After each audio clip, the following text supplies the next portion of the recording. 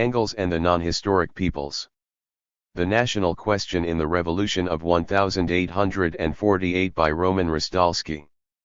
The extraordinary work that follows was written by the Ukrainian Marxist Roman Rosdolsky in the spring of 1948, in the centennial year of the revolution with which it is concerned. In spite of the timeliness of its composition, Rosdolsky's monograph could not find a publisher immediately. This was partly due to the post-war chaos and the author's circumstances. Rosdolsky had only recently come to America, where he settled in Detroit, and he wrote his monograph in German. His connections with the New Europe were still very tenuous, and with some connections, being a former communist in Cold War America, he had to be quite circumspect in order to avoid deportation. Given, furthermore, the general isolating effect of his very modest means, it is understandable that almost anything Rosdolsky might have written in this period, regardless of topic, would have had difficulties in finding a publisher. However, this book in particular posed a problem. It concerned some embarrassing statements made by Marx and, above all, Engels with regard to East European peoples. During the Revolution of 1848–49, Marx and Engels had characterized most of the Slavic peoples and other East European peoples as non-historic, counter-revolutionary by nature and doomed to extinction. The statements, moreover, were saturated with insulting epithets and ominous-sounding threats. Such sentiments had a particularly nasty ring in the immediate post-war years, in the wake of Nazi brutality in Eastern Europe, and they seemed all the more perverse at a time when communist parties were taking power in the same East European nations that Engels had written off as counter-revolutionary by their very nature. Exacerbating the ironies and sensitivities was the vehemently anti-Russian animus that permeated these particular passages in Engels' writings, and Russia, of course, had become in the meantime the fatherland of the proletarian revolution. The topic, then, was a sensitive one for Marxists. As early as 1934, Stalin had felt the need to suppress one of Engels' articles on Russia, and in the post-war period it was primarily anti-communists who resurrected Engels' anti-Slavic writings. In the mid-1970s, for example, the right-wing Russian émigré journal, Continent, taunted the exiled Ukrainian dissident, Leonid Plyushch, who was then a declared Marxist, with Engels' writings on the non-historic peoples. Friedrich Engels, according to the editors of Continent, had been anticipating Hitler by almost a century. Thus the problem of Engels and the non-historic peoples was a problem that many socialists, consciously or unconsciously following Stalin's lead, preferred to suppress rather than investigate. The manuscript therefore lay in Rosdolsky's desk drawer for 3 years after its completion, until 1951, when it seemed there would be an opportunity to publish it. By 1951 Rosdolsky had come into contact with a group of fellow Ukrainian emigrants who were publishing a left-wing newspaper in Munich, Vipert.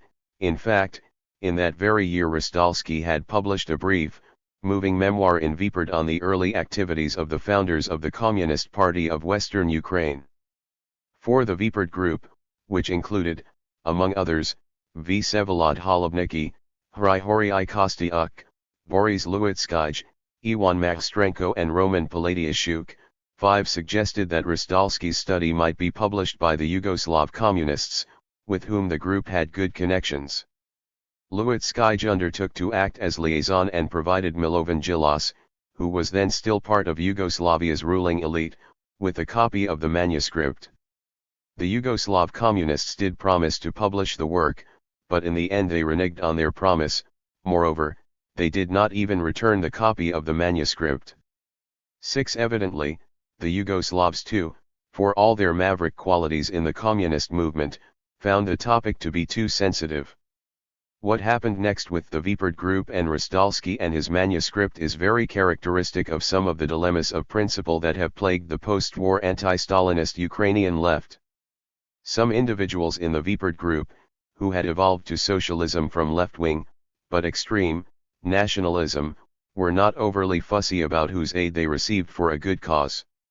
7. Rosdolsky, however, was a revolutionary socialist of the old school, 8. And he felt very strongly that the left should not, as a matter of principle, cooperate with the enemies of socialism. This difference in perspective was to lead to a cooling of political, though not personal, relations between Rosdolsky and the Vipert group.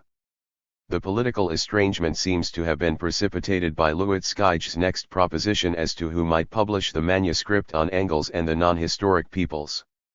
Luitskij had contacted Gerhard von Mend of the Institut für Forschungsdienst Osteuropas Düsseldorf, and the institute agreed to publish the work. However, during World War II von Mend had been associated with the German Ostministerium and had acted intermittently as a liaison between the Germans and Ukrainian nationalists. When Rosdolsky learned of von Mend's political past, he categorically refused to have anything to do with such a publisher. No, he told Luitskij, Nazis and the cause of national liberation are two different things.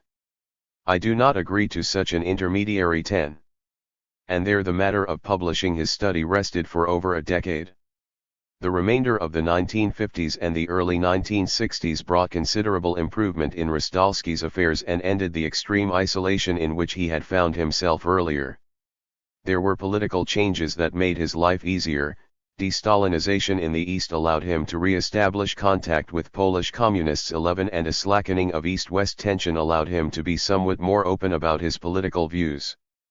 In the late 1950s and early 1960s, grants from the Austrian government, the Philosophical Society in Philadelphia and the Social Research Council in New York afforded him the opportunity to spend over 3.5 years in Europe, primarily in Vienna, 12, and he was able to renew contact with the German-speaking left and left-wing scholarship. In the course of these years he was able to publish a series of articles on Marxist economic theory in Kicklos and Arbeit und Wirtschaft, articles that were later to form part of his most famous work, The Making of Marx's Capital. He also published a series of interpretive studies and documents on the history of serfdom in Eastern Europe, particularly in his native Galicia, 14, and he published several articles on the history of the revolutionary populist and socialist movements, 15, including one chapter from his monograph on Engels and the non-historic peoples. 16. In short, by the mid-1960s Rosdolsky was again in contact with left-wing intellectual Europe and had acquired a good reputation for his solid contributions to Marxist theory and history.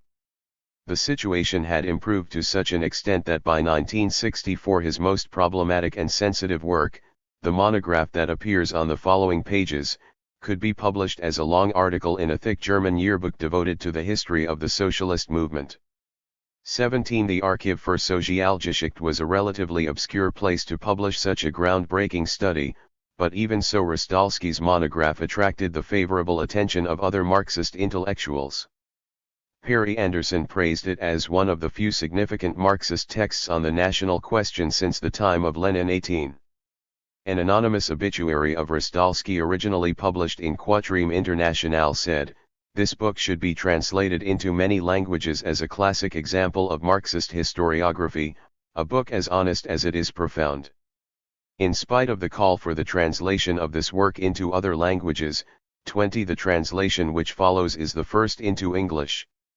21. I will not try the reader's patience with an account of the vicissitudes involved in bringing this translation into print, except to quote from one letter I received in 1980 which has the virtue of clearly expressing an attitude that I 4. discovered to be distressingly prevalent on the English-speaking left.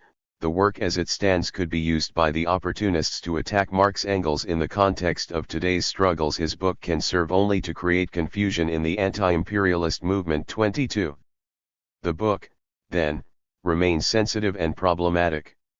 How does Rosdolsky explain the national politics of Engels during the Revolution of 1848–49, the summary condemnation of entire peoples, which a later generation of Marxists finds so discomfiting? Before the appearance of Rosdolsky's monograph, the general line of argument adopted by Marxists in explaining Engels' conception of non-historic, counter-revolutionary peoples was that the conception was entirely explicable or even justifiable in light of the reactionary conduct of the Austrian Slavic national movements during the revolution. Rosdolsky demonstrates, with much logical analysis and more than ample documentation, that this explanation not only falls short of the truth, but also conceals some important lessons. He shows that the psychological roots of Engels' erroneous conception lay in an excess of revolutionary optimism. This optimism had at least two fateful consequences. Firstly, Engels and Marx were unwilling to examine critically their revolutionary allies and too willing to believe only the best about them. Yet these revolutionary allies included, as the sole allies of the revolution in East Central Europe, the Polish and Hungarian nobility. These allies oppressed peasants not only of their own nationality, but also of other nationalities: Croatian, Serbian, Ukrainian, Slovak, Romanian. The social protest of the latter peasants naturally took on a national form in 1848. Engels closed his eyes to the social side of this protest, which would have impugned the reputation of some crucial allies of the proletariat in 1848, and viewed the protest as exclusively national in content. Secondly, Marx and Engels were expecting the imminent collapse of capitalism and the advent of the socialist epoch. Therefore they felt that they could abstract from the social antagonism between landowners and peasants, classes that were about to disappear entirely in the new socialist society. What Rosdolsky argues, then, is that under the influence of their impatience for the socialist revolution, Marx and Engels abandoned, with regard to East Central Europe, a cardinal aspect of their own materialist method, the rigorous class analysis of historical phenomena. Unable to come to grips with the class contradictions of the revolution, with the class basis of the Austrian Slavs' counter-revolutionary conduct, Marx and Engels had to explain this conduct by means of something from outside, exoteric to their materialist method. They thus reached back into their Hegelian past and made new use of Hegel's altogether idealist conception. 5. Of non-historic peoples to explain the reactionary behavior of the Austrian Slavs. Rosdolsky makes these points very well, and it would not be necessary to summarize them in this introduction, were not such a summary indispensable to an account of the path by which Rosdolsky arrived at such conclusions. These conclusions amounted to a critique of Marx and Engels from the perspective of their own methodological premises. The origins of the monograph on Engels and the non-historic peoples go back to the late 1920s. In 1927 Rosdolsky contributed an article to the Soviet-Ukrainian journal Chervony Shliak concerning Engels' knowledge of and attitude towards Ukraine. 23 And in 1929 Rosdolsky wrote his doctoral dissertation on the problem of the non-historic peoples in K. Marx and Father Engels, 24, which was the forerunner of the monograph of 1948. It consisted of 81 pages, divided into 3 parts. The first part provided a detailed analysis of how Marx and Engels used the terms nation and nationalitat. The second part was thematically the direct precursor of the later monograph, i.e., an interpretation of the concept of non-historic peoples as used by Engels. The third part was an appendix concerning the dispute over the Russian-Polish border during preparations for the Polish insurrection of 1863. The first part of the thesis was never reworked or published, and the third part was only slightly revised before its posthumous publication 40 years after it had been written. 26 The second part of the thesis, however, was thoroughly revised and expanded in 1948 to produce the work translated in the following pages. In the 1920s Rosdolsky was the chief theoretician of the Communist Party of Western Ukraine. 27 This was an autonomous unit within the Polish Communist Party, based in the largely Ukrainian inhabited regions of eastern Poland, Galicia, and Volhynia. For this party, the national question was of central importance, and the party was regularly riven by conflict over this issue until 1928-29, when it formally split over its attitude towards the national question in the neighboring Soviet Ukrainian Republic. In the split, Rosdolsky sided with those in the party who opposed Stalinist national policy as applied in Ukraine and who were subsequently expelled from the Comintern. 28 Thus if Rosdolsky was grappling in the late 1920s with what Marx and Engels had to say about the national question, this was because this issue was of paramount political importance for him and his party. Furthermore, Rosdolsky had been largely responsible in the early 1920s for agitating within the Ukrainian Social Democratic Party in Galicia and turning that party, which had opposed the Bolsheviks during the Civil War, 6. into a pro-communist organization. In the course of this ideological struggle, Rosdolsky had to attack the older leadership of the Ukrainian Social Democrats, including their chief theoretician, Volodymyr Levinsky. Levinsky had also written about the views of Marx and Engels on the non-historic peoples in a pamphlet originally composed in 1918 in Ukrainian and translated subsequently into French. 30. The main political purpose of Levinsky's pamphlet was to discredit the Russian Bolsheviks, who were at war with the Ukrainian National Republic. Marx and Engels figured in the pamphlet as precursors of the Bolsheviks. In Levinsky's interpretation, both Marx, Engels, and the Bolsheviks denied the national rights of the Ukrainians and other East European nationalities, the former out of a concern for German national interests, the latter out of a concern for Russian national interests. It is not surprising that Rosdolsky's works of the late 1920s, both the article on Engels and Ukraine and the doctoral thesis, are full of polemics against Levinsky. 51. 32. After all, although it required a bitter internal struggle, 33. Rosdolsky eventually supported the Bolshevik, rather than the Ukrainian national, side in the Ukrainian Civil War of 1917-20, and in the late 1920s he was concerned to defend Soviet Ukraine against the attacks of Ukrainian nationalists, including nationalists in socialist clothing. What is curious, however, is that Levinsky is not even mentioned in the 1948 revision. Moreover, it seems that the 1948 revision has even assimilated, but very critically, some of the contents of Levinsky's pamphlet. Levinsky had devoted considerable space to demonstrating the Hegelian roots of Engels' conception of non-historic peoples, 34, a project that was notably absent from both Rosdolsky's article of 1927 and thesis of 1929 but conspicuous in his monograph of 1948. Also, so many passages taken from Hegel's, Lassalle,'s, and Koskai's writings are common to both Levinsky's pamphlet and Rosdolsky's monograph 36 that it is my impression that Rosdolsky was at least unconsciously moved to cite these passages by his reading of Levinsky. This is not to suggest that Rosdolsky had moved to the anti-Bolshevik position of Levinsky or that he found illumination in a thinker of Levinsky's caliber. Rather, I am indicating that Rosdolsky drastically changed his position and examined with more sympathy than before the critiques of the concept of non-historicity produced by the socialists of the non-historic peoples themselves. He had developed a new sensitivity. Further comparison of the monograph of 1948 with the thesis of 1929 reveals such a major difference in viewpoint that the 1948 work can even be considered a polemic against the 1929 work, an antithesis. 37. In the doctoral dissertation, Rosdolsky had viewed Engels' position on the non-historic peoples as essentially sound, based on historical materialism. 7. And justified by the conduct of the Slavic peoples during the Revolution of 1848-49. The dissertation vehemently denied that any metaphysics were involved in Engels' concept, and, as already mentioned, it did not explore the Hegelian roots of Engels' views. It also excluded any discussion of the complex social alliances of the revolution and of the conflict between reactionary peasants and revolutionary nobles, precisely the peasant question, which figures so prominently in the monograph of 1948, was excluded altogether from consideration.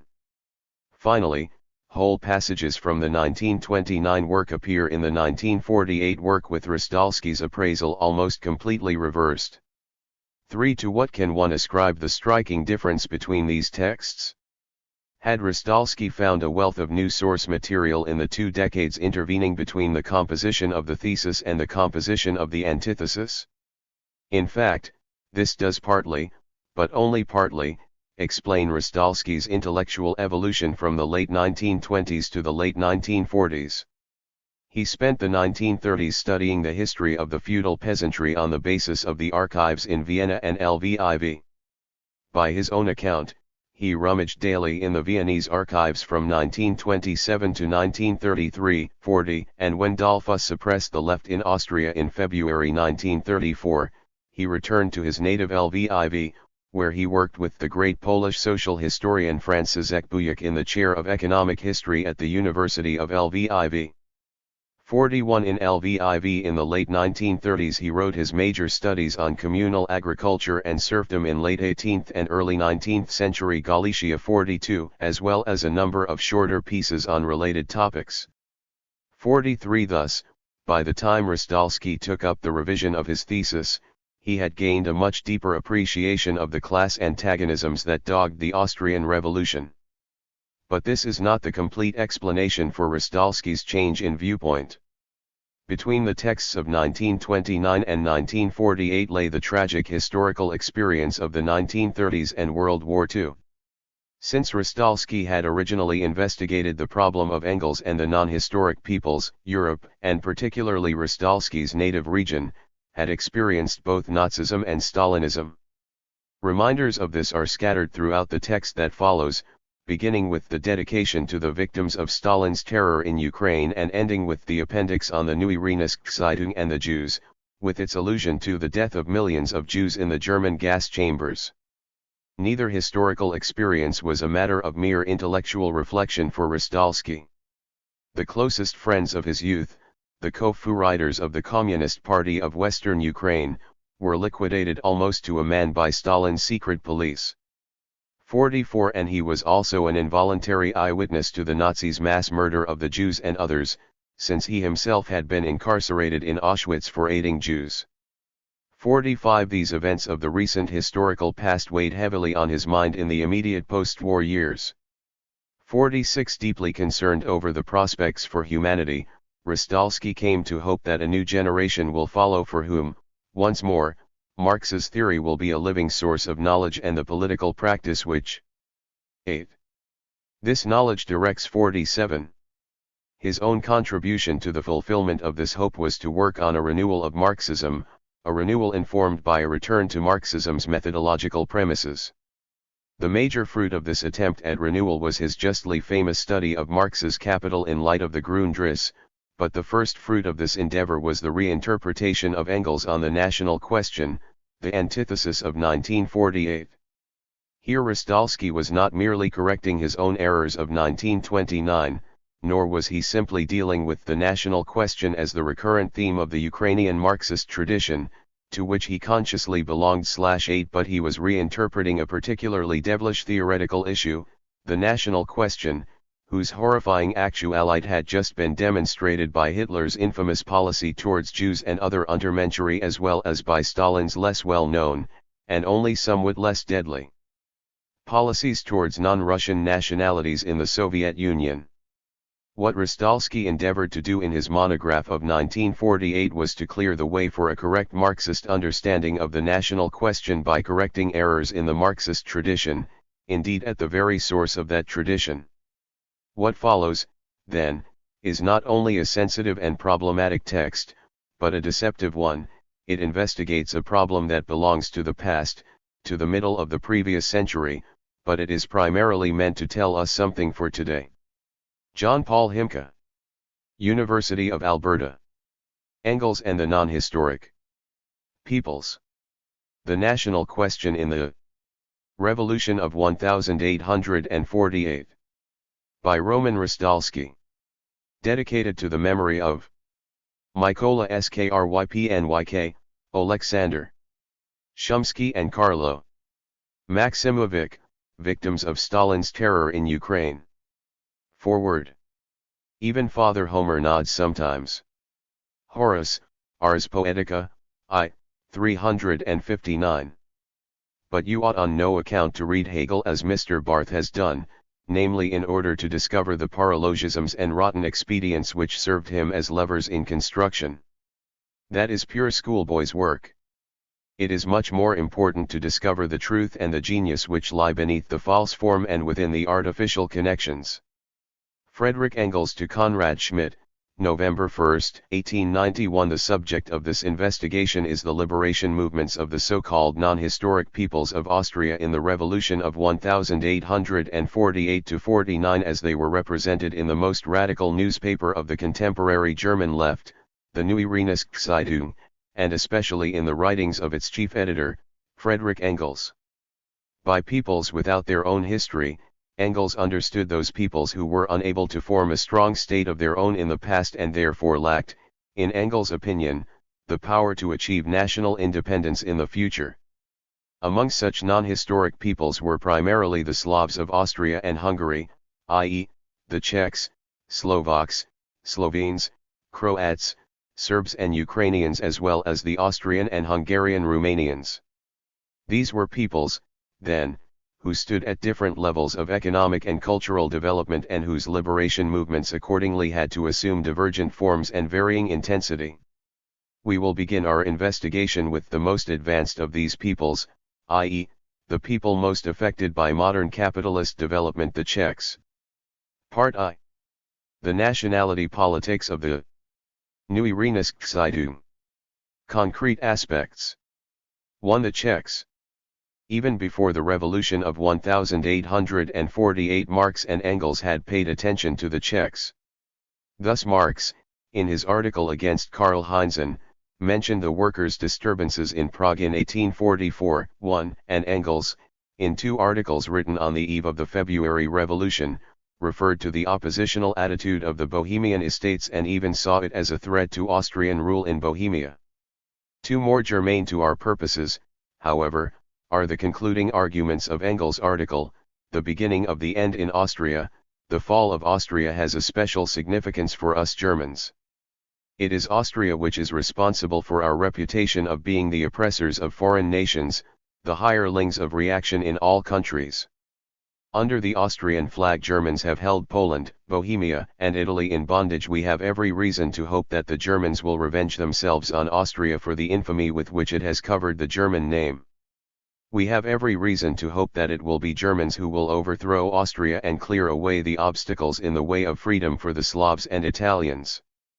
3. These sentences contain a decisive condemnation of Austria's policy of oppression, though certainly Engels at the time greatly underestimated the difficulties that stood in the way of the enslaved nation's liberation from Austria and could not have had a clear, concrete image of the freedom for the Slavs, the obstacles to which the Germans were supposed to clear away in the course of their revolution.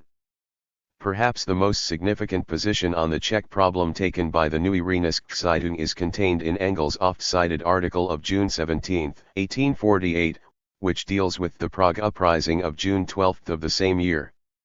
24. A new Poznan bloodbath is being prepared in Bohemia.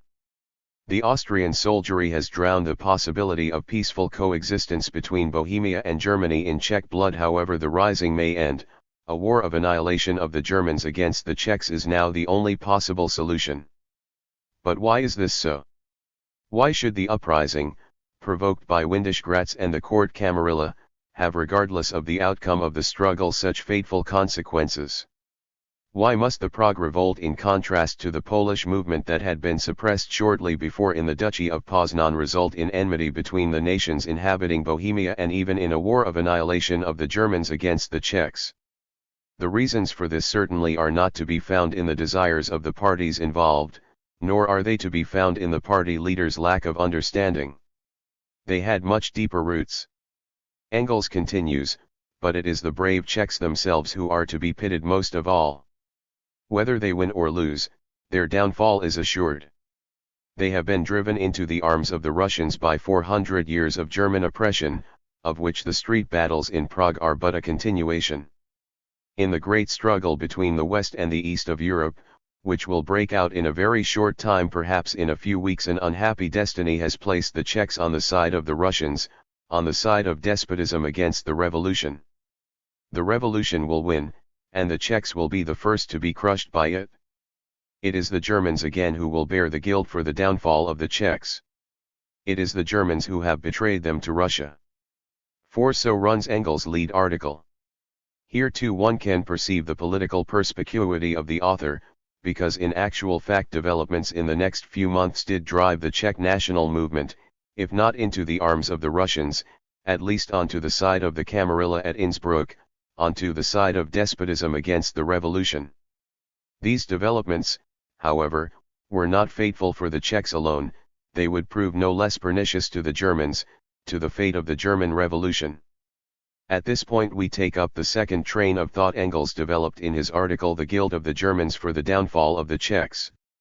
Engels continues, in making their revolution, the Germans had to be punished for the sins of their entire past. They were punished for them in Italy. In Poznan they have once more been burdened with the curses of all Poland. And now there is Bohemia as well. Even in places where the French came as enemies, they were able to gain recognition and sympathy. The Germans, however, are recognized nowhere and find sympathy nowhere. Even where they come forward as the magnanimous apostles of liberty they are rejected with bitter sarcasm. And rightly so. A nation which has allowed itself to be used throughout its history as an instrument for oppressing all other nations must first prove 25. That it has really become revolutionary. It must prove this in some other way than through a few semi-revolutions, which have had no other result than to allow the old indecisiveness, weakness, and disunity to continue in altered forms. A revolutionized Germany would have to disown the whole of its past, especially in relation to the neighboring peoples. It would have to proclaim the freedom of the peoples it had previously oppressed, at the same time as it proclaimed its own freedom. And what has revolutionary Germany done? It has completely ratified the old oppression of Italy, Poland, and now Bohemia, too, by the German soldiery. After all this, are the Germans really asking the Czechs to trust them? And are the Czechs at fault for their unwillingness to attach themselves to a nation which oppresses and ill-treats other nations while freeing itself? Are they at fault for refusing to send representatives to an assembly like our miserable, half-hearted Frankfurt National Assembly, which trembles at the prospect of its own sovereignty? Are they at fault for disowning the impotent Austrian government, whose indecision and paralysis seems to serve neither to prevent nor to organize the dissolution of Austria, but only to confirm it? A remarkable, curious article. We find here, on the one hand, a glowing confession of internationalism, of the revolutionary principle that no people can be truly liberated so long as it continues to oppress other peoples. 7. But on the other hand, we also find here the conviction that the victory of the revolution itself will end with the oppression of the Czechs. On the one hand there is the realization that to continue the German policy of oppression can only turn the Czechs away from the revolution, and that the Czechs cannot at all be blamed if they do not want to unite with Germany and send deputies to the half-hearted Frankfurt National Assembly. 8. And on the other hand there is the assertion that even the victory of the Prague insurgents over the Austrian soldiery would admit as the only possible solution a war of annihilation of the Germans against the Czechs. And why, we can ask further, by the power of what fated necessity, must the Prague uprising have thrown the Czechs into the Russians' arms? Why could not reasonable concessions in the area of national autonomy, language rights, and the national school system have achieved a peaceful coexistence of the two nations? And finally, what sort of freedom was being proclaimed for the Czech people when they were only allowed the choice of going under or living together with the Germans in a German state? Are not these glaring contradictions? Today, of course, 100 years later, it is not difficult to uncover these and other such contradictions in the nationality politics of Marx and Engels. Much more important, however, than tracking down such contradictions in their thought is the comprehension of the actual contradictions in the historical situation itself, contradictions whose expression these politics were, the immense difficulties that stood in the way of the solution of the national question in the Revolution of 1848. On 1:26 side were the plebeian peoples, only just awakened to a new historical life, without their own national bourgeoisie and working class, as yet scarcely capable of building their own states. On the other side, however, was the German bourgeoisie, which felt as much at home in the Slavic lands of the monarchy as it did in Germany itself, since it inhabited the cities of these lands and commanded their trade and industry. Because of its whole class situation, the German bourgeoisie was as little capable of renouncing its privileged position as the Hungarian or Polish nobility was of renouncing the exploitation and domination of its subjects who spoke a foreign tongue. Losing national proprietorship in the Slavic provinces was absolutely unthinkable to this bourgeoisie. In its eyes, no revolutionary gains and no political successes would be able to make good this loss. At this time, to demand from it absolute renunciation as a conditio sine qua non would essentially have meant nothing less than to make it doubtful that the German bourgeoisie would participate in the revolution at all. Nonetheless, in 1847–48 Marx and Engels had advocated turning away from the German policy of oppression. This self-evident corollary of their socialist principles was reflected in their positions on the Italian, Polish, and Hungarian questions. But let us not overlook the circumstance that, with these nations, a compromise appeared not only most desirable but also altogether possible. Moreover, their national and political viability could not be in doubt. As for the Italian question, there could be no serious boundary conflicts between a revolutionary Germany and the Italian liberation movement. The benefit from this movement's blow against Austrian absolutism would make up for everything. The same held true for the Polish national movement. The Poles seemed extremely important as allies in the anticipated war against Russian Tsarism, and this consideration had to take precedence over the question of how to draw boundaries, a much more difficult question in this case than in the Italian case. And finally, the Hungarians, in the eyes of Marx and Engels, were, so to speak, natural allies of the Germans in their struggle against Russia and its pan-Slavic vassals the Slavs. Besides, here too there were almost no conflicting territorial claims. It was another situation entirely when it came to the Czechs and the Austrian South Slavs. The Czech provinces lay right in the middle of Germany and had to become, if they formed an independent state, a thorn in the flesh of the future German Reich, and the Yugoslav movement threatened to cut Germany off from the Adriatic Sea. The ruling classes of both regions were at all times German, and thus the very existence of the Czech and Yugoslav nationalities impressed the German bourgeoisie in Prague, Brno, Ljubljana, etc., in the same way it had formerly impressed the German aristocracy as a challenge to German national interests. It must be added, however, that the Czechs and the South Slavs were obviously neither mature nor strong enough actually to establish independent national states, and that such states, had they nevertheless been formed, could all too easily fall prey to Tsarism and become its outpost in Central Europe. Certainly, this danger could have 27. Been averted by guaranteeing wide national autonomy and by granting the Slavs full linguistic, cultural, and political rights. But what force, then, could have moved the German bourgeoisie to abandon voluntarily its monopolistic position? In this regard, František Palacký's autonomist program must appear just as utopian as the later federalist imperial idea of Karl Renner. 13. Here, however, we are touching upon one of the most crucial problems in the Austrian Revolution of 1848, the class limitations of the German bourgeoisie in Austria. The restrictions of their class position made it difficult, even impossible, for the German bourgeois to arrive at a compromise, an Ausgleich, with the non-historic nationalities that Austria oppressed. The way things were then, it necessarily seemed that either the revolution would come to ruin on the nationalities' account, or the nationalities would be crushed by the revolution.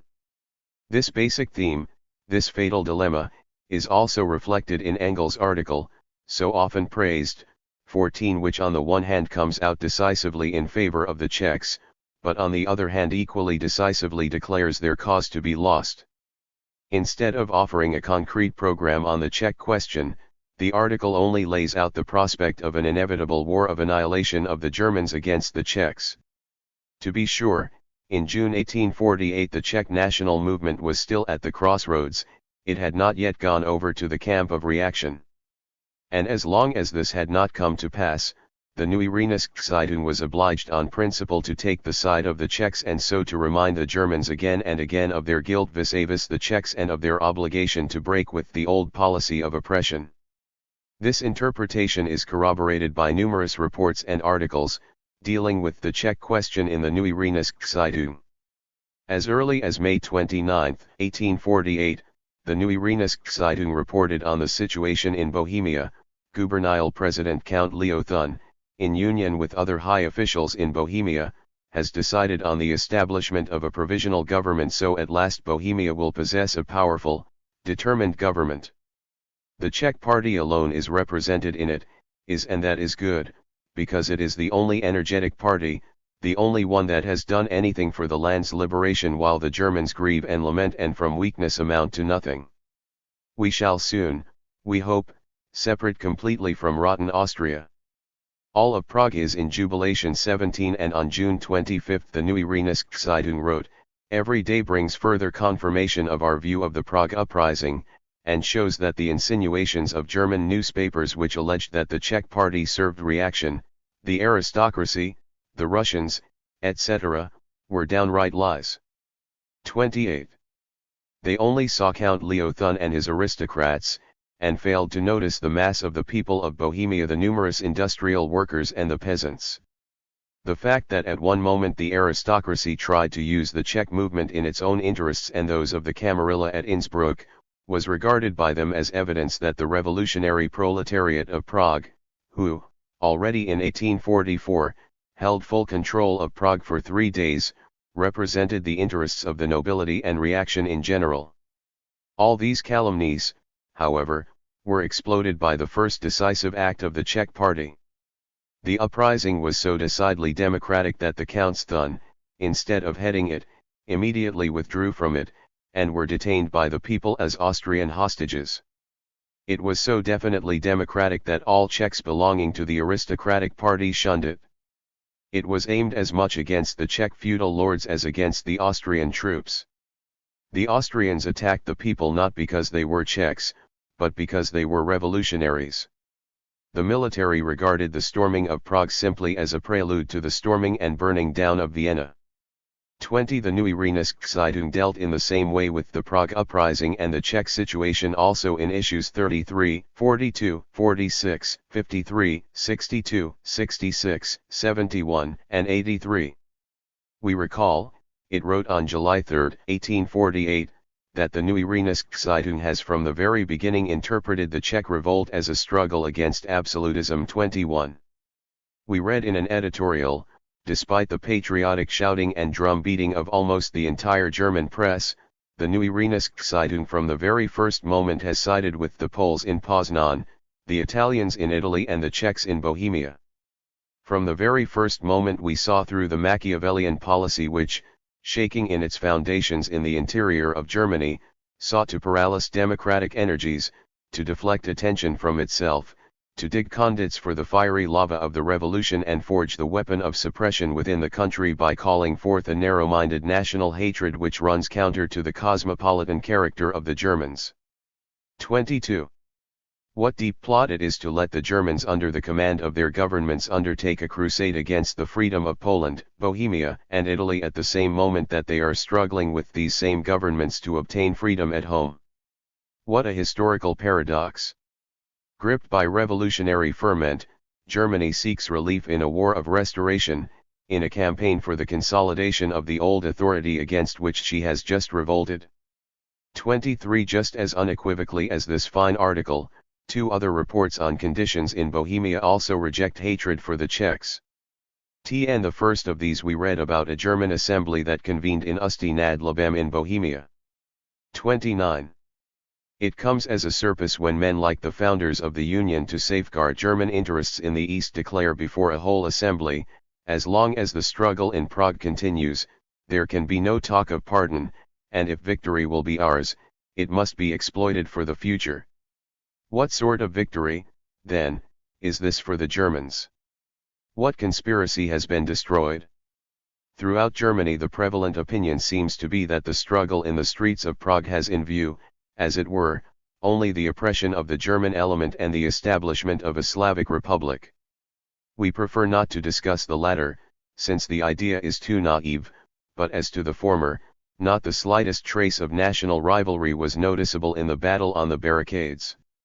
Germans and Czechs stood together ready for defense. No offensive word in reference to a German was heard, there was no movement against the Jews, otherwise so hated here.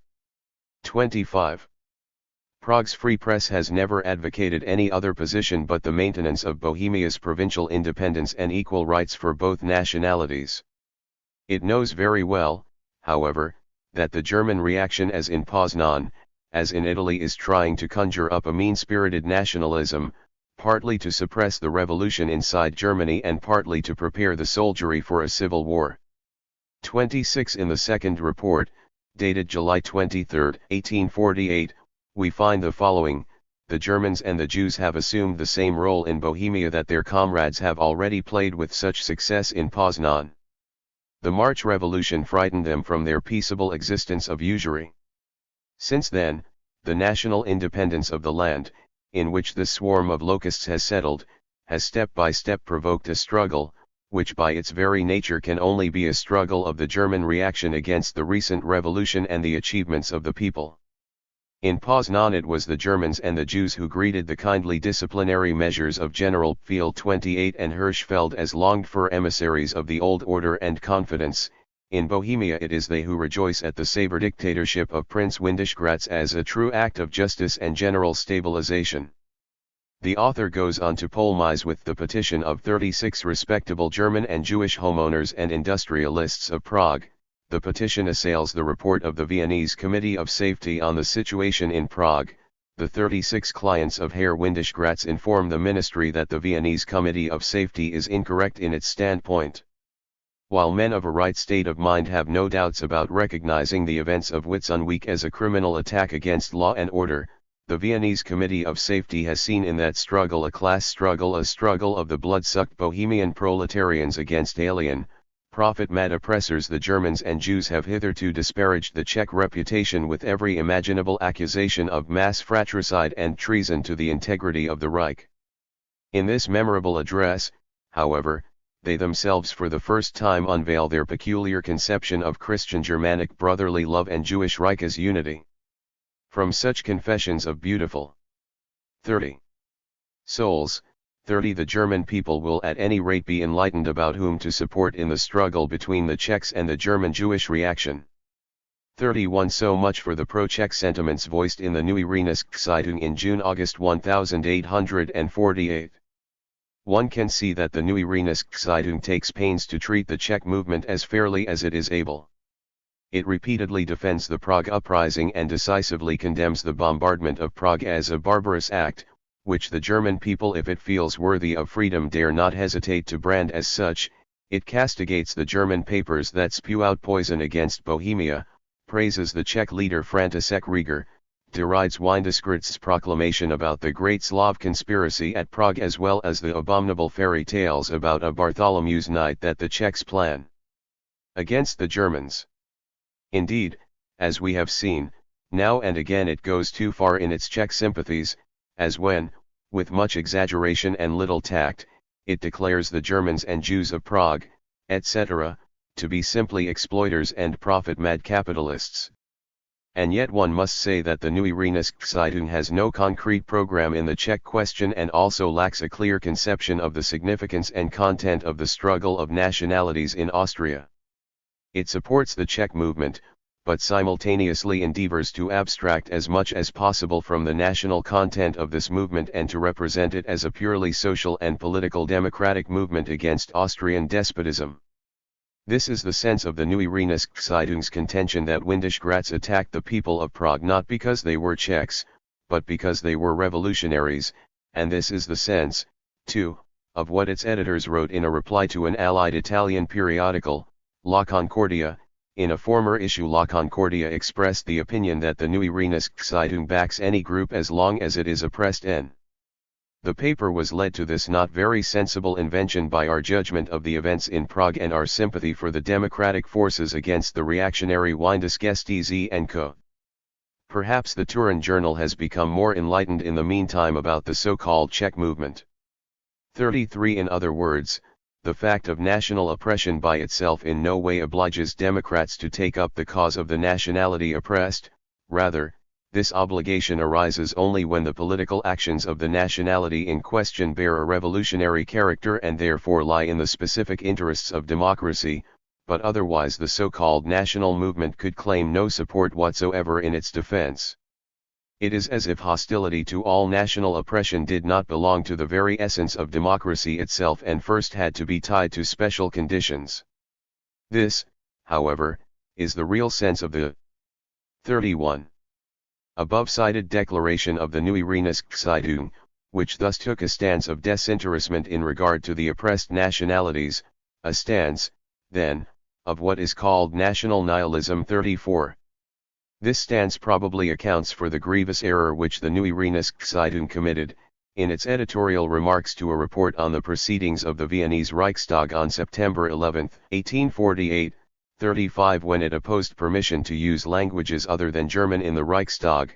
This amounted in fact to advocating the single German language of the state, officialdom and oppression. 36.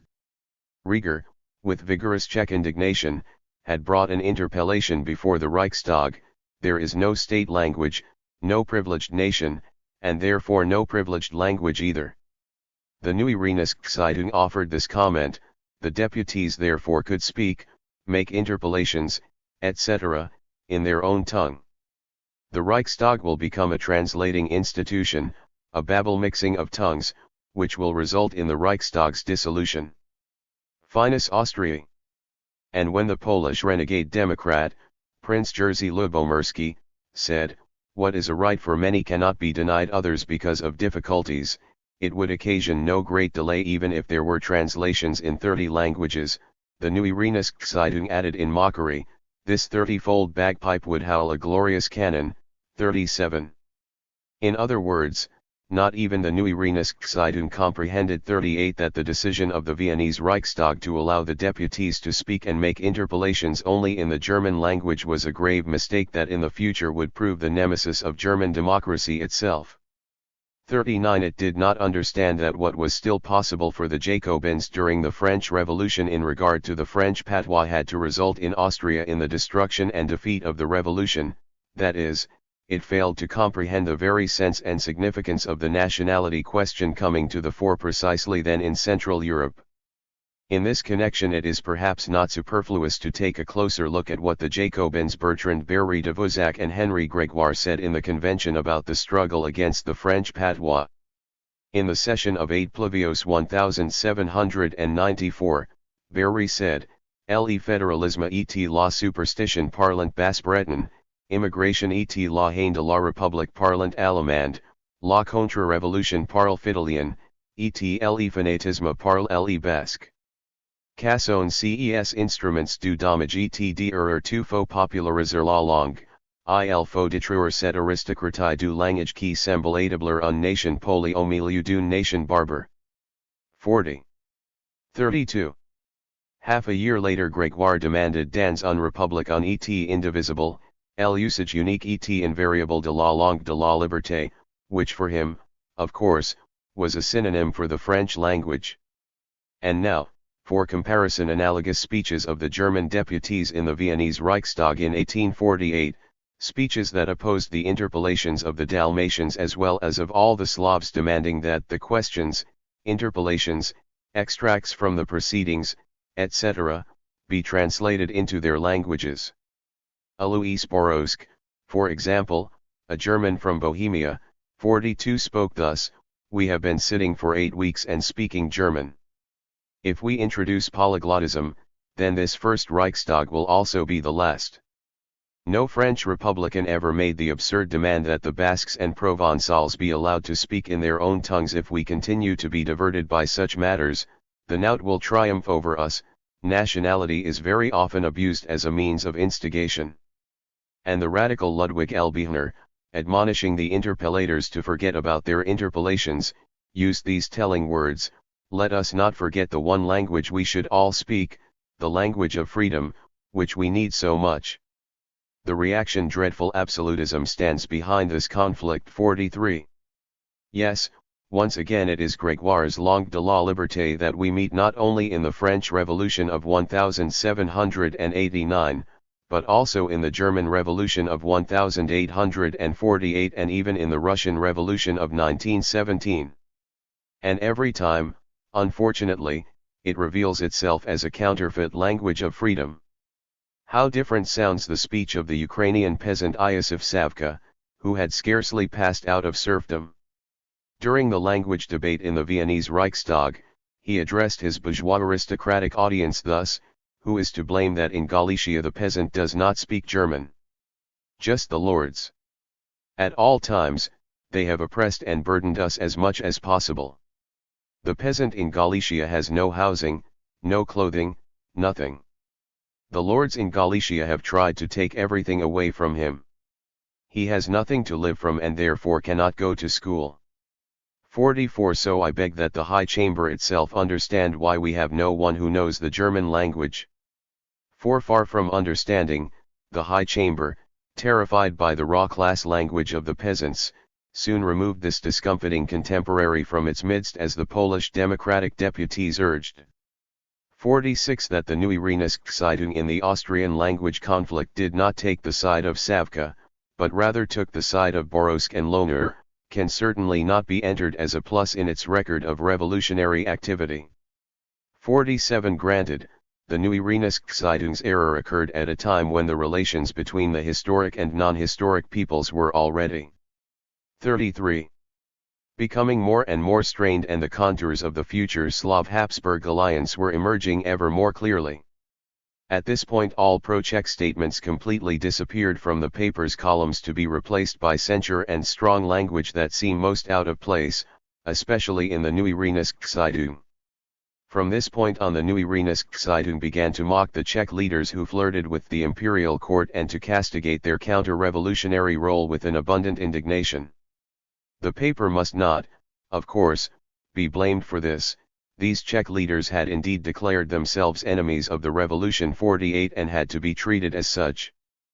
But did not the Neue Rheinische go too far in its righteous anger? Did it not leave itself vulnerable in advancing opinions scarcely compatible with the movement and worldview it represented? Already on September 6, 1848 the Neue Rheinische Viennese correspondent indulged in a harangue of invective against Slavic fanaticism and the insolence of the recently invented nationality. In Austria, he wrote, "Nationalities are now growing out of the earth, and the more insignificant, the more shapeless, the more devoid of content they are, the more madly they behave. And because in and of themselves they would necessarily remain without influence, they are conspiring with absolutism against liberty." 49. On September 12 Müller-Tellering remarked in a dispatch, "The Slavs will allow no German ministry to form, they will create instead a ministry of the Naut one." On September 20, however, he wrote, "The Czechs well understand that if the Hungarians and Germans stand together with the liberty-minded Slavdom of the Poles, Ruthenians, and so forth, the hegemony they dream of will end in smoke." But these were only, so to say, preludes to the skirmish. The outspoken hostility of the Neue Rheinische to the Czechs and other non-historic Slavs dates from the suppression of the October uprising in Vienna, a defeat applauded and assisted by the leading Czech and Croatian politicians. At the time Marx wrote in a lead article, "In Vienna, it was a whole swarm of nationalities which imagined the counter-revolution would bring emancipation." It should not be forgotten that the parliament sitting in Vienna was a congress of peoples, and that the representatives of the Slav peoples, with the exception of the Poles, joined the imperial camp with fifes playing and drums beating.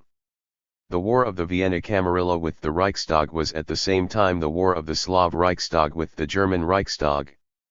In Austria, the Slav party conquered alongside the Camarilla, it will now fight against the Camarilla for the spoils of victory. 34. And in another lead article he wrote, "Croats, Pandars, 54 Czechs, Sierzani and similar rabble throttle German liberty in Vienna, and the Tsar is now omnipresent in Europe." 56.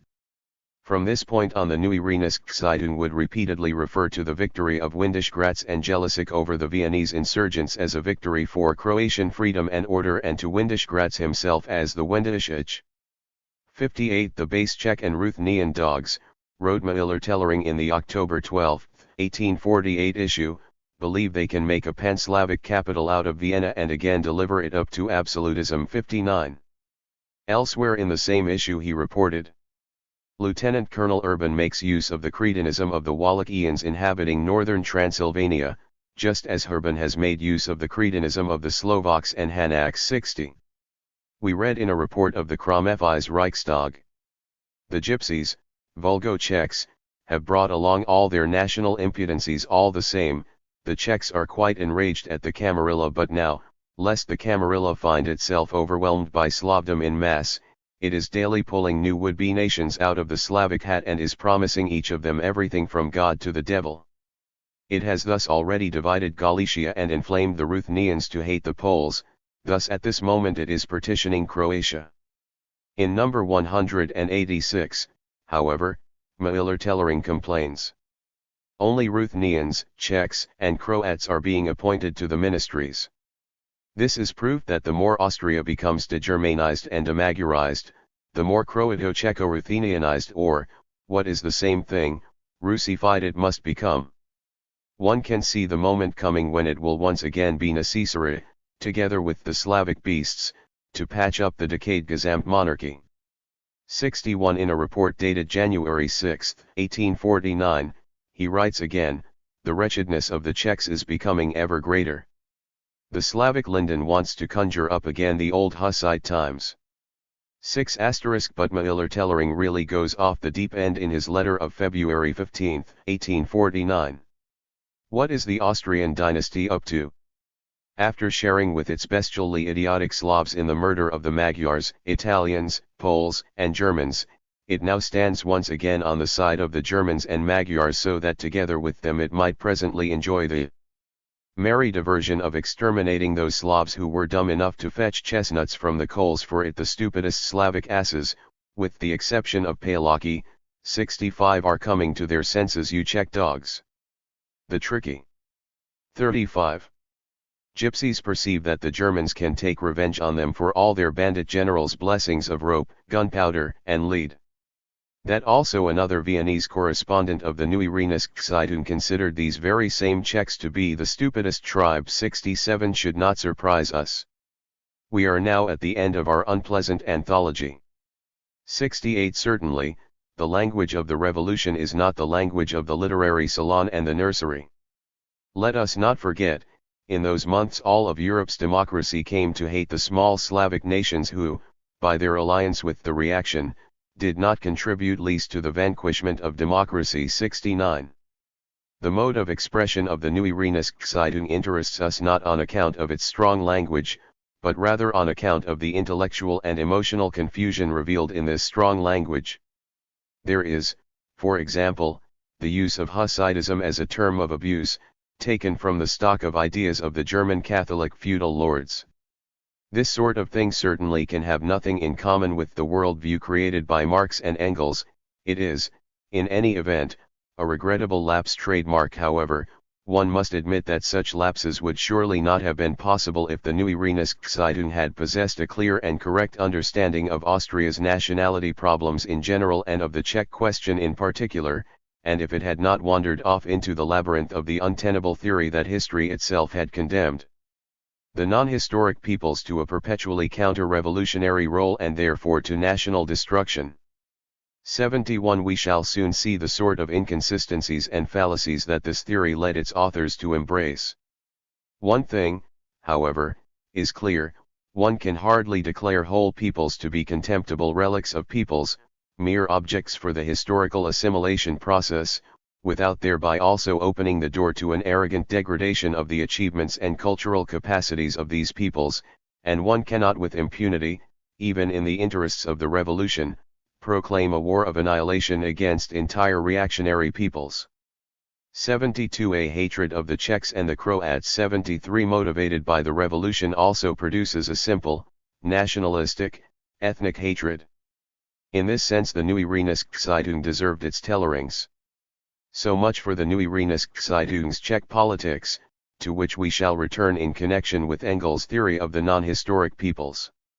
Here it should only be noted that the attitude of the Neue Rheinische Zeitung on the Czech question corresponds most closely to the traditional interpretation of the motives and meaning of Engels and Marx's. 36. Nationality politics, because in the case of the Czechs, initially, in the first months of the revolution, the paper tried insofar as its hazy evaluation of the nationality problems and its already existent skepticism about the viability of the Czech nation permitted to do justice to the Czechs striving for emancipation and to defend them against the chauvinistic German bourgeoisie. It was only after the Czech leaders had gone over to Austrian absolutism that the Neue Rheinische Zeitung put forward the slogan of hatred of the Czechs as a revolutionary virtue. It was an altogether different story with the other non-historic nationalities of Austria, the Serbs, Croats, Slovaks, Ukrainians and Romanians. The Neue Rheinische Zeitung considered them wreckage of peoples even before they had gone over to the reaction, and from the beginning dismissed their independent actions as reactionary and counter-revolutionary. In this regard, the Neue Rheinische Zeitung was frequently only the mouthpiece of its allies, Hungarian and Polish aristocratic bourgeois democracy, whose prejudices and illusions it shared. We will examine this now in the cases of the South Slavs and, especially, the Ukrainians. To the South Slavs. We turn now to the South Slavs. 1. In the previous chapter we already cited some of the Neue Rheinische Zeitung / harsh pronouncements on the Croats. These were made in the spirit of hatred of Croats, to which revolutionary democracy displayed after the brutal raging of the Austrian imperial troops in conquered Vienna. But we have to ask this question: how did the Neue Rheinische Zeitung evaluate the South Slavs and their national movement before the uprising of October 1848? We can find information on this topic in several reports, mostly emanating from Pest, that are completely in accord with the Hungarian propaganda then directed abroad. These reports, on the one hand, deny the existence of a South Slavic nationality problem, on the other hand, they claim that all the national interests and needs of the South Slavs are secured thanks to magnanimous Hungarian legislation, and they regard the South Slavs merely as rebels instigated by the reaction, the court camarilla or even Russia. 3. Only in the first of these reports do we catch a fleeting glimpse of the actual facts of the case. The Neue Rheinische Zeitung's correspondent in Pest wrote the following on June 18, 1848, "The Illyrians have going for them, the mountains, the well-trained and brave Granicari * the struggle in defense of their nationality and independence, and, finally, the risky alliance with the Danubian principalities and indirectly with Russia. If, therefore, the king's will, as expressed to them in decrees and proclamations, is unable to settle the matter peacefully, 5. Then Hungary is in a very critical situation, the more so since in an earnest war the Wallachians in Transylvania and the Slovaks and Rusniaks in the north would likewise not remain peaceful." 7. 44. Expressed here, then, is that same sense of anxiety that caused the greatest Hungarian, Count István Székely, to write these noteworthy lines in his diary on April 12, 1848, "The Slavs will destroy us. They hate us and rightfully so." Asterisk. The report quoted above, however, is the only statement of the Neue Rheinische Zeitung which shows some insight into the nationality struggle in Hungary and its perilous significance. Otherwise the paper offers nothing but tendentious anti-Serbian and anti-Croatian reports.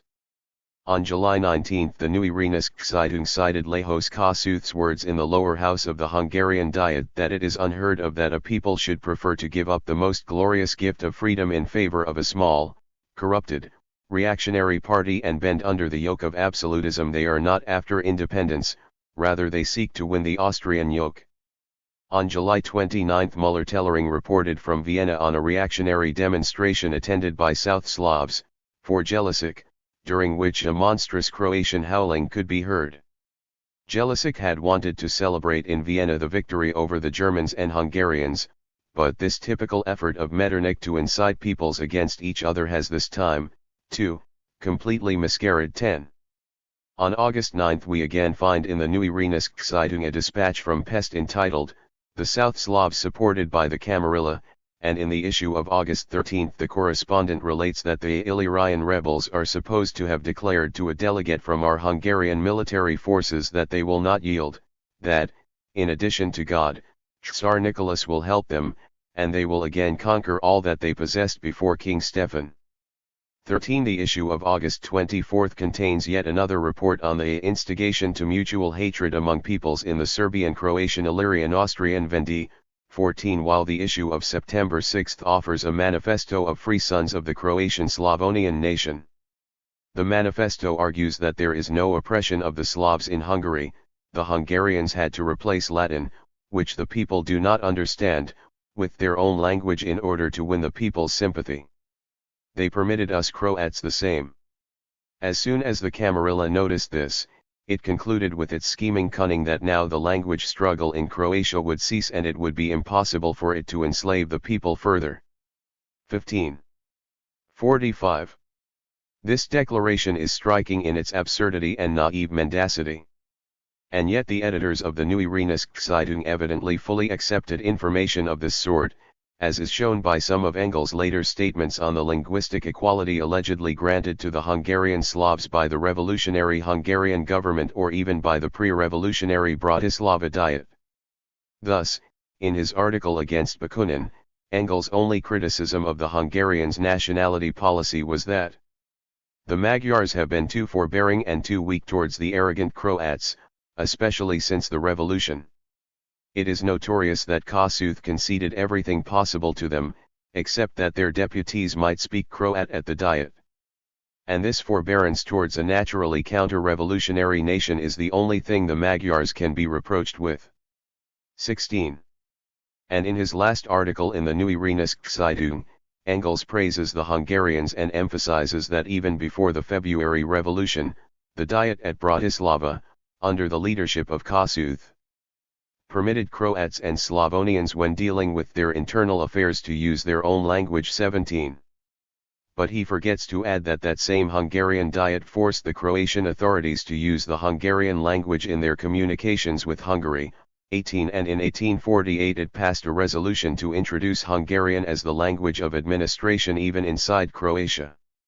Wendell tells us, the Hungarian Diet of January and February 1848 had made vehement statements against the Croats. In historical reality no Croatia existed at all, one had to advance imperiously against the Slavonians, one had to refrain from dignifying the requests of the South Slavs by responding to them. The decision was taken to introduce soon the Magyar language in administration, and the new Hungarian electoral system, bypassing the old unit of Croatia-Slavonia, treated the Slavonic Zupanai simply as Magyar comitates. This was legislation, then, that inevitably wounded the Croats most deeply. 20. True, the Bratislava language legislation was not entered into the articles of the Hungarians' April laws, but neither was it expressly rejected. In the first weeks of the revolution, Kossuth restricted himself to directing an address to our beloved brothers, the Croats, in which the Croatia language was admitted in the communes, municipalities, and comitates, but Hungarian was reserved for legislation and state business. 2. The Croats, naturally, rejected this demand. 22. Without thereby achieving any concessions at all from the Hungarians. Only when these presumptuous men found themselves in water up to their chins, only then did the Hungarian Reichstag pull itself together enough for a solemn recognition of the equal rights of all nationalities. 23. But it was already too late. And these were the nationality politics that Engels considered too forbearing. 46. It was thus only consistent that the Neue Zeitung wrote the following on September 13, 1848, whoever wants to judge Hungarian-Croatian relations correctly will never err from the standpoint of liberty and independence if he sees in the struggle of any people against Hungary nothing but the Camarilla's instigation to make liberty and independence impossible. 24. It is obvious that this attitude prevented the Neue Zeitung from evaluating the Austrian nationality problem correctly and justly. Let us summarize. The Neue Zeitung's negative attitude vis-a-vis the South Slavic peoples cannot be attributed, as is often the case, to the counter-revolutionary role played by the South Slavs in 1848–49. 25. Its causes lay deeper. First, the paper's editors viewed the Hungarians as allies of the revolution and therefore believed they had to defend Hungarian interests above all. And second, The paper's attitude was a reaction to the danger partly real and partly imagined of Panslavism, with which the South Slavic movement appeared to be connected.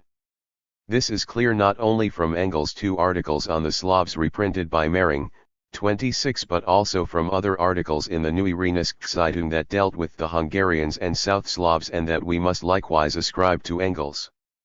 The ultimate victory of Hungary, we read in one of these articles, depends simply on its ability to wait for conditions in Germany and to clarify for us the character of the idea of Panslavism exploited by the Russians. 27. And elsewhere, in another article dealing with Hungary, Engels writes, without doubt it was difficult for the Austrians to decide to appeal to the Russians. It is as clear as day that the Russian invasion must give a brand new impetus to the Pan-Slavic movements of the Czechs and South Slavs. These peoples, long accustomed to look up to the Tsar as their natural protector and ultimate liberator, 28 now have striking proof that Austria has neither the power nor the will to secure their national development, and now for the first time the Russian Tsar appears at the decisive moment acting on their behalf, and by this deed he validates the hopes they place in him. As before to the German Serbs, 29 so now to the Austrian Serbs, Croats, Czechs, etc., the Tsar shows himself as the chief protector of the Slavic nationality. And precisely these Slavic national appetites are just as dangerous for the Austrian Gesamtmonarchy as the armed uprising of the Magyars. This we have seen again and again. By means of the Russian invasion of Transylvania 30 the Tsar took a new step in the direction of realizing Panslavism. He proclaimed the alliance of the Russians and the Austrian Slavs and made himself de facto sovereign of the Austrian Slavs too. All the others he already holds under his sway, the Poles are his slaves, the Turkish Slavs his vassals, now he also makes his appearance as protector of the Austrian Slavs. Just one more step, and Austria, just as Turkey, will have entirely fallen under his domination. This is the price that the Gesamtmonarchy is willing to pay in order to avoid for a few months its defeat by the revolution. 32. 47. One can see now what, in Engels' view, was the function of the idea of Panslavism exploited by the Russians. It exclusively served the expansionist urges of Tsardom, and therefore aimed not only at the suppression of Hungary, engaged in a difficult struggle with the South Slavs, but also at the conquest of Austria itself. But if Russian Tsardom, with the help of its satellites, and above all the South Slavs, were to advance thus up to the Danube and Vltava and were to become the absolute masters of Central Europe, need not these instruments of Tsardom be regarded as the enemies of Germany as well as Hungary? This idea was developed in a lengthy article, obviously written by Engels, that appeared in the Neue Rheinische Zeitung on April 21, 1849. It bore the characteristic title, The New Croatian Slavonian Dalmatian Robber State 33. The article discusses the draft of a law prepared by the joint Croatian-Slavonian Diet Committee in Zagreb in spring 1849. The aim of the law was to erect a triune kingdom of Croatia-Slavonia-Dalmatia within the framework of the Habsburg state. While in Hungary proper, Engels begins, the imperial and royal Gesamtmonarchy has been shaken at its foundations by victorious Magyar arms. In the South Slav lands the national separatist movement is creating ever new difficulties for the Austrian regime. The Croats have now 34 contrived the idea of a Croatian-Slavonian-Dalmatian triune kingdom to serve as a center of gravity for Pan-Slavic ventures in the south. The document is noteworthy. In it there is no trace of hatred for the Magyars or of precautionary measures against Magyar encroachments, but I dare say that it bears the stamp of hatred for the Germans, of protection against German encroachments, and of the Pan-Slavic alliance against the Germans. This is what our howling constitutional patriots of the Holy Roman Empire get for enthusing over the Croats.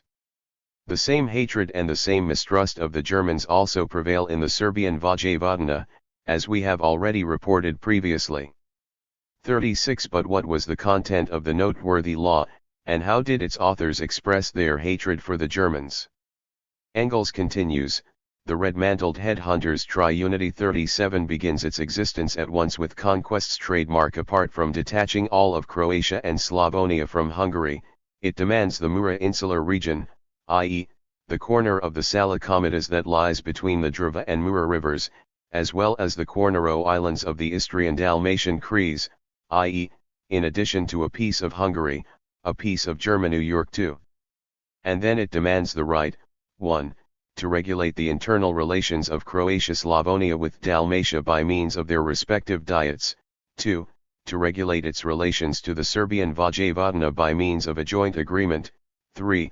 On the basis of mutual agreement to enter into more intimate political union also with the other neighboring Slavic provinces of the Austrian imperial state, i.e., to form inside the imperial and royal Gesamt monarchy a pan-Slavic separatist league against the Germans. And 48. Magyars. And this right to separatism is, in the Pandurgerizan way of thinking, the primary human right, that is, our primary, natural human right is the revival of the Prague Slav Congress as a legislative authority. After these conquests and pan-Slavic alliances there follows a solemn declaration. The Triune Kingdom has never been a German land, nor does it want to be such, nor does it even want to become a part or member of the German Reich, and therefore even in the future the Triune Kingdom, without its express consent, cannot be drawn into any unit that Austria might form with Germany now or in the future.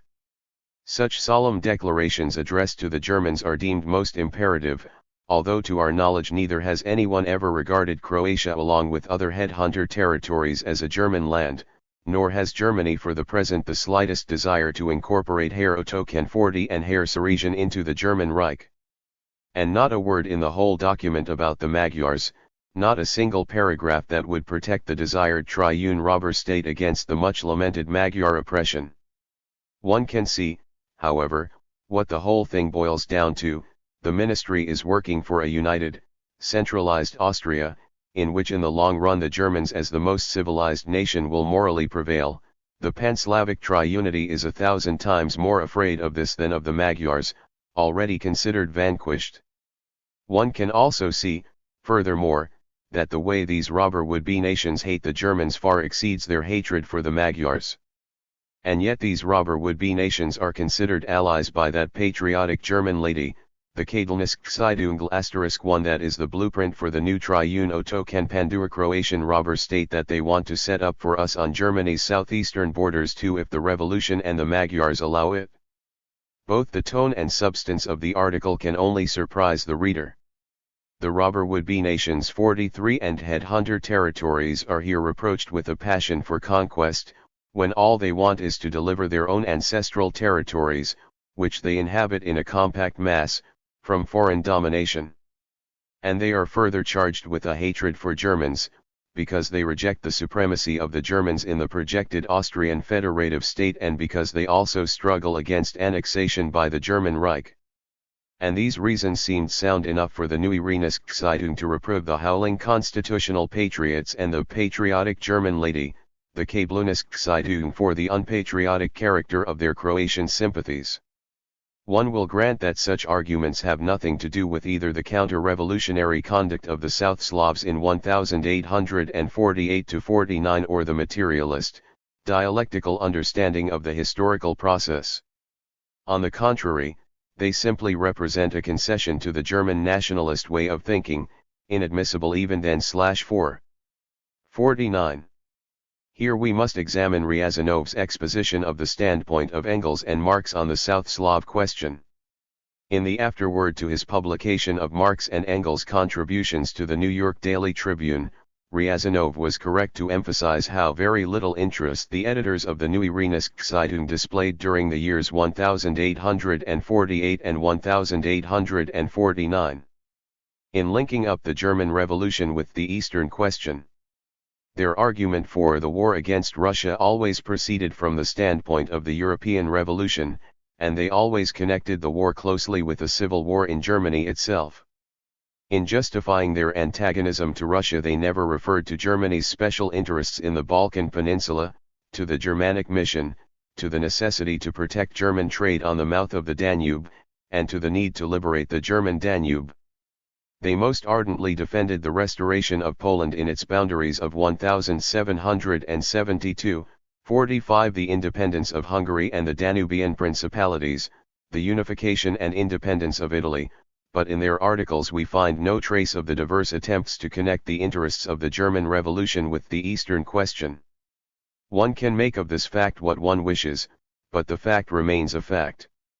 Implacable opponents of all feudal restrictions on economic development, they nonetheless never put themselves at the service of capitalism. Greater Germans and Republicans, they were convinced that the German Republic they had as their goal would, in union with revolutionary Europe, possess and develop such great internal vigor that it required not 1 inch of Polish, Hungarian, or Italian soil, even less did it have to prove its vitality by colonizing territories hitherto under Turkish rule. 4. All this is quite correct. Marx and Engels really never did claim so much as a single inch of Croatian, Serbian, or Bulgarian soil. But what about Slovenian and Czech territory? Ryazanov is silent on this ticklish point, although no one knew better than he how little prepared were the editors of the Neue Rheinische Zeitung to give up so much as a single inch of these territories. One can make of this fact what one wishes, but the fact remains a fact. Of course, it would be nonsense to accuse Marx and Engels on this account of service to capitalism or even German imperialism. The contexts and motives, as we will see, were of a much more complicated nature than can be made to fit into such a neat formula. But it is also of no use to keep silent about this weak side of the Neue Rheinische Zeitung's politics and to wish thereby to extenuate it. We saw earlier that the Neue Rheinische Zeitung took a negative stance towards the national movement of the South Slavs even before the latter could decide whether they were for or against the revolution. And we 50. See now that the paper occasionally wielded arguments against them that would have sounded much more natural and less contrived if uttered by the patriotic German lady. The Rheinische Zeitung in both instances, the Neue Rheinische Zeitung was equally far removed from a correct and objective evaluation of the South Slav question and its ramifications. In conclusion, it remains to be mentioned that even later Engels still held to the Neue Rheinische Zeitung's conception of the significance and character of the Hungarian nationality struggle. He even credited the paper with the special merit of having done more than any other to render the Hungarian cause popular in Germany, by explaining the nature of the struggle between the Magyar and Slavonian races. But we do not want to anticipate what we will deal with later, the further development of Marx's and Engels' views on the South Slav question. 3. The Ukrainians. We turn now to a nationality that in 1848 could be considered non-historic par excellence. These are the Ukrainians, or, as they called themselves then, the Ruthenians of the Austrian crown lands of Galicia and Bukovina and of northeastern Hungary. Among the non-historic nationalities of Austria in 1848, perhaps no other was in so unfavorable a position as the Ruthenians, a people, as the Polish nobles derisively called them, of priests and peasants. They differed radically from the Czechs, whose homeland was, economically and culturally, among the most developed regions of the old monarchy. In 1848 the Czechs had not only a numerous urban petty bourgeoisie, but also a strong, nationally conscious intelligentsia that was able to take up the difficult struggle for the preservation of Czech nationality. But even the South Slavs, who culturally and economically were not much less backward than the Ruthenians, were, as nationalities, in a far more favorable situation than the latter. The traditional provincial estate autonomy of Croatia and Slavonia, as well as the rivalry between the native Croatian and Magyar nobility, worked in favor of the Croatian movement, while the Serbs could seek support for their national movement in the neighboring, quasi-sovereign Principality of Serbia. Moreover, the South Slavs, who furnished the soldiers for Austria's military frontier, were considered a very serious military factor in the turmoil of 1848–49. What, by contrast, were the Ruthenians of 1848? Nothing more than shadows of their forgotten ancestors, a mass of illiterate, semi-bonded serfs, who spoke a different language and went to a different church than the lords of the manor, but who were still submerged in the deepest non-historicity and who only in their Greek Catholic clergy possessed the 57 forerunners of a national intelligentsia. Since the mid-1830s, the Ruthenian clergy had come under the influence of Czech and Serbian awakeners and desired to revive their own nationality, and in the stormy year of 1848, they came forth with surprisingly mature political and cultural demands. But this was in reality merely an entirely modest beginning. It would not bear fruit until 30 to 40 years later.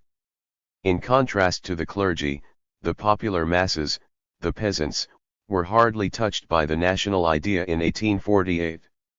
5. Certainly they felt Ruthenian, but only because the landlords and their creatures were Poles, because the landlords, in their ostentatious contempt for the peasant language and plebeian clergy, daily inculcated the difference between themselves and their subjects. The national contradiction here was therefore 6 merely a phenomenal form of the social contradiction. National hatred was only class hatred transformed. Hence, it would require the unflagging labor of several generations to change the Ruthenian nationality from a mere potentiality into a cultural and political reality. Clearly, a national movement in so early a stage of development as this one inevitably remained completely unknown abroad.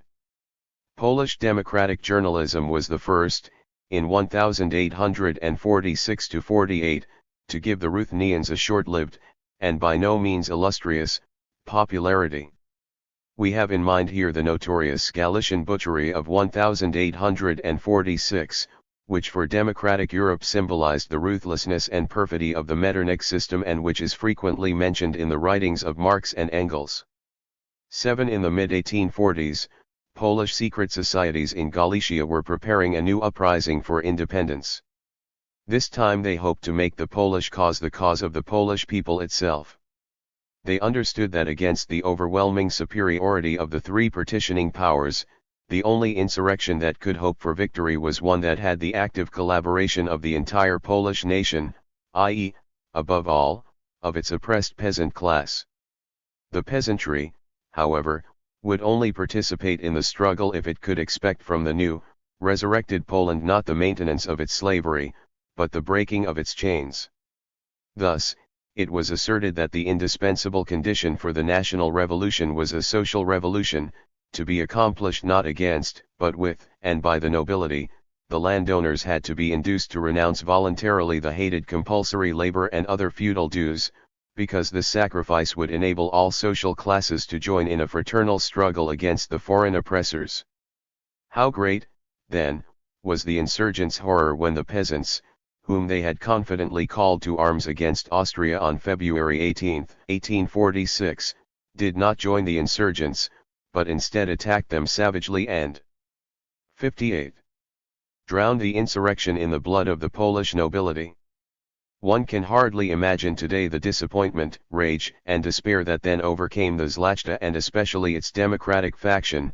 They had wanted to make the greatest of sacrifices for the people, but the people so basely betrayed the hopes of the nation. They had wanted to recognize the peasants as brothers with equal rights, but the peasantry showed itself as Cain. Had ever a nation been subjected to a harsher trial, been offered so bitter a chalice by a cruel providence? They sought an explanation for this dreadful turn of events, and they found it, naturally, neither in the centuries-long hatred that the peasants bore their tormentors and oppressors, nor in the insufficient ideological preparation of the rebellion, 8, but in the treacherous policy of Metternich. Well aware of the instability of the Austrian regime in Galicia, Metternich had set the unsuspecting peasants against their landlords and used them as tools for profligate fratricide. So arose the legend 9 that, seduced and bribed by Metternich, the Galician peasants, 10 out of sheer ignorance and rapacity, following their bestial chieftain Jakobzilla, abandoned Poland's freedom to the enemy. This was the Polish nobility's version of the origins of the Galician butchery of 1846. This version certainly believed in all honesty, as the only version that corresponded to the noble psychology was, of course, ardently spread abroad and readily taken up by the democratic press of France, England, and Germany. But here it had to assume another character, so as not to give rise to doubts and scruples. From a spontaneously generated legend it turned into a conscious mystification. Those who spread the legend abroad sought to convince foreign democrats that the massacre which took place in western Galicia, i.e., in the purely Polish part of the Crown land, was not simply the work of peasants, but rather was perpetrated at Metternich's orders by nationally and religiously fanaticized Ruthenian peasants. 11. But at this the foreign democrats, enthusiasts of the liberation of nations, pricked up their ears. Do you mean to say, then, that there are several nationalities in Poland? By no means, replied Polish democracy. As everywhere in Europe, so too in Poland there are various dialects and religious creeds. And so it is that the Ruthenians, who yes speak a patois somewhat differing from the Polish language and belong to another church, are nonetheless, when you examine the matter closely, Poles as much as we are. It was the great demagogue Metternich who first awakened them to a new national life. In line with his maxim divide et impera, he was the first to invent the absolutely non-existent, artificial, Ruthenian nationality. 12. In this mystified form the Polish noble legend cropped up in Engels' writings in 1849, and from him Karl Koski, 13 Otto Bauer, 14 Irii. 59. Steklov, 15 Otto Riel, and recently Ernst Fischer have partly adopted the legend. In what exactly did Metternich's master stroke consist? Asked Engels. The bourgeoisie and peasants of each nation were restrained by the nobility of that nation and the peasants of every other nation, whilst the nobility of each nation was restrained by their fear of the bourgeoisie and peasants of their own nation. The different class interests, limited national attitudes and local prejudices, in all their complexity, held each group in a position of total reciprocal stalemate and allowed that old rogue Metternich complete freedom of movement. The Galician massacres show how far he had succeeded in inflaming the peoples against each other. In that instance, Metternich suppressed the democratic Polish movement, which had begun in the interests of the peasants, by using the religious and national fanaticism of the Ruthenian peasants themselves. 6. And in another passage he writes, in order to tame their revolutionary spirit Metternich had already appealed to the Ruthenians, a nationality distinguished from the Poles by a somewhat different dialect and in particular by the Greek religion, who had belonged to Poland from time immemorial and first learned by the agency of Metternich that the Poles were their oppressors. As if the Poles themselves had not been oppressed just as much as the Ruthenians in the Old Poland, and as if Metternich were not their common oppressor under Austrian rule. 17. One can see that Engels took the Polish aristocratic legend at face value. The Ruthenians to him were essentially a Polish tribe, while Metternich appears here as a double conjurer, who at will could pull from the air not only social rebellions, 18, but also whole national movements. Only the final argument sounds new, but even this stems from the arsenal of Polish democratic journalism of 1846–48, which parried every reference to national oppression in Old Poland with the stereotyped reply that in Old Poland even the Poles themselves, that is, the Polish peasants, suffered from social oppression. 19. And the fact that Metternich was the common oppressor of the Poles and the Ruthenians did not at all prevent the Polish nobility on its part from oppressing, or at least striving to oppress, the Ruthenians. The revolution of 1848 demonstrated this clearly enough. Both arguments are, of course, the most unadulterated sophistry. The above-cited passages from Engels contain in a nutshell the whole attitude of the Neue Rheinische Zeitung to the Ruthenians and the Ruthenian national question. Surely one cannot reproach the paper for its ignorance of the actual situation in the most distant corner of the 60. monarchy, in a province of which Westerners had only the vaguest notions. 20. All the less is such reproach warranted when we consider that the paper's Polish correspondents, in good or bad faith, sent it for the most part very misleading reports. Still, they did report to the paper on the emergence of the Central Ruthenian Council with numerous branches in the countryside. 21. On the establishment of a chair of Ruthenian language and literature at the University of Lviv, on the Ruthenians' demands for the secure development of their nationality, for the elevation and cultivation of their language and for the creation of a separate Ruthenian National Guard. 22. On the Ruthenians' memorandum to the Emperor, from whom they sought the political separation of Ruthenian Eastern Galicia from Polish Western Galicia, and on more of the same sort of topics. Thus even for that time the opinions of the Neue Rheinische Zeitung on Ruthenian-Polish relations were all too rash and apodictical, and this must be ascribed less to the paper's lack of information than to its prejudiced receptivity to noble Polish sources of information. Because of this, the Neue Rheinische often entangled itself in quite curious contradictions. For instance, on October 28, 1848 it reported, the Pole Józef Ortyga in Paris has sent an article to the Reform in which he provides information about the allegedly Polish regiments that fought against Vienna in the service of the Camarilla. In the last few months, namely, the Austrian government has called all discharged Galician soldiers back into service. These are the very same soldiers who were hired in 1846 to perpetrate the slaughter in Galicia. What the Democrat Ortyga wrote, as one can see, is a very clumsy piece of mystification, since it was not hired soldiers but genuine Polish peasants, who under the leadership of the above-mentioned peasant Kingzilla attacked the landlords in 1846.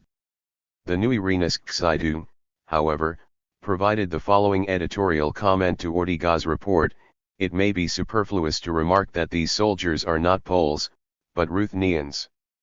After the Polish estate owners in Galicia voluntarily renounced feudal dues, the Austrian regime had no other means to maintain the dissension in Galicia except inciting the Ruthenians against the Poles in the name of nationality. The Ruthenians speak a different dialect, their religion differentiates them from the Poles and, finally, they constitute the peasant state proper. 2. The theory of the Neue Rheinische recognized in reality only a uniform, revolutionary Polish nation. Since the Polish peasantry as a whole was then gut Kaiserlich, i.e., pro-Austrian, the Neue Rheinische had no choice but to turn these peasants into Ruthenians and view the Polish nation as composed entirely of nobility.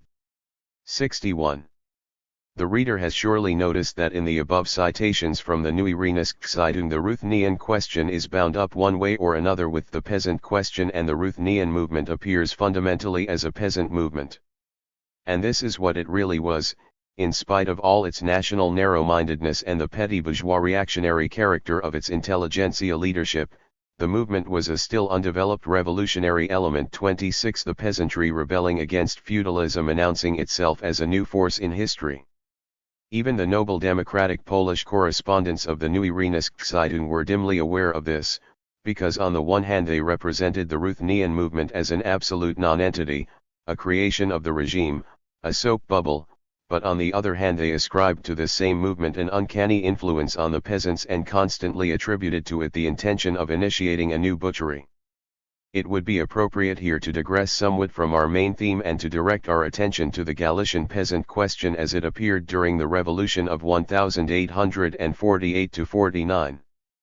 By doing this we can illuminate what transpired behind the scenes of the official parliamentary efforts of the Austrian Revolution's democratic spokesman, and also gain an insight into the general peasant politics of the Neue Rheinische. The most conspicuous characteristic of all, or almost all, of the Neue Rheinische Polish correspondence was an unholy dread of a repetition of the events that took place in Galicia in 1846. This dread, we can say with certainty, dominated the whole thought and feeling of the Polish nobility at that time, and perforce reduced to a minimum its revolutionary activity in the Revolution of 1848–49. This dread, though bound up with all sorts of curious illusions, already emerged clearly into the open in the Neue Rheinische first report on the Galician situation. The correspondent reports on alleged machinations in Galicia aimed at inciting the Ruthenian peasants to murder their lords. But, the correspondent consoles himself, a good spirit seems to have been awakened among the Ruthenian peasants. They too appear to desire solidarity from now on with the Poles. And he waxes prolix and lyrical about a Ruthenian peasant who, with hands raised to heaven, allegedly said in the Polish National Council, "There were people among us who divided us into friend and foe, but, just as surely as there is a God in heaven, there must be concord on earth between Poles and Ruthenians." 28. But this elegiac mood of a heavenly ordained concord had evaporated by the next report, dated July 6, which the editorial board of the Neue Rheinische prefaced with the following commentary: "We print below a letter we have received from a Polish noble in Lviv. We have not altered a single line of the letter. The reader will easily distinguish the purely factual account from the attempts of a nobleman to explain the 62 Engels and nonhistoric people's relationships of various classes, which he does not understand, as plausibly as possible. The reader can here object, the lines you just cited dearie show how critically the Neue Rheinische Zeitung judged its noble Polish correspondents. Right. But, unfortunately, this is the only passage in which the paper's editors express their scruples about these correspondents' conceptions. And however interesting this passage is, it does not change the entire picture of the Neue Rheinische Zeitung's Polish politics. What, however, did the nobleman write? The situation in Galicia, he laments, borders on total anarchy. The authorities are powerless and moribund, the land itself is under military rule. The people are hostile to the landowners, they mistrust the civil authorities and manifest, without really knowing why, the warmest attachment to the emperor. They side with the military, which also on its part stops at nothing to ensure this collaboration when necessary, as was the case during the atrocities of the year 1846. The present conduct of the peasants is not the result of their conviction and free will. No, it is artificially summoned up, by the finance sentinels and land surveyors, who for so many years have been surveying the whole land. 29 Only someone who is familiar with conditions in Poland and in life there, especially life in the countryside, can appreciate what sort of hellish tricks and pretenses had to be employed to make the peasant what he is today. Among these tricks is the Ruthenian question. A new means of sowing discord and provoking dissension has been found in the eastern inhabitants of Galicia, the so-called Ruthenians or Hutzels. 30 They strive by all possible ways to turn away from the Polish cause. 31 Without a doubt, the nobleman is terrified to the quick by the mood of the peasants, and yet he is not in the least capable of understanding this mood. The exact same thing is repeated, however, in all the Galician reports of the Neue Rheinische Zeitung. Thus a report dated July 19 described a petition from the Polish National Council in Tarnow to the Ministry of the Interior in Vienna. The petition attributed to the authorities the intention of provoking atrocities akin to those of the year 1846 n. In the August 1 issue we find an alarming report that nearly 1,000 Ruthenians wrecked peasants armed with scythes, attacked 42 unarmed Polish National Guardsmen in the Galician town of Podhajce. Allegedly, the attack almost amounted to a reenactment of the abomination that was perpetrated in 1846. The somber seed, which the leaders of the Ruthenian nationality have sown, the correspondent concludes from this incident, has already begun to sprout in Galicia and threatens to produce a bountiful harvest. This band of executioners and murdering robbers, writes another correspondent of the Neue Rheinische Zeitung, who at that time ravaged Galicia, were recruited, instigated, and used as tools by Stadion, 34 The same Stadion, that is, who invented the Ruthenian nation and at whose initiative a Ruthenian National Council 63 was installed in the city. 35. According to information received from all sides, we read in a report from Galicia in the Neue Rheinische Zeitung, the bureaucracy is organizing a revolting conspiracy to murder, as in 1846, all the so-called nobility, clergy, and everyone else loyal to the good cause. 36. And even a correspondent who reports to the Neue Rheinische Zeitung about the unwillingness of Krakow recruits to fight against Hungary cannot refrain from remarking, these precedents will not remain without influence on the peasants of Galicia. They are burning with the desire to wash away the disgrace of 1846 in the blood of Austrian hangmen. 37. As though trapped in an enchanted circle, the thoughts of the nobility revolve here around the fatal events of 1846, their thoughts cannot be freed from these events, whose bloody shadows are ever and again conjured up in what appears to be self-torment. And ever and again we find the same denunciations of the Ruthenian national movement, in which the nobility with its sensitive class instinct catches the scent of rebellious peasant slaves, and we find the same impotent attempt to explain as plausibly as possible the relationships of various classes that they do not understand. 38 That the Galician nobility thought this way and had to think this way is only all too understandable. It is less understandable, however, that all these reports found space in the Neue Rheinische Zeitung, though they spoke in such a bigoted and unconcealed class language. Especially significant in this respect is a very curious report that we find also in the Neue Rheinische Zeitung, and that deals with the well-known leader of the Polish peasants in the bloody year 1846, Jakub Zola, Metternich's notorious bandit. The peasant Zola wanted by all means to be elected deputy to the Reichstag. He failed, however, because another, by the name of Kobylitzia, was elected in his place. Angry at this, Zola wrote a vehement letter to the Minister of the Interior. In the letter, the following passages, among others, occur: "Have I then earned no decoration? 39 I had, indeed, been raised to peasant king in 1846-40, and I was feared and respected. Did I not at that time save the imperial treasury sufficient expense one? Did I not suppress the revolution in Galicia? At that time I was needed, but now I am forgotten, especially now, during the election of deputies. Had I been elected, I would have been able to put something aside from the 302 florins monthly salary, and I could have sat comfortably in the Reichstag." Lukian Kobylitzia, on the other hand, who was elected from the district of Simpelung, is nothing but a common peasant, who in 1846 attacked the inhabitants of that same place, gagged them, crucified them, muzzled them and poured boiling water on their heads, for which he was sentenced to severe imprisonment and 50 lashes. And such a man has been elected deputy. 64. 41. It is probably unnecessary to assure the reader that in this fine story not a single word, except for the names of the two peasants, is true. Zola neither ran for election to the Reichstag nor did he write any such letter to the Minister of the Interior. The Ruthenian peasant deputy, Kobylitzia, committed not one of the misdeeds that the report ascribed to him during the Hutzel revolt that took place in 1844 in the Dovhopoli district in Bukovina, his homeland. If he had, then according to the stern justice of the time, he would have been hanged 10 times over. Official documents 42 know nothing of Kobylitsia's alleged crimes, though they do report on his harsh treatment at the hands of the local landed nobility in 1846. The whole story, then, from A to Z, is an invention.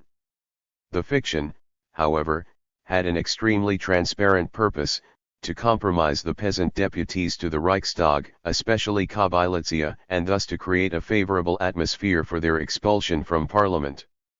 This was a continuation of the policy already initiated during the Galician elections to the Constituent Reichstag in June and July 1848. In spite of the nobility's lamentations and invective against the bureaucracy, these elections had been conducted to a very great extent in an authentically Galician manner, i.e., they were based on electoral chicanery, on defrauding the peasants and on other swindles. Now the representatives of the Galician nobility in the Reichstag, the so-called Frock Poles, supported by an alliance with the German left, used all means, even the most dishonest, to drive from the Reichstag the discomforting and, to them, so hateful peasant deputies, especially the latter's most active spokesman. 44. But this was not a matter of democratic declamations. The Frock Poles were never niggardly with oratory; rather, the matter at issue concerned such concrete things as compensation for the remission of servile dues, the peasants' rights to the forests and pastures usurped by the nobility, the nobles' right of propination, 45, their right to the hunt, and so forth. This is where all democratic professions were null and void. Galician electoral practices and the conduct of Galician peasant deputies in the Reichstag also found an echo, albeit weak, in the Neue Rheinische Zeitung. We have in mind here not the amusing anecdotes that then circulated about these deputies in Vienna and that contributed in no small measure to their popularity, 46, but rather the reports of the papers Lviv and Viennese correspondents, who in spite of their superficiality and bigotry related some interesting things.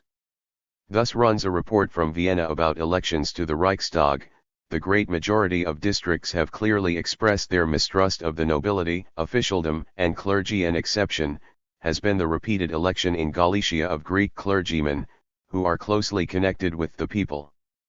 47. 65. The nobleman whom we have already encountered 48 judged the Galician elections from another viewpoint in his report of July 6. The elections to the Viennese National Assembly have for the most part taken place under the influence, however concealed, of the bureaucracy, the leech of the land. The bureaucrats assiduously stimulated mistrust to help them wherever it seemed that the elections would not turn out to their taste. In many places peasants were elected, but only those of whose attachment to imperial absolutism one could be sure, or convicts were elected, who on account of larceny, etc., had served time in prison 49 and were recently released. In other places, the peasants did not at all want to take part in the election. The consequence of this was, with few exceptions, that the elections turned out well. Immediately, however, the inevitable intrigues were set in motion to invalidate such legal acts. 50. So much for the Galician elections.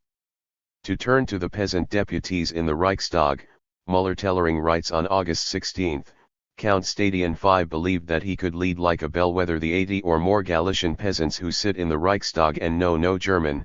He trusted that they could be used for his own purposes. Pillersdorf hoped for something similar with the German peasants.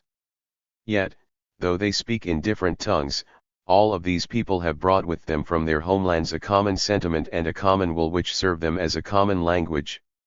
They all speak the language of democracy and are learning daily, the more they get to know their bellwether, to speak better. At first the peasant voted at the nod of Pillersdorf and Stadion, but now he visits the clubs and he is instructed in evening sessions with the left, which, though nationally heterogeneous, is united by the one language of democracy. The peasant is so wonderfully instructed that he is beginning to introduce independent proposals and to make speeches, albeit with an untrained tongue. To be sure, Tellering's enthusiastic description was quite exaggerated, but there was an element of truth in it, as evidenced by the speech given by the Ruthenian peasant deputy Ivan Kapuschik during the debate over the abolition of feudal dues. Tellering reports, not only does he not want to give compensation, but he wants to receive compensation from the landowners and nobility. The peasants of Galicia, he says, did 300 instead of 100 days of corvée labor, because the landlord reckoned 3 days as only one. So who should be paying compensation? The whole week the peasant had to work. On Sunday they threw him into the cattle shed. They used cudgels to cheer him on in his work. And when he begged rest for his weakened wife, he was told, "Then you take your wife's place in the yoke." Since the lords themselves say they are making a gift of corvée labor, then why do they need compensation? The peasant need not thank them at all for this gift, because it was first given. 66. On April 12 of this year, at a time when our noble German brothers came to the defense of our rights. Our thanks properly belong to our German brothers and to the good emperor. We were considered slaves. 300 paces from the landlord's house we had to keep still. If we wanted to obtain something from him, we had to go to the Jew, because we were not allowed into his house.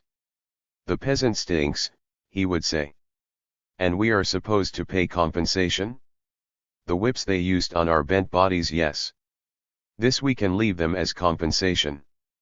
One can understand that the Galician frock Poles 56 derived no joy from Kapuschik's speech. But one can also understand how relative the distinctions among the parties were at that time if the speech could earn applause in the center, hissing on the left. The Reichstag left was a bourgeois left, which had to reckon with the class interests of its noble Polish allies and which itself cherished the most profound respect for the property question, even when, as in this case, only feudal property was involved. In any case, the Galician peasant deputies to the Reichstag in 1848–49 were not at all so unequivocally and hopelessly reactionary as is customarily assumed. Or rather, they were so merely from a political point of view, in so far as their whole class situation made of them not only enemies of the feudal nobility, but also born monarchists. But even the French peasants were thoroughly monarchist in 1789, and yet the great majority of them were soon to become loyal soldiers in the Republic. 58. If the same thing did not occur during the Austrian Revolution of 1848–49, The fault would seem to lie not in the peasantry, but in the revolution itself, in its timidity and fear of social problems, in its inability to carry the solution of the agrarian question and the anti-feudal movement of the peasants beyond the framework of what was necessary and permissible from the limited perspective of the bourgeoisie. This interpretation seems to be contradicted by the fact that in Austria in 1848 the work of liberating the peasants succeeded better than in any other part of Germany. 59. Certainly. But it does not follow from this that the work of liberation could not have succeeded much better yet, and that to judge the Austrian peasant liberation we must be content to measure it against the Prussian. On the contrary, when we look at it more soberly, the Viennese Reichstag's work of liberation does not at all appear as splendid as bourgeois liberal historiography is wont to represent it. Yes, the Reichstag did abolish feudal dues, but in doing so it only confirmed the steps already practically taken by the peasantry. 60. It only made what even absolutism and the feudal nobility considered an inevitable concession under the circumstances. By burdening the peasantry and the whole land with an onerous compensation for the landlords, being mortally afraid of any change in landed property and leaving the very important question of 67. The peasants' rights to use forests and pastures to the discretion of absolutism and the feudal nobility, the Reichstag sinned grievously against the peasantry and the revolution. In its work of liberation, then, the Reichstag did the very minimum and not the maximum. However odd it may seem, even the extreme left of the 1848 revolution, whose intellectual leadership was provided by the Neue Rheinische could not gauge correctly the extreme importance of the peasant question in Austria, the extraordinary chances it offered the revolution or the grave dangers it posed. One looks in vain in the Neue Rheinische for an analysis of the Austrian agrarian problem, for a concrete program on the Austrian peasant question, or at the very least for substantive articles and reports treating the question. 61. It did not even take a stand on the battle fought so tenaciously in the Viennese Reichstag over compensation for feudal dues. It limited its role to that of a mere reporter. In regard to the peasant question in Hungary and Galicia, however, by its eulogies of the revolutionary agrarian legislation of Kossuth and of the Galician landlords' legendary zeal for sacrifice, 62. The Neue Rheinische became in actual practice the mouthpiece of the aristocratic democracy of these lands. 63. Thus, the Neue Rheinische hindered, if not precluded, its own ability to understand these agrarian problems. Only when the revolution was defeated and in Hungary mortally wounded, only then did the Neue Rheinische sporadically put forth the idea of an Austrian peasant war that might come to the aid of the revolution and Hungary. Here we have in mind, besides a passing reference by Marx, 64 two notices, most probably written by Engels, that appeared in the Neue Rheinische NOS 275 and 283. The first of these again deals with the Ruthenian peasants and the above-mentioned Kabilitia. 65. The second with an alleged peasant uprising in Krasnau in western Galicia. Here is the first notice: no word from Transylvania, but in Bukovina the nation of the Hutzels, long lost sight of, has re-emerged under the leadership of its peasant king Kabilitia. Here, in the most remote corner of the monarchy, a struggle is developing between the peasants and nobility that the implementation of the decreed abolition law 66 must provoke throughout Austria. Kabilitia is making a direct alliance with the Magyars. Listen to what Bukovina, which comes out in Chernovtsi, writes about this. The notorious Kabilitia, with his dangerous agent Burlamironi Uk, has again appeared in the mountains among the Hutzels. He is creating dangerous delusions in the peasant communities. He is inciting them to take hold of the monoreal forests and pastures as well as to keep up their refractory behavior. He will shortly come to their aid with the Hungarian army. Good luck to the Austrian peasant war. 6. 68. In this notice, then, the same Kabilitia who earlier was blamed for all possible and impossible crimes suddenly appears as an ally of Hungary. This time too, however, the account is nothing but a mystification, because Kabilitia made no alliance whatsoever with Hungary. Instead, he first armed several thousand peasants for the program of an equal division of the forests and the transfer of the lords and government's estates to the peasants. 69. He did this in his native region in November-December 1848. Afterwards he hid in the Carpathian Mountains in Galicia, where the authorities could not lay hands on him until May 1850. After serving a conspicuously trifling term of 1 month in prison, he was banished to the Romanian part of Bucovina, where he died the following year. Trademark. But where did Bucovina's report originate? Well, once again from the nobility, but this time from Romanian estate owners, who in contrast to the Polish nobility were loyal to the emperor during the revolution and so could all the more easily denounce Kabylacja to the government as an adherent of the Hungarian rebels. The matter at issue was the monoreal forests and pastures, and no nobility treats such matters lightly. So much for Kabylacja. While the Hutzel movement which he led was remarkable for its agrarian communist character as well as for the large territory over which it extended, the same can by no means be said about the so-called Krasnow Peasant Republic 12. The latter consisted simply of this: the peasants of several villages in the region of Krasnow, a West Galician town, fled with wives and children to the woods, either in response to a rumor that some foreign insurgents were approaching or perhaps, as a correspondent from Krakow reported to the Neue Rheinische Zeitung on April 16, to escape recruitment. In spite of all the authorities' efforts at appeasement, the peasants remained in the woods for several days. In this ephemeral episode the Neue Rheinische Zeitung wanted to see the beginning of a Polish peasant uprising. On April 27 the Neue Rheinische Zeitung wrote new support for the Magyars, and right now on the eve of their probable victory of the greatest significance is provided by the Polish peasant uprising that is developing in Galicia. 3,074 peasants have taken to the woods near Krasnow and set up camp there. There have been attempts to dissuade them without the use of force, but they answered only thus: "We prefer to die here rather than in Hungary. What have the Hungarians done to us?" 75. This notice is even more fantasy-ridden than the one about Kabylatzia's Hungarian plans, because it takes a simple case of the peasants' behavior in panic 76 and turns it into a peasant uprising, which, to compound the error, it explains as a result of these peasants' pro-Hungarian sympathies. Both notices are nonetheless interesting, because they show us the illusions that the Neue Rheinische Zeitung 69 entertained at this point, both about the political maturity of the Ruthenian and Polish peasants and about the revolutionary attractive power of the Hungarian noble bourgeois uprising. Let us conclude with two remarks.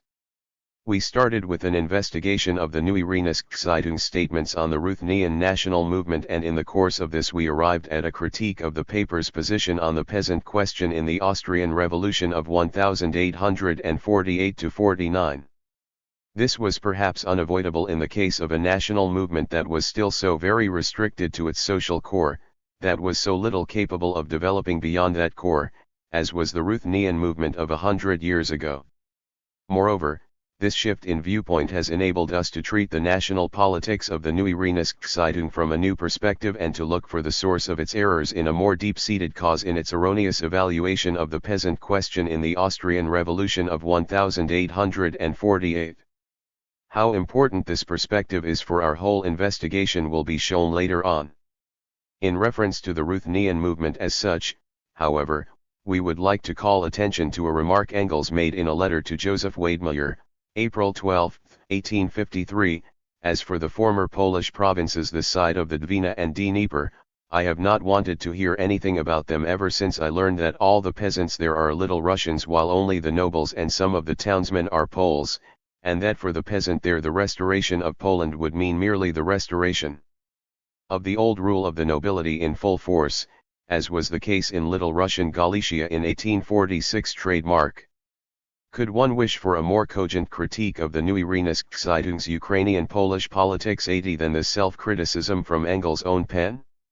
In concluding this part of our study, a few words are yet in order about the other peoples of Austria whom the Neue Rheinische Zeitung considered non-historic, the Slovaks, Romanians, and Transylvanian Saxons. The Neue Rheinische Zeitung contained only a few notices about the Slovaks in his article, The Magyar Struggle, Engels emphasizes the political indifference of the Slovak peasantry. The area exclusively inhabited by Magyars does not even comprise a third of Hungary and Transylvania taken together. From Bratislava onwards, to the north of the Danube and the Tisza, up to the crest of the Carpathians, there live several million Slovaks and a number of Ruthenians.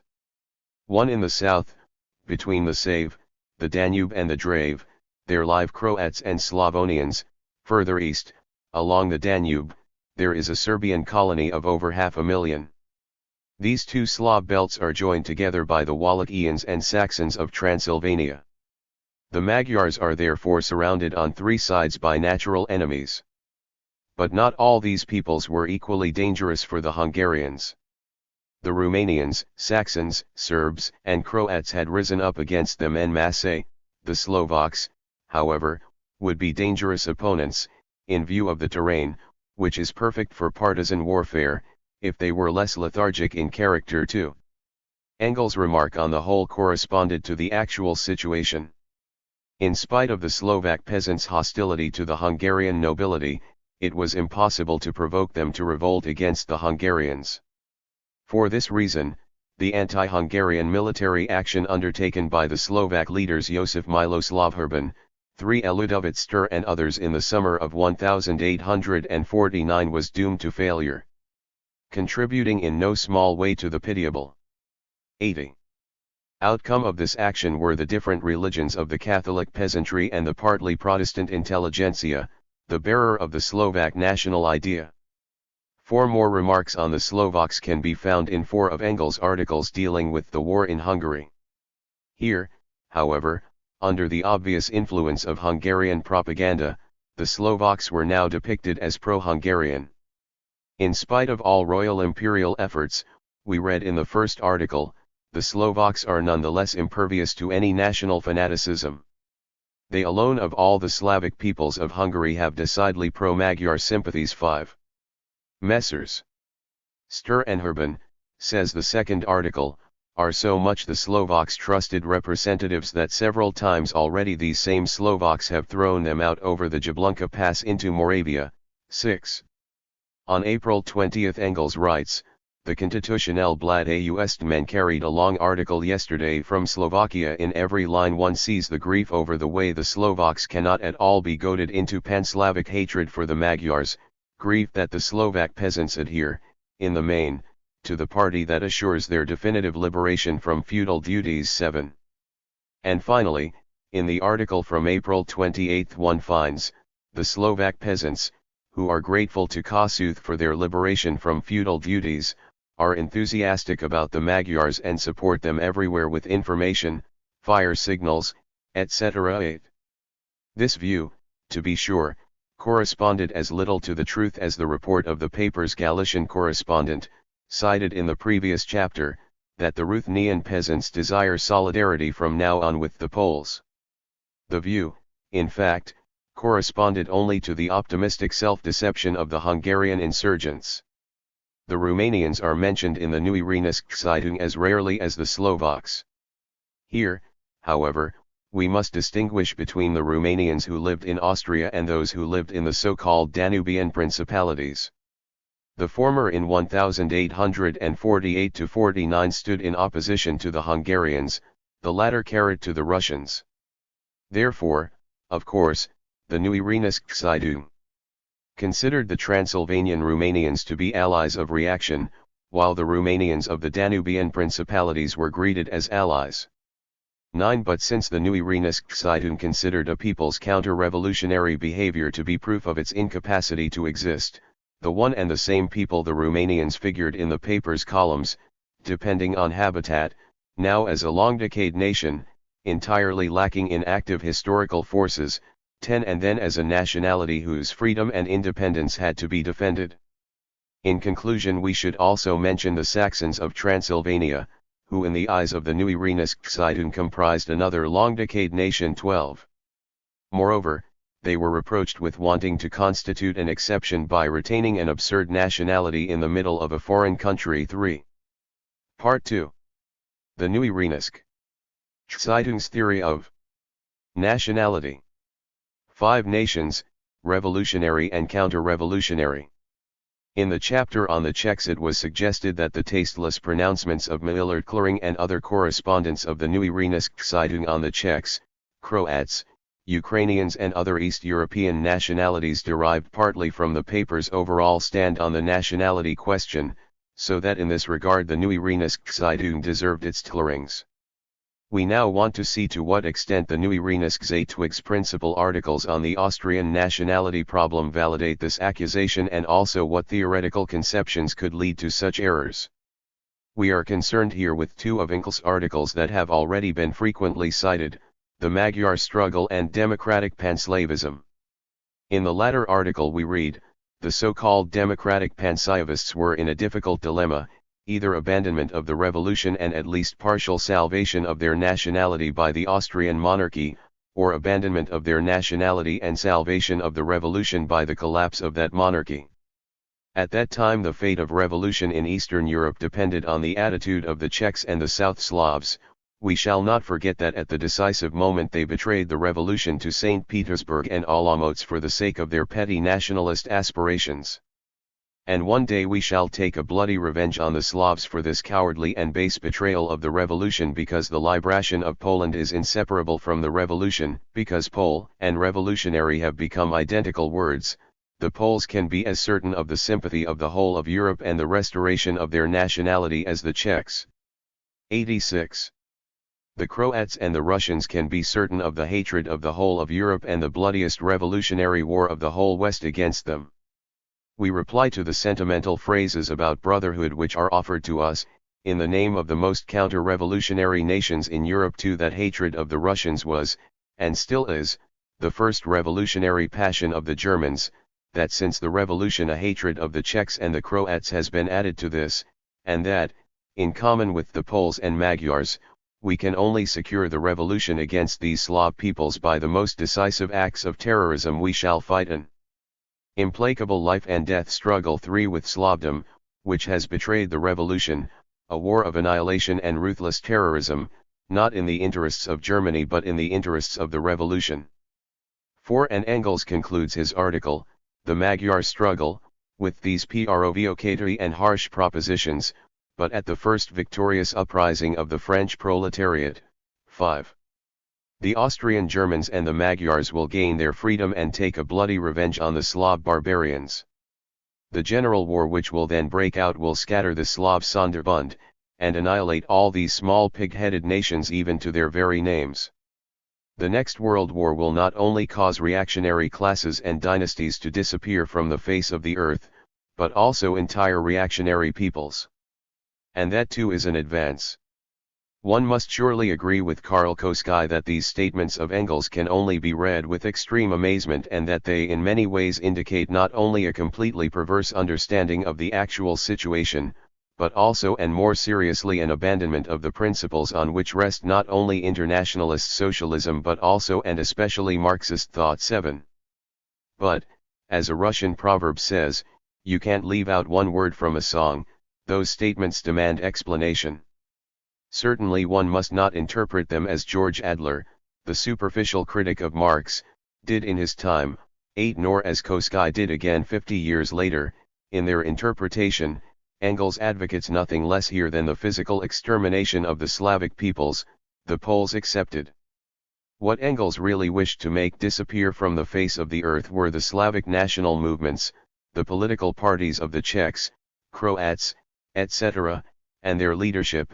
It was against these that a ruthless terrorism had to be applied. The peoples themselves, the masses of their population, would be subjected by the victorious revolutionary nations to a Germanization, Magyarization, and Polonization. Even so, of course, it was bad enough.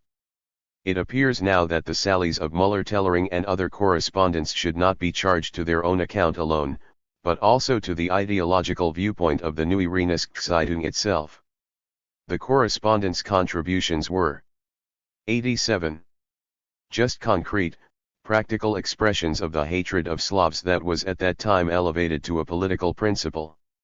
To be sure, the hatred of Czechs and Croats, which Engels and Marx proclaimed at a very critical moment for the last remaining center of revolution in Europe, the Hungarian struggle for independence, was a hatred on the part of revolutionaries for the national movements that allied themselves with and supported the reaction in Austria. To be sure too, they both believed, on the basis of the general European situation and on the basis of a very one-sided interpretation of Central European history, that the Slavs of Austria had to be considered necessary and permanent enemies of every revolution and all progress. All this, however, only explains the motives and the exceptional vehemence of their hatred of Slavs, but it in no way nullifies the fact that they made entire peoples the object of this hatred and proclaimed a war of annihilation against them. The behavior of the Russian Bolsheviks 70 years later was altogether different. Under Lenin and Trotsky they did not call for a war among peoples, but for a war among classes, and for this reason they inscribed on their banner the right of self-determination for every nation, even the smallest. The Russian Bolsheviks too had to fight numerous border states in the Civil War of 1918-21. These border states were chiefly bulwarks and outposts of foreign capital, and therefore the Bolsheviks had to advance against them militarily.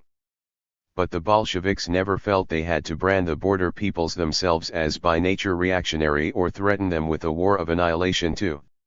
How can one explain this striking contrast between the behavior of the German revolutionaries in 1848 and the Russian revolutionaries in 1917? Clearly, this came about because the Bolsheviks, for good reasons, could count on the assistance of the proletariat and peasantry of the border regions, while the German revolutionaries of 1848 believed they faced an impenetrable wall of reaction in the east of Europe. Already on the eve of the March Revolution Engels wrote, "A German revolution is far more serious than a Neapolitan revolution. In Naples there is a confrontation only between Austria and England. 14 In a German revolution the whole of the East and the whole of the West will confront each other." By the whole of the East is meant the gigantic Tsardom of Russia, whose power under Nicholas I had just reached its apogee and at whose borders the revolution of 1848 had to come to a halt. The Russian Tsar was the natural leader of the counter-revolution, the de facto head of the reactionary regimes of Central Europe, and he could be this, because his own empire was yet far from a genuine revolution. Therefore the Tsardom constituted a mortal threat to every revolutionary development and to all progress in Europe, but especially in Prussia, which figured in all European power constellations from 1831 to 1850 as a Russian vassal state.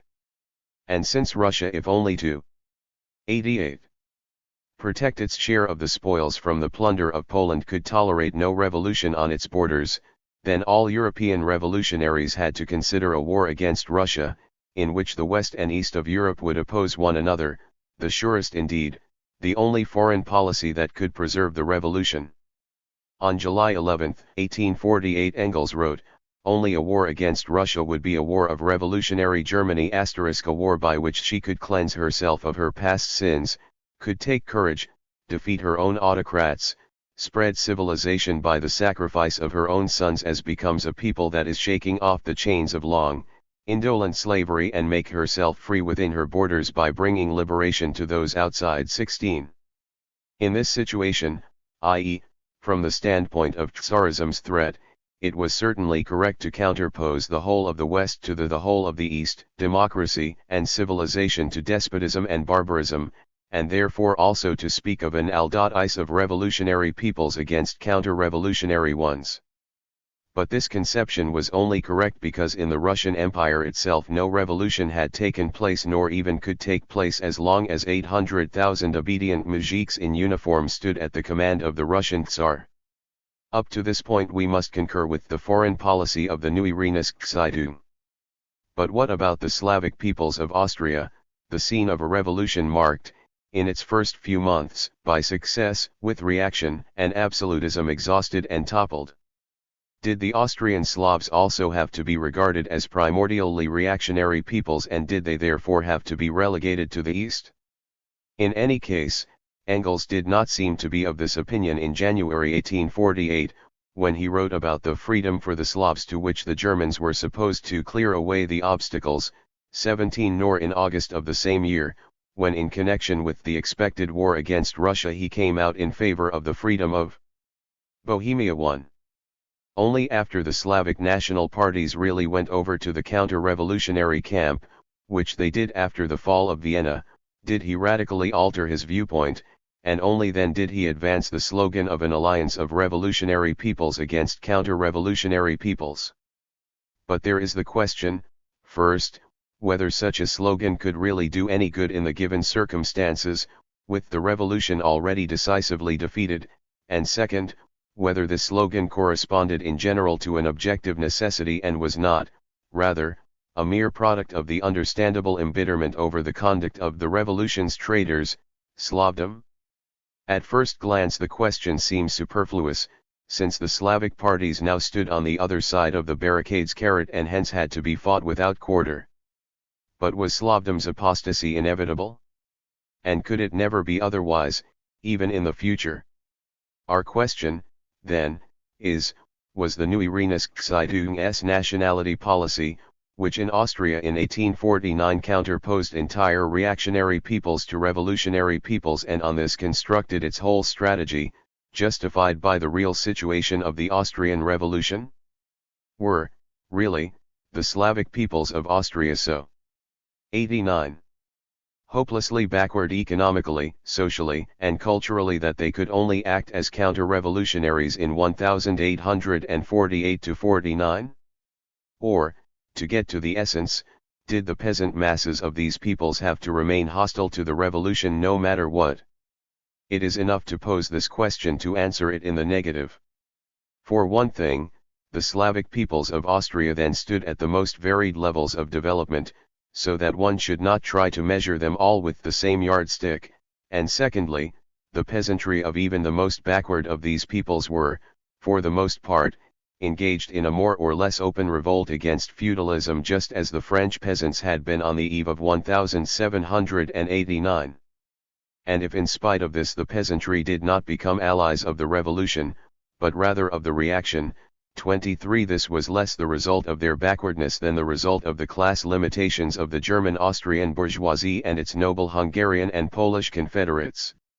In view of this, then, the Slavic peoples of Austria in 1848–49 could hardly be designated hopeless and by nature counter-revolutionary. But here another question comes into play, the question of Panslavism. Were not the Austrian Slavs of that era necessarily Pan-Slavic? Did they not have to become, under all circumstances, the outposts of Tsarism in Europe? How so? No one has proved the innate hollowness and vacuity of Panslavism better than Engels himself, who showed that the unity of Panslavism could in reality mean only a mere fantasy or the Russian now 24. If, however, the Austrian Slavs nonetheless flirted on occasion with Panslavism, it was not because they were looking to the Russian Tsar as their natural protector or were thinking about Holy Constantinople-5 but rather because they felt oppressed nationally and wanted to be rid of their German, Hungarian, and Polish ruling classes. Whoever, then, maintains that the Slavs of Austria had to be Pan-Slavic is saying, in other words, that their domination and oppression by the old cultured nations was irrevocable and that even the revolution of 1848–49 could bring about no change in the state of affairs. Of course, Marx and Engels could not express this conclusion in its brutal, naked form. But neither could they identify the authentic sources of the nationality struggle so fatal to the Austrian Revolution. These sources lay, above all, in the class nature of the German bourgeoisie and their noble allies. But such an appraisal considering the immaturity and weakness of the industrial proletariat in Austria would have meant nothing less than recognizing the hopelessness of the revolution of 1848. And what genuine revolutionary can bring himself to declare a revolution in which he takes part lost from the start? So we see that Engels and Marx, in their treatment of the Austrian nationality problem, strayed from reality. They did not seek the explanation for the counter-revolutionary conduct of the non-historic Austrian Slavs in the national power struggles caused by the rivalry of ruling 90 nations and servant nations. They sought it instead in the Slavic peoples themselves, in the counter-revolutionary character that history forced upon them. This explanation was all the more appealing, Since the editors of the Neue Rheinische Zeitung were centralists on principle and opponents of any sort of particularism. 26 Furthermore, they could rest their case on the historical experience of the French Revolution, a remarkable example of the assimilation of small peoples, the fusion of numerous patois with the French language.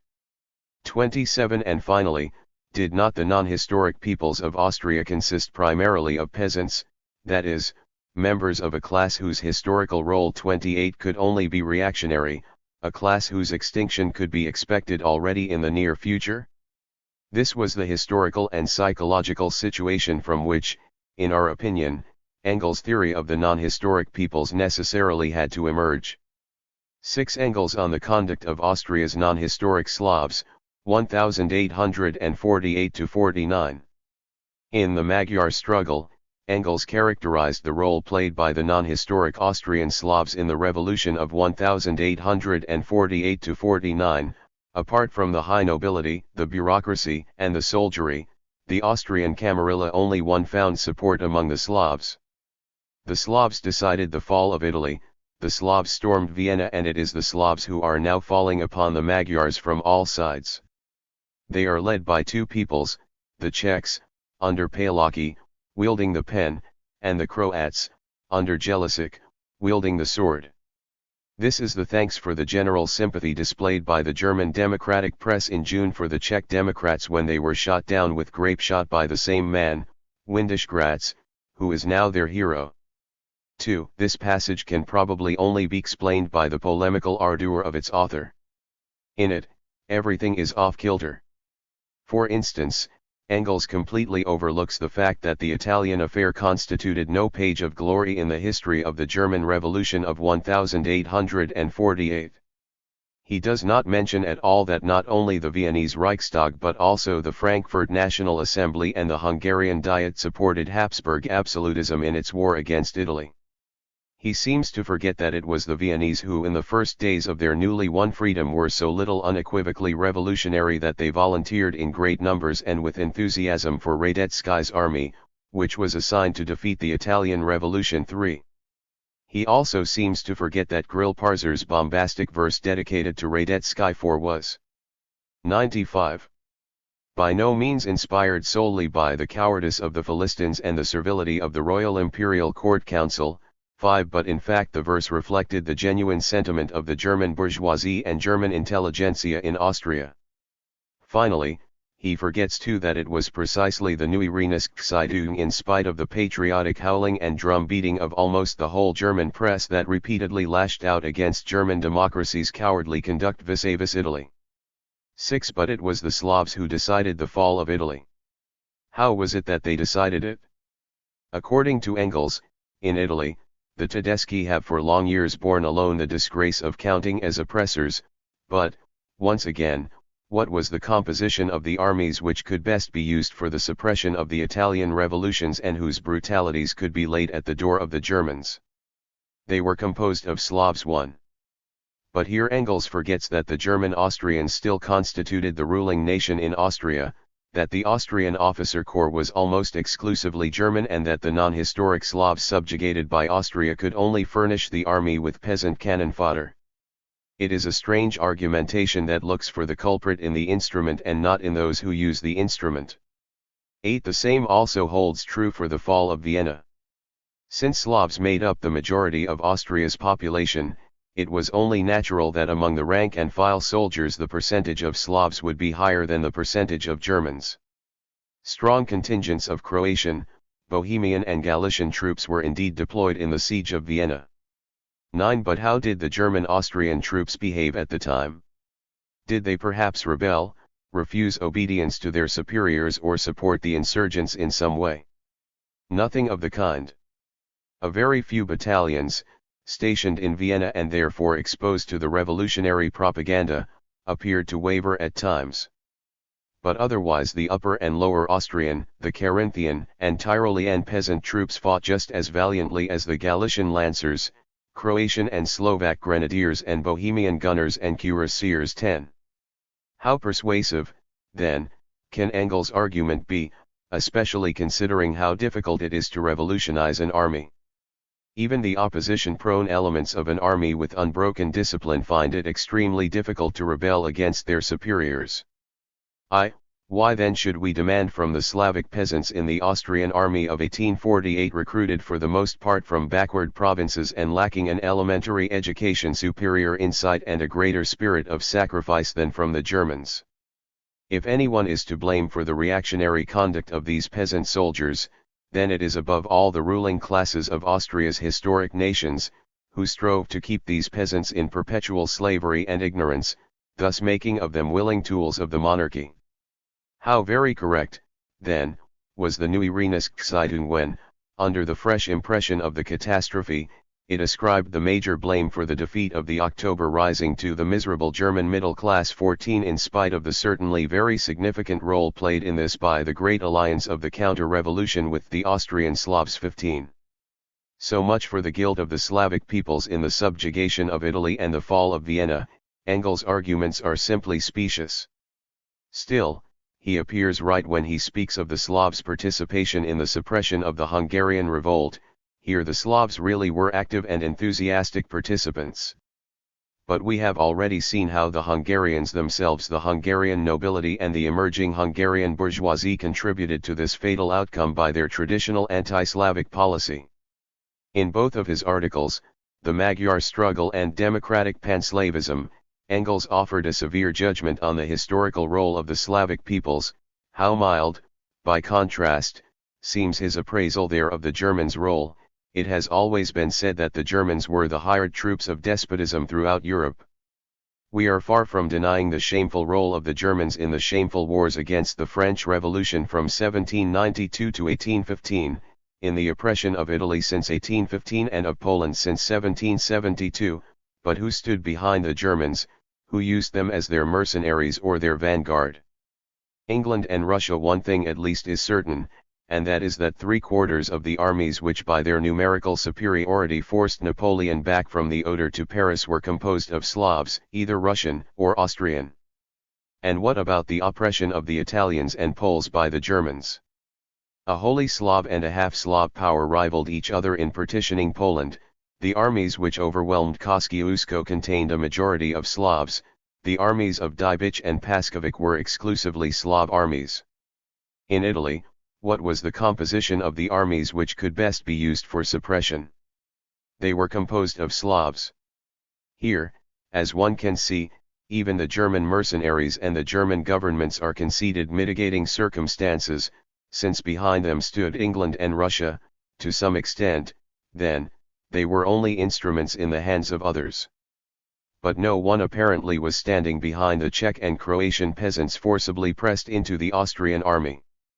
No, they probably acted out of pure enthusiasm for reaction, since these were peoples counter-revolutionary by their very nature. 17. These peoples, moreover, were miracle workers. By allowing Austria to exploit and oppress them, they turned Austria into a half-Slav power.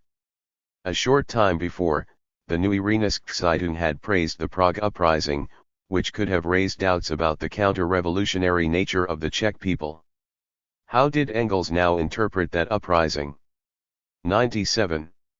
We repeat, the so-called Democrats among the Austrian Slavs are either rogues or visionaries, and the visionaries, who can find no basis in their own people for these ideas introduced from abroad, have been continuously led around by the nose by the rogues. At the Prague Slav Congress the visionaries had the upper hand. As soon as their fantasies appeared to threaten the aristocratic Panslavists, Count Thun, Palaki and their associates, they betrayed the visionaries to Windischgratz and the Black and Yellow Counter-Revolution. Is there not a bitter, striking irony in the fact that this Congress of enthusiasts, defended by the enthusiastic youth of Prague, was dispersed by soldiers of their own nation, that the visionary Slav Congress was, so to speak, confronted with a military Slav Congress? The Austrian army, the conqueror of Prague, Vienna, Lviv, Krakow, Milan, and Budapest, that is the real, the active Slav Congress. Here we meet again that same threadbare argument to which the Russian Marxist Iriiste Club justly replied, as if one could not with the same irony write about the German soldiers who crushed the revolution in Germany and the French gunners and cuirassiers who first defeated the proletariat and then also the Republic in France.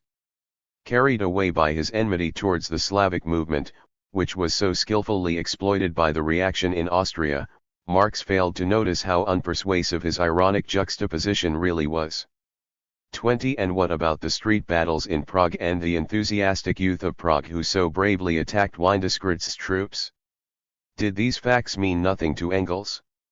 Did they not in some measure compensate for the role of the active Slav Congress, the Slavs in the imperial uniform? It is true, Engels admits, that a small democratic party existed among the more educated South Slavs, 21, who, while not wishing to give up their nationality, nevertheless wished to place it at the disposal of freedom. Owing to this illusion, the movement succeeded in awakening the sympathies of the Democrats of Western Europe as well, sympathies which were entirely justified as long as the Slav Democrats fought together with them against the common foe, but the illusion was destroyed by the bombardment of Prague. The bombardment of a city like Prague would have filled any other nation with an inextinguishable hatred of the oppressors. What did the Czechs do? They kissed the rod that had chastised them till the blood came. They enthusiastically took the oath to the flag beneath which their brothers had been massacred and their women violated. This sufficed to prove the unprincipled and unclear nature of the fantasies of the Slav Congress and how lightly one had to take the Slav Democrats' illusions. But this was still not enough.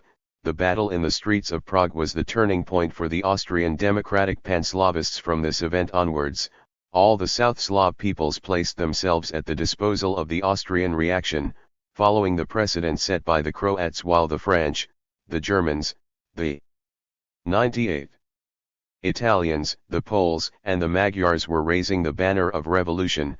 The Slavs fell in as one man under the banner of counter-revolution. What the democratic Panslavists said was completely beside the point. Their democratic assurances mean no more than the democratic assurances of the official Austrian counter-revolution. In practice, the re-establishment of South Slav nationality begins with the most furious brutality against the Austrian and Magyar revolutions.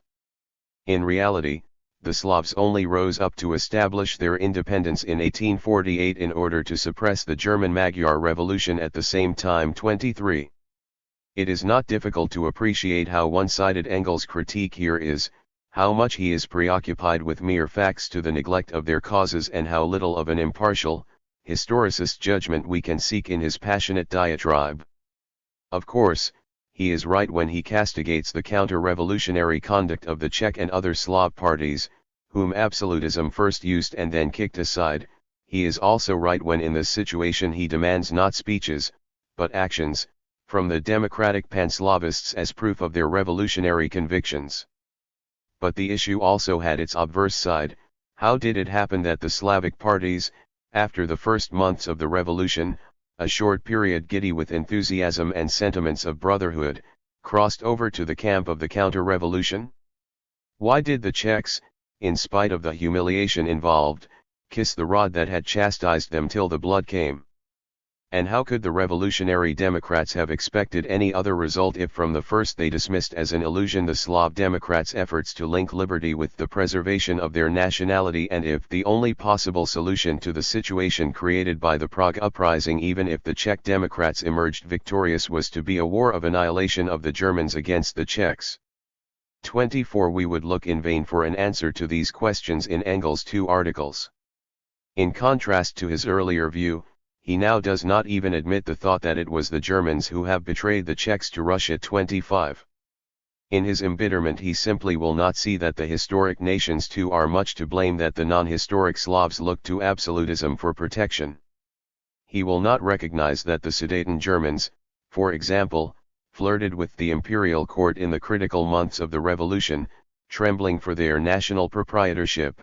The Sudeten Germans placed more importance on these national interests than on the interests of the revolution. 26. Completely ignoring such facts, Engels demands from the Czechs and other Slavs an unconditional renunciation of their nationality to one, as if such renunciation were so simple, and as if the historic nations ever had been willing to renounce their national privileges, let alone their nationality. Furthermore, he reproaches the non-historic Slavs on the grounds that for them nationality comes before the Revolution 28 and contrasts them to the Poles, a Slav people to which 99. Freedom is dearer than Slavdom, a people that has in this way already made certain of its future one. But again, what about the revolutionary historic nations? Were they, then, ready in the revolution of 1848–49 to subordinate the interests of their nationalities to the interests of the revolution? And would not, indeed, the non-historic Slavs have been completely justified if they said, "Please, first show us by your own example how this is done"? One from all of this a picture of the Austrian nationality struggles emerges that is totally different from the one presented by the Néné Reneszksidő. That is, on closer examination it appears that the ruling classes of the so-called historic nations in 1848–49 fought not only for their national states, but also for their national spheres of influence, i.e., for the continued exploitation and oppression of their slave nations. By contrast, the movement of the non-historic Slavs in essence derived from nothing less than a rebellion against the national and social ascendancy of the Hungarian, Polish, and German feudal nobility and the German bourgeoisie. In other words, their movement to some extent involved the forces of the future opposed to the revolution, while the forces of the past supported it.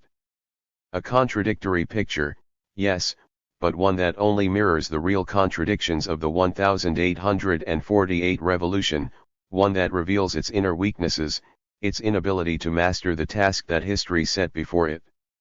We have already explained before why Engels could not see the problem in this way. Most of Austria's Slavic peoples lived in territories that either the Hungarian or the Polish nobility claimed as their natural heritage, and the Hungarians and Poles were the German Revolution's only allies in Central and Eastern Europe. How could Engels then have justified the resistance of the South Slav, Romanian, Slovak and Ukrainian peasant masses against the revolutionary Hungarian and Polish nobility without calling this alliance into question? And how could he have done it without simultaneously abandoning his faith in the social revolutionary mission of Hungarian and Polish noble democracy, in its ability to lead the agrarian revolution in Eastern Europe? But even the question of those Slavic peoples with whom the Germans dealt directly was, as we have seen, not so simple to resolve. Possession of Bohemia, Moravia, and Silesia seemed indispensable on economic, geographic and strategic grounds. As for the Slovenes, their political activity was so weak in 1848 that their movement, as it appeared to Engels, could be treated as a quantite negligible. Should the vital interests of the future unified German state have been risked on account of these scattered, half-Germanized Slavs in whose national future no one in Germany at that time believed? And finally, which of the non-historic peoples of Austria, the Czechs not excepted, could have acted then as an independent revolutionary factor as did the Germans, Poles, and Hungarians? And did not the interests of these actively revolutionary peoples take precedence over the vague, ill-defined pipe dreams of the Slavs? 100. We see now why Engels laid no blame on Austria's historic nations the Germans, Hungarians, and Poles for the Slavs' defection to the camp of the counter-revolution. It remained, however, to explain the phenomenon, but how? Here begins the theoretical original sin of Engels' articles on the Slavs. If the counter-revolutionary conduct of the non-historic Slavs in 1848–49 did not simply represent a phenomenal form of the national political struggles in Austria, struggles inevitably attendant upon the rebirth of these peoples, if it was not caused by the chauvinist tendencies of the historic nations, then it could obviously only be explained by a peculiar historical immaturity of these Slavs, by their counter-revolutionary nature. And that was exactly Engels' opinion. We have explained, wrote Engels in Democratic Panslavism, how such small nations, dragged along for centuries by history against their will, must necessarily be counter-revolutionary, and how their whole position in the 1848 revolution was in truth counter-revolutionary. For all these peoples, their next mission is to perish in the universal revolutionary storm. They are therefore now counter-revolutionary. * 4. We will now look at the historical proof that Engels adduced for his thesis. 7. History against the Slavs, Engels on the origins and historic mission of Austria. One searches in vain in Engels' 2 articles, The Magyar Struggle and Democratic Panslavism, for a factual, historical substantiation of his thesis, unless one were to consider such substantiation his reflections on the role of Slavic soldiers in the Austrian army 1 or his contrast of the conduct of the Hungarian and Croatian estates from 1830 to 1848. 2. He confines himself instead to the very broad generalization that the Austrian Slavs had never in the course of their history been revolutionary and had therefore always been counter-revolutionary. If the Slavs had begun a new revolutionary history at any time within the period of their oppression, they would have proved their capacity for independent existence by that very act. The revolution would have had an interest in their liberation from that moment onwards, and the particular interest of the Germans and Magyars would vanish in the face of the greater interest of the European Revolution. But that did not happen at any time.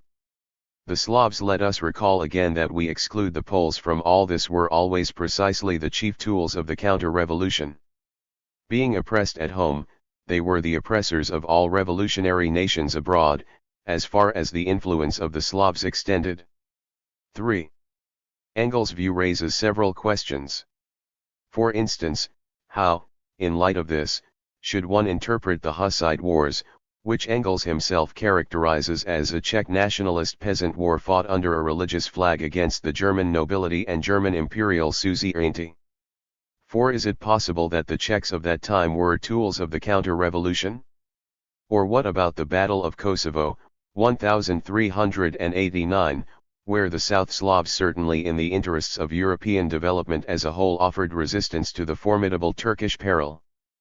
But most importantly, what revolution was it that the Slavs never joined, and for what counter-revolution did they serve as the chief tools? Evidently, both of these expressions are used here in a wider, historiosophical sense. The whole previous historical process is interpreted as a struggle between revolution and counter-revolution, which is the same as the struggle between civilization and barbarism, bourgeois society and feudalism, centralization and particularism.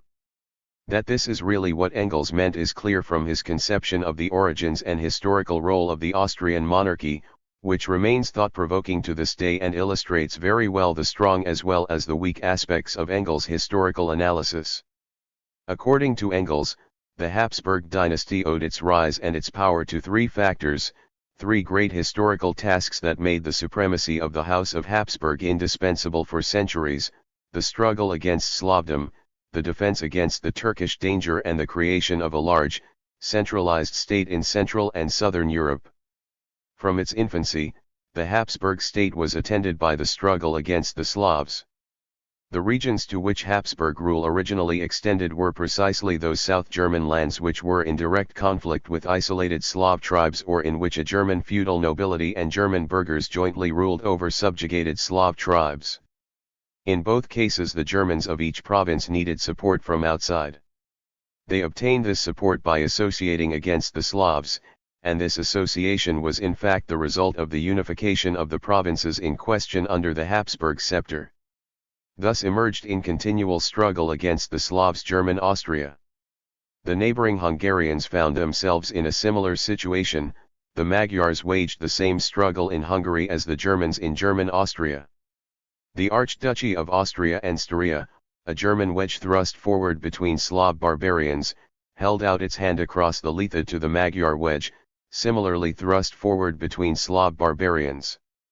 Just as the German nobility dominated and Germanized the Slav tribes to the south and north, in Bohemia, Moravia, Carinthia, and Carniola, and thereby drew them into the movement of Europe as a whole, so also did the Magyar nobility dominate the Slav tribes of Croatia, Slavonia, and the Carpathian lands. The alliance of the Magyars and the Austrian Germans was a necessity. All that was lacking was one great event, a fierce attack on both of them, in order to make this alliance indissoluble. This development occurred with the conquest of the Byzantine Empire by the Turks. The Turks, 106, threatened Hungary and in the second instance Vienna, and for centuries Hungary was riveted indissolubly to the House of Habsburg. 5. The defense of the Danube region and therefore of all of Christian Europe against the Turks was the second great historical task that fell to the lot of the Habsburg Empire. The Turkish invasion of the 15th and 16th centuries was the second edition of the Arabian invasion of the 8th century. The victory of Charles Martel was repeated again and again under the walls of Vienna and on the Hungarian plains. The whole development of Europe was threatened again at Wahlstatt by the Mongolian invasion, just as it had been at Poitiers. 6. In the face of this enormous task, the struggle against Slavdom receded into the background, all the more so now that the Slavic opponents of the Germans and Hungarians were themselves aspiring towards a union of the Danubian lands for protection against the Turks. And again, it was the Austrian monarchy alone that was equal to this task. After centuries of struggle, the Turks too were rendered powerless, and their empire became enervated and feeble. But while Austria was yet engaged in its fight with the Turks, a new historical task had arisen for which it had to be prepared. In order to subdue the Turks, Austria had to cripple the authority of the noble estates and become a modern, centralized state, but this transformation was impossible without encouraging the development of capitalism, capitalist manufactures, commerce and a modern system of transportation. On its part, the early capitalist development in the Danube region also demanded a state of great size with a unified, centralized administration. Insofar as Austria met these requirements, it was again progressive and even indispensable, in spite of its relative backwardness and the policy of the Habsburgs, who, once they had weakened the estates politically, became, more emphatically than any other dynasty, the representative of the feudal nobility against the burghers. 7. What, however, was the significance of this course of development for the Slavs of Central and Southern Europe? The first consequence was that the Slavic element was forced to retreat from much of its territory, and large regions that had originally been Slavic now underwent a complete Germanization. But this was not all. Because the Germans and Magyars advanced as a wedge, they divided Slavdom by a zone some 60 to 80 miles wide, 8 that separated the Slavs of the north from those of the south. The German element conquered the western part of Bohemia and penetrated on both sides of the Danube beyond the Lethe. The Archduchy of Austria, part of Moravia and most of Styria were all Germanized, and the Czechs and Moravians were thus separated from the Carinthians and Carniolans.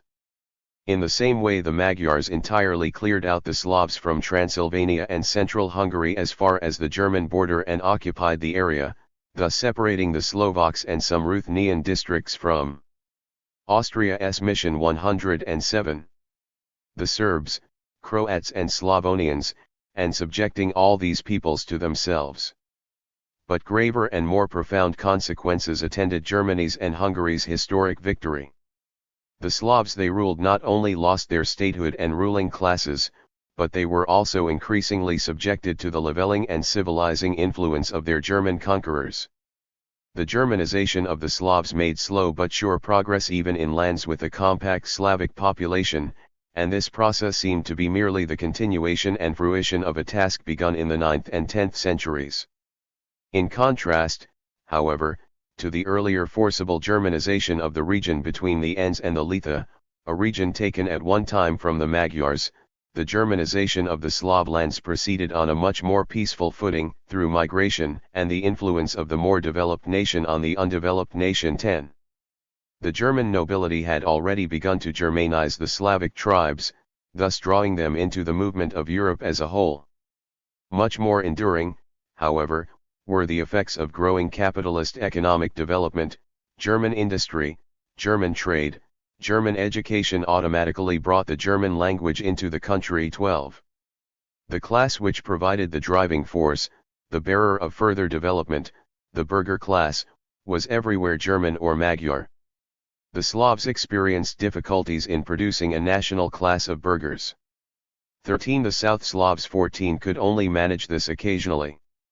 And with the burghers, industrial power, capital, was in German or Magyar hands, German culture advanced and the Slavs came under German domination intellectually as well, right down as far as Croatia.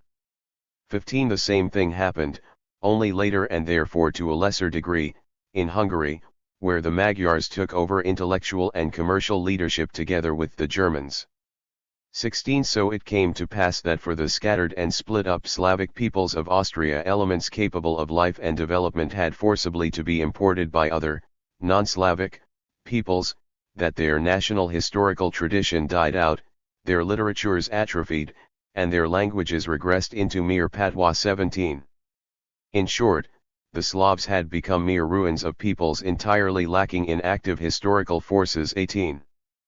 But what import did Engels attach to these historical events, which historical and especially political literature often interprets as manifestations of the millennial struggle between Teuton and Slav? And since a search for consequences motivated his historical excursus, just what consequences for the future did he draw from this delving into the past? 108. The best answer to these questions is a mordant formulation from one of his articles in the New York Tribune.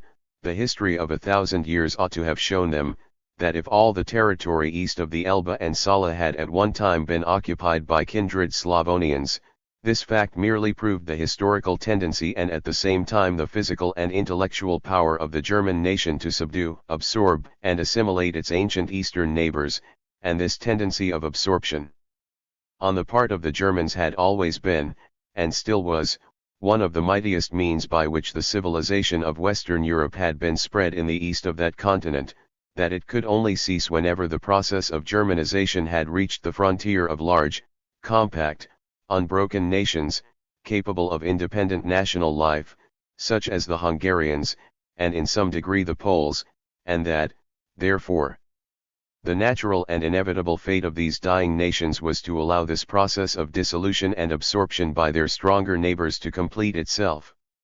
20. These lines tell us how we are to understand Engels' excursus into Austrian history. In his mind, unquestionably, the Habsburg struggle against the Slavic barbarians had been from the first and for 1,000 years thereafter not only historically inevitable, but also progressive. It was, as he wrote, one of the mightiest means by which the civilization of Western Europe had been spread in the east of that continent.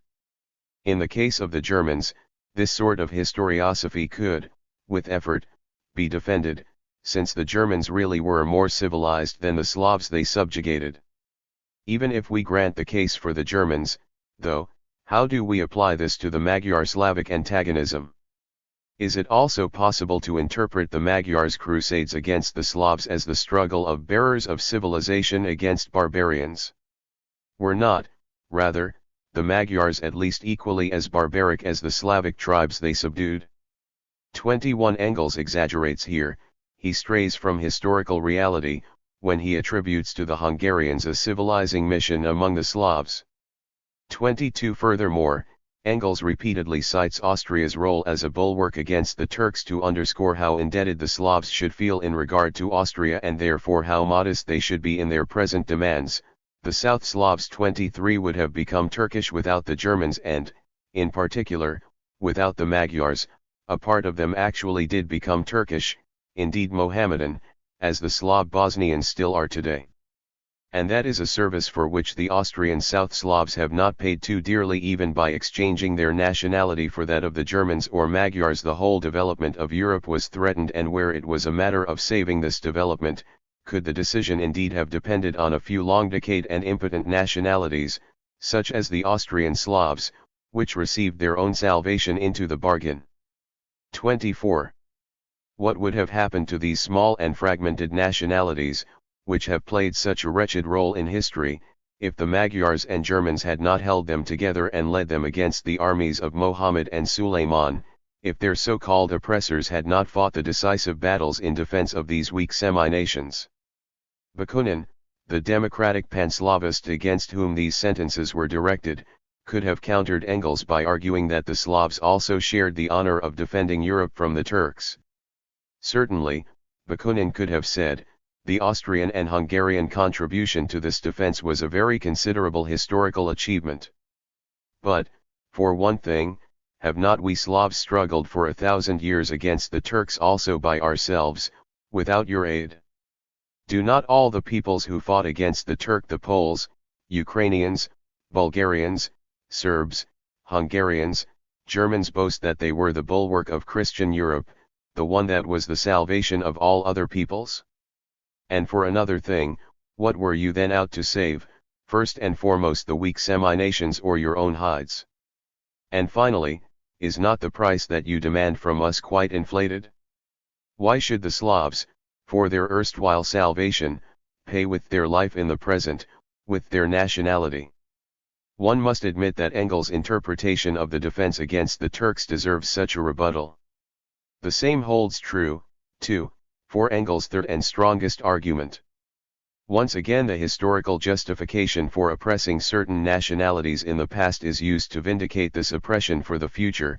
Was it not a crime, was it not an execrable policy that, at a time when great monarchies were a historical necessity throughout Europe, the Germans and the Magyars united all these small, crippled powerless nationalities into a great empire and enabled them to take part in a historical development which would have been entirely foreign to them had they been left to themselves? Naturally, that kind of thing cannot be accomplished without forcibly crushing the occasional sensitive specimen of national plant life.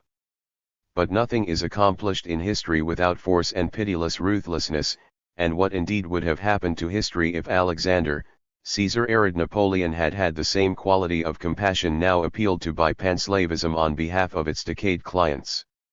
And are the Persians, the Celts, and the Germanic Christians not worth the checks, the Oguliners 27 and the Saresian EV** in Engels' opinion, the same law that made great monarchies a historical necessity during the waning of the Middle Ages also works, and with even more force than before, in the present. Now, however, as a result of the immense progress in industry, trade, and communications, political centralization has become a far more urgent need than it was in the 15th and 16th centuries. Anything which has yet to be centralized is being centralized now. And now the Panslavists come to us and demand that we should let these half-Germanized Slavs go free. 110. That we should abolish a centralization which is forced on these Slavs by all their material interests. In actuality, the Germans and Magyars would be in an extremely pleasant situation if the Austrian Slavs were put in possession of their so-called rights. An independent Bohemian Moravian state wedged in between Silesia and Austria and Styria, cut off by the South Slav Republic from the Adriatic and the Mediterranean, their natural trade outlets, eastern Germany torn to pieces like a loaf gnawed by rats. And all this would be out of gratitude for the pains the Germans have taken to civilize the obstinate Czechs and Slovenes, and to introduce amongst them trade, industry, a profitable agriculture and education. 2. Thus it is clear, writes Engels with irony, what immense and terrible crimes against the Slav nation, what national oppression of the Slavs, are laid to the charge of the Germans and Magyars. As far as oppression is concerned, the Slavs were no more oppressed than the mass of the Germans themselves were. 30. The crimes, then, consisted of delivering the Austrian Slavs from their original barbarism, saving them from the Turkish danger, and in spite of the Slavs' resistance making it possible for them to participate in European civilization. It appears, in short, Engels emphatically concludes, that these crimes of the Germans and the Magyars, are some of the best and most commendable of the deeds we and the Magyar people can pride ourselves on in the course of our history. These arguments sound so improbable and strange coming from Engels that one would sooner be inclined to ascribe them to the pre-socialist phase of his activity.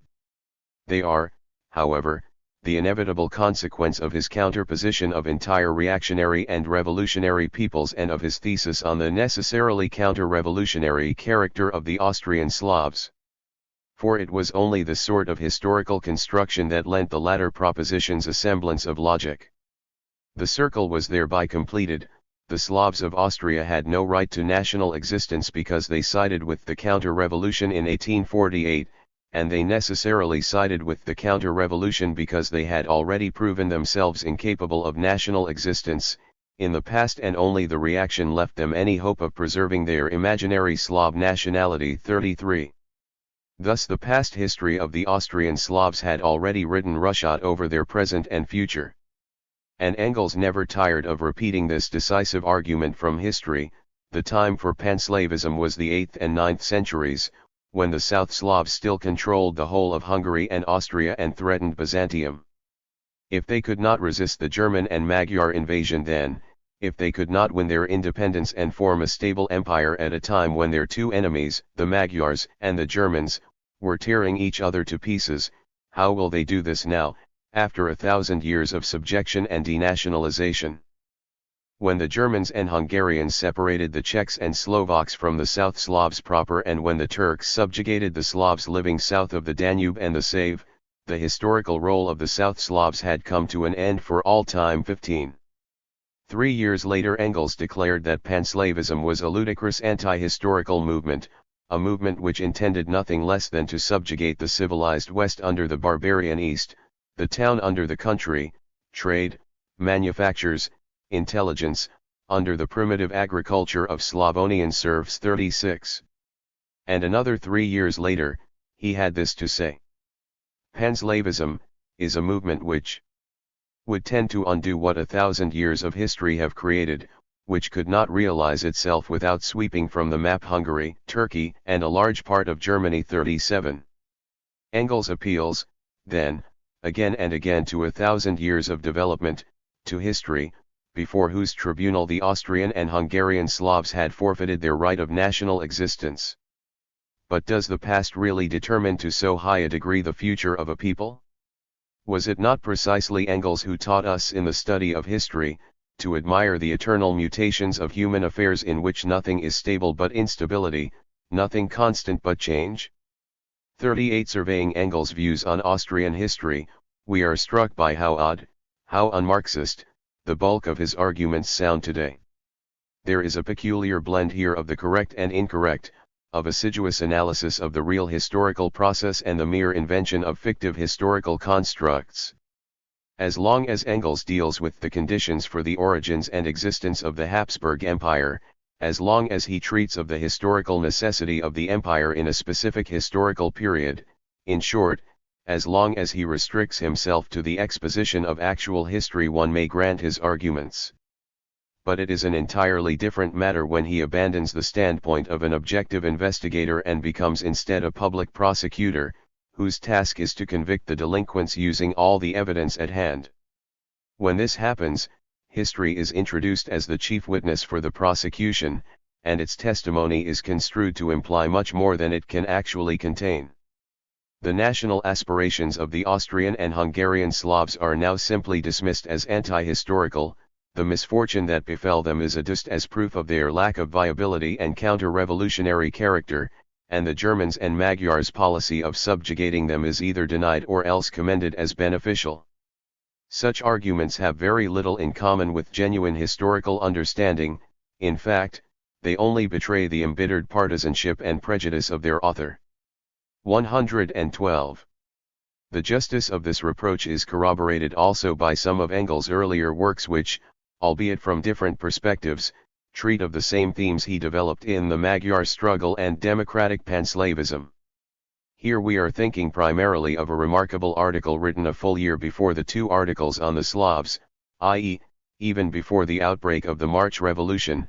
It bears the significant title "The Beginning of the End in Austria." 39. On what, he asks here, does the might, the tenacity, the stability, of the House of Austria rest? This checkered Austrian monarchy, scraped together by theft and by inheritance, this organized jumble of 10 languages and nations, this planless mishmash of contradictory customs and laws, how could it have survived to the present? The answer is this: when Italy, France, England, Belgium, North and West Germany one after another extricated themselves from feudal barbarism during the latter half of the Middle Ages, when industry was developing, trade expanding, the towns thriving and the burghers acquired political importance, one part of Germany lagged behind West European development. Bourgeois civilization followed the sea coasts and the course of the big rivers. The inland, especially the barren and impassable mountainous regions, remained the seat of barbarism and of feudalism. This barbarism was especially concentrated in the South German and South Slav inland areas. Protected by the Alps from Italian civilization and by the mountains of Bohemia and Moravia from that of North Germany, These inland countries had the additional good fortune of being the basin of the only reactionary river in Europe. The Danube, far from linking them with civilization, brought them into contact with a much more vigorous barbarism. Nonetheless, when the great monarchies developed in Western Europe in the wake of bourgeois civilization, the inland countries of the upper Danube likewise had to unite in a great monarchy. This was required if only for the needs of defense. Here, in the center of Europe, the barbarians of all tongues and of all nations associated under the scepter of the House of Habsburg. Here they found in Hungary a mainstay of solid barbarism. And if, in spite of this, the House of Habsburg supported the burghers against the aristocracy and the towns against the princes, it did so because this was the only condition on which a great monarchy was possible. It did not at all change the fact that the Austrian state was from the first the representative of barbarism, of reactionary stability in Europe. A dozen nations whose customs, character, and institutions were flagrantly opposed to one another clung together on the strength of their common dislike for civilization. Hence the House of Austria was invincible as long as the barbarous character of its subjects remained untouched. Hence it was threatened by only one danger: the penetration of bourgeois civilization. 113. But this sole danger was not to be averted. Bourgeois civilization could be warded off for a time, it could be temporarily adapted and subordinated to Austrian barbarism. But it was bound to overcome feudal barbarism sooner or later and shatter the only link which had held the most variegated provinces together. 40. In this essay Engels discusses the historic role of the Austrian imperial state and the conditions out of which that state emerged. But the view of Austria offered here differs widely from that expressed in the Magyar struggle and democratic panslavism. True, here too the Habsburg Empire with its German and Hungarian supremacy is recognized as a thoroughly necessary phase in the development of the Danubian lands.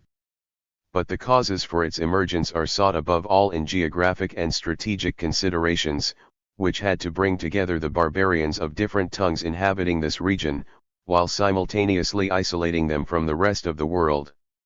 Here there is no mention of any civilizing mission of the Germans or of the Magyars, and there is nothing said either about ruins of peoples, who, so to speak, had to serve as fertilizer for other peoples' cultures.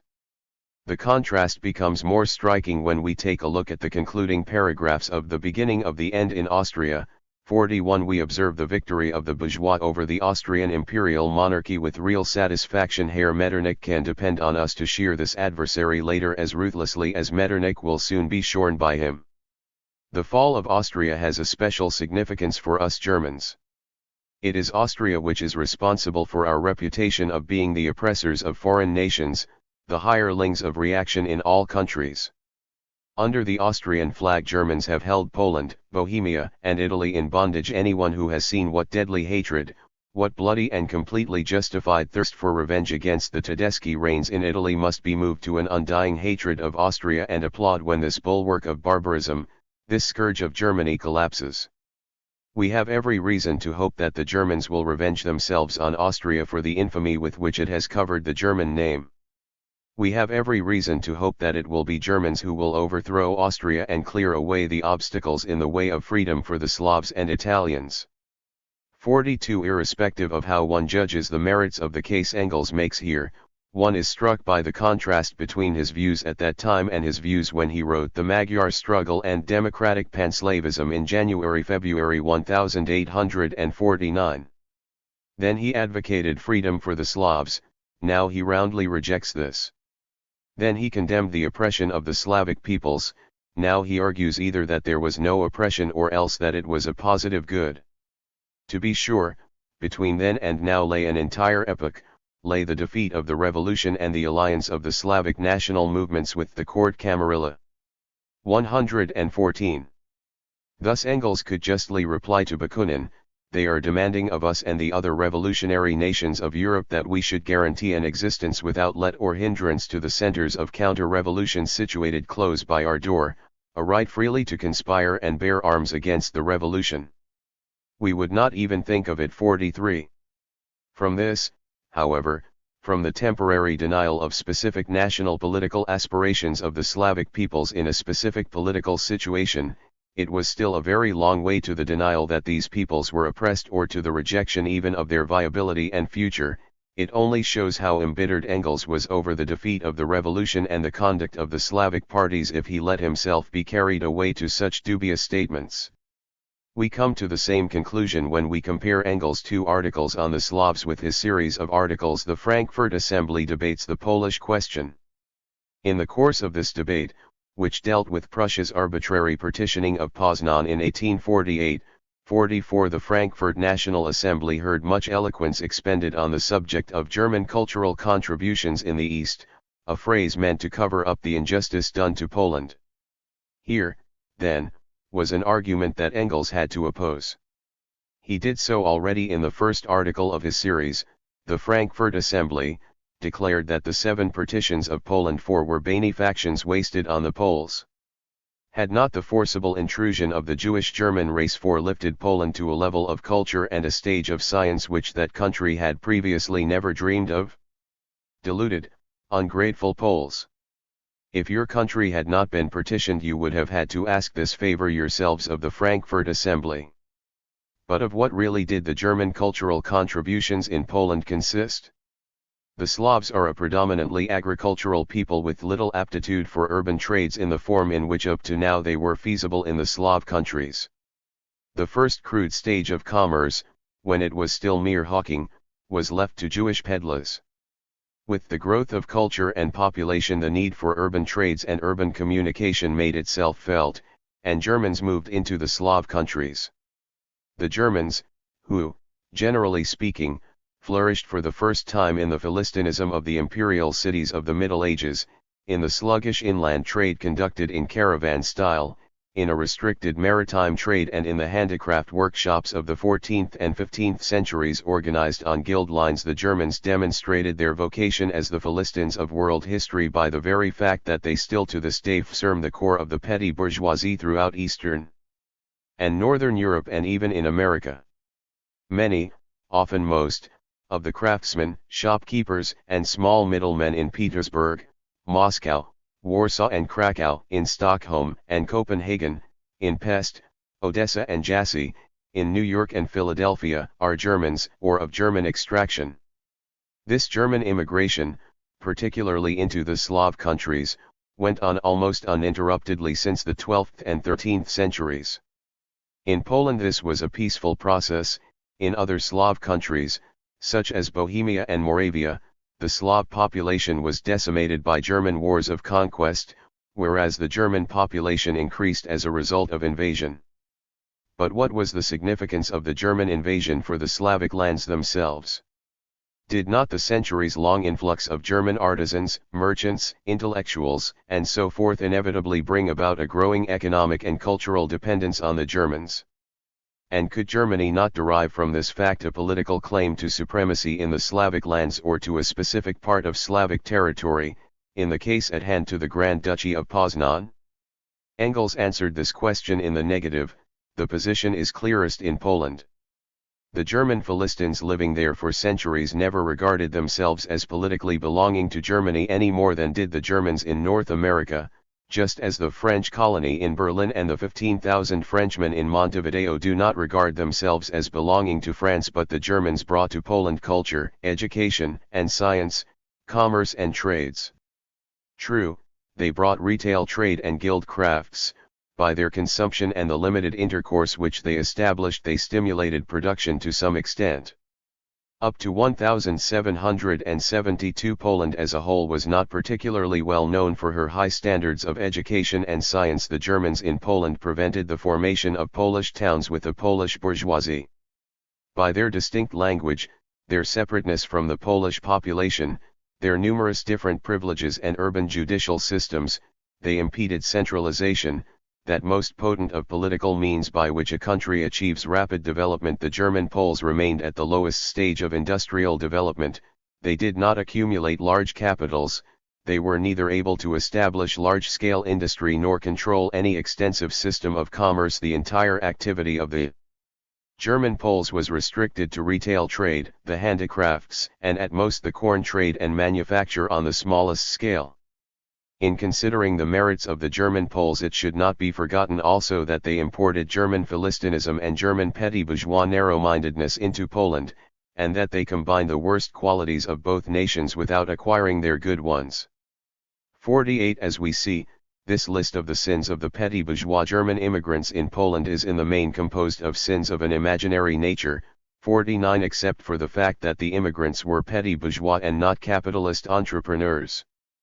But no one can give what he does not have, and for Polish conditions these petty bourgeois were capitalistic and progressive enough. But what is of interest to us here is how Engels within the course of 1 year subjects the same historical facts to 116. Divergent, indeed contradictory, interpretations. This refers not only to the German artisans and shopkeepers in Petersburg, Pest and Jassy, who are first introduced as wretched Philistines and then as eminent bearers of civilization, 50, but also and most peculiarly to the Polish Jews. We will deal later with the Neue Rheinische Zeitung's attitude towards the Jews. 51. Here it is enough to note that Engels' series of articles, The Frankfurt Assembly Debates the Polish Question, also contains very unpleasant passages on the Jews. This is how he wrote about the practice in official Prussian statistics of 1848, which simply included the Jews of the Grand Duchy of Poznan as part of the German population. The unexpected sympathy and recognition which Polish Jews have lately received in Germany has found official expression. Maligned wherever the influence of the laissez-faire extends as the very incarnation of haggling, avarice and sordidness, they have suddenly become German brethren. With tears of joy the honest German presses them to his bosom, and Herr Stenzel lays claim to them on behalf of the German nation as Germans who want to remain Germans. Indeed, why should not the Polish Jews be genuine Germans? Do not they, and their children from the earliest years, speak German at home? And what German at that?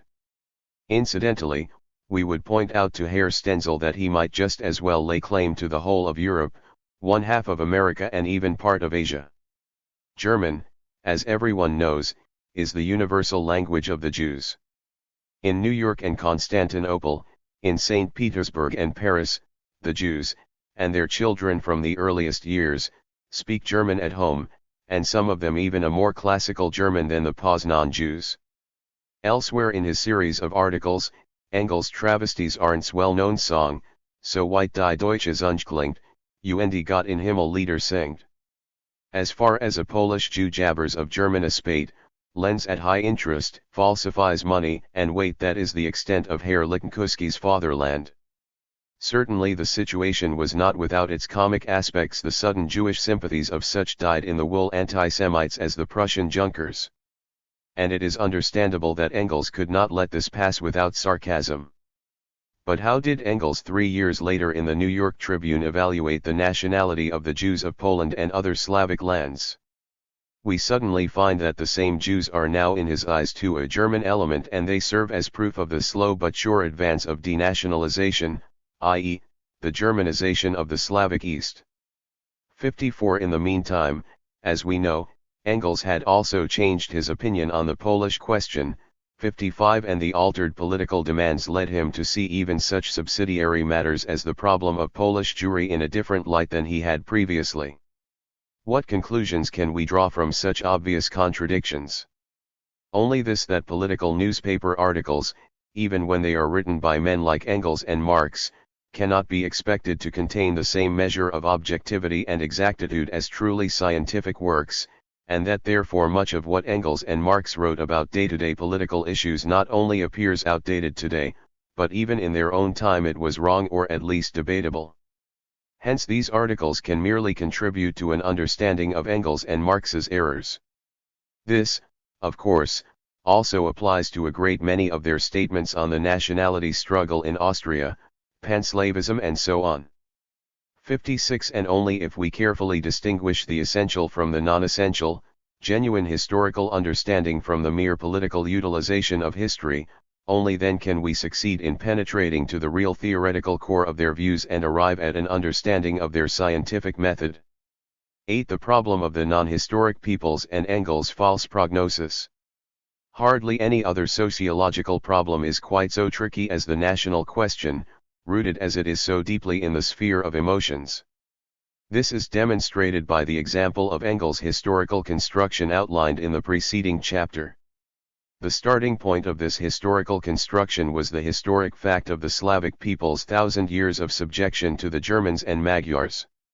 We would look in vain for an authentic, materialist explanation of this fact, unless we were to accept as such his reference to the physical and intellectual power of the German nation 1 or to the greater vitality and energy 2 of the Hungarians.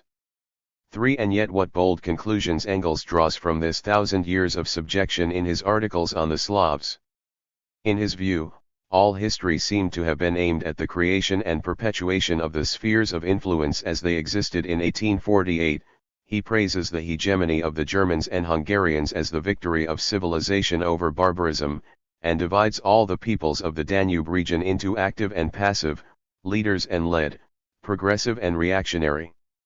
He then arrives at the amazing conclusion that in Austria, the Germans and the Magyars have assumed the historical initiative, in the year 1848 as in the previous 1,000 years. They represent the revolution. By contrast, the Slavs, who have trailed behind the Germans and Magyars for 1,000 years, only rose up to establish their national independence in 1848 in order to suppress the German*Magyar revolution at the same time. They represent the counter-revolution. The role of the individual peoples of Austria in the revolution of 1848–49 was thus merely a continuation of the role they had been playing for 1,000 years, and although the historical stage was constantly changing, the actors and the cast of characters remained ever the same. Also, if the Slavs of the Danube region had hitherto always been the anvil and never the hammer, if for the past 1,000 years they had to be pulled in tow by the Germans and Hungarians, was this not proof that these peoples had no more national vitality and therefore were not only non-historic but even historically unviable? And furthermore, was it not clear that the inevitable fate of these dying nations could only be to allow this process of dissolution and absorption by their stronger neighbors to complete itself?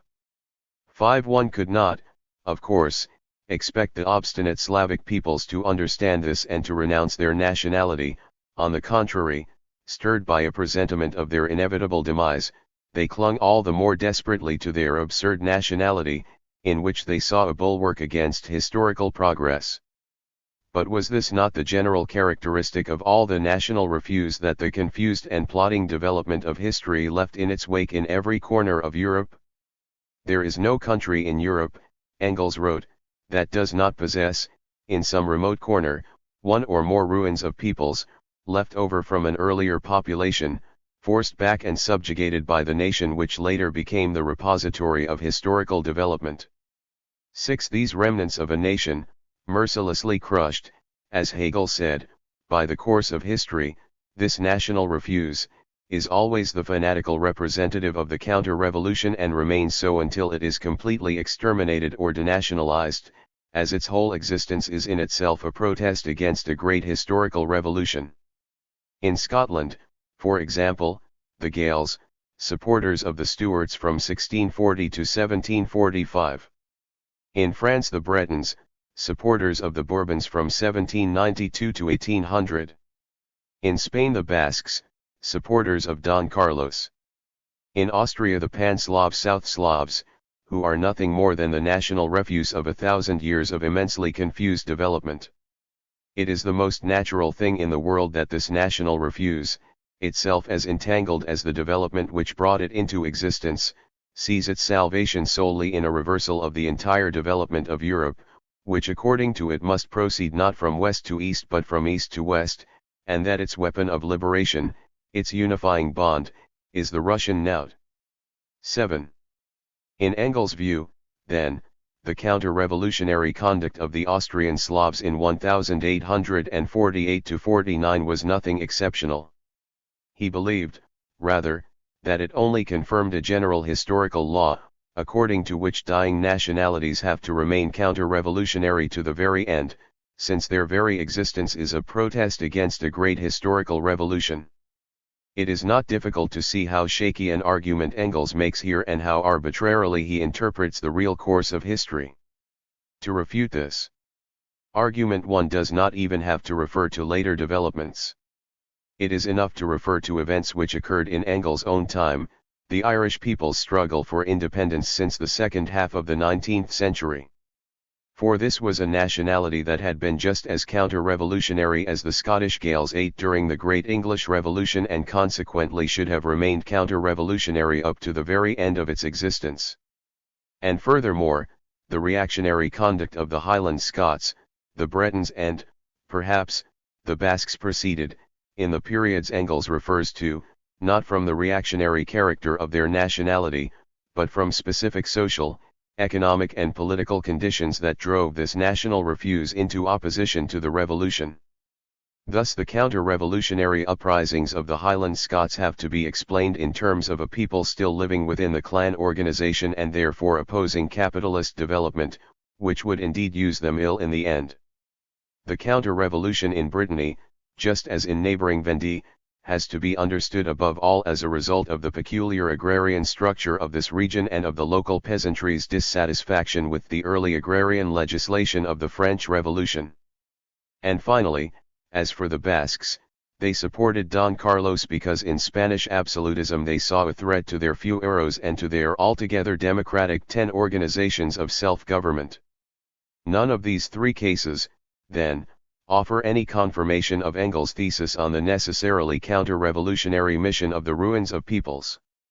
Once again we are dealing with an arbitrary historical construction, intended in the first place to prove that the Austrian Slavs too, just like the Gaels and Bretons, were only national refuse and that their reactionary role in the revolution of 1848–49 could only point to the impending demise of these peoples. And precisely this is the hidden motive behind Engels' analysis. In summarizing his arguments, Engels says, at first the year 1848 brought the most frightful confusion to Austria, by momentarily freeing all these different peoples who had hitherto been in thrall to each other through Metternich's agency. Germans, Magyars, Czechs, Poles, Moravians, Slovaks, Croats, Ruthenians, Romanians, Illyrians 12 and Serbs all came into conflict, whilst the individual classes within each of these nations also fought each other.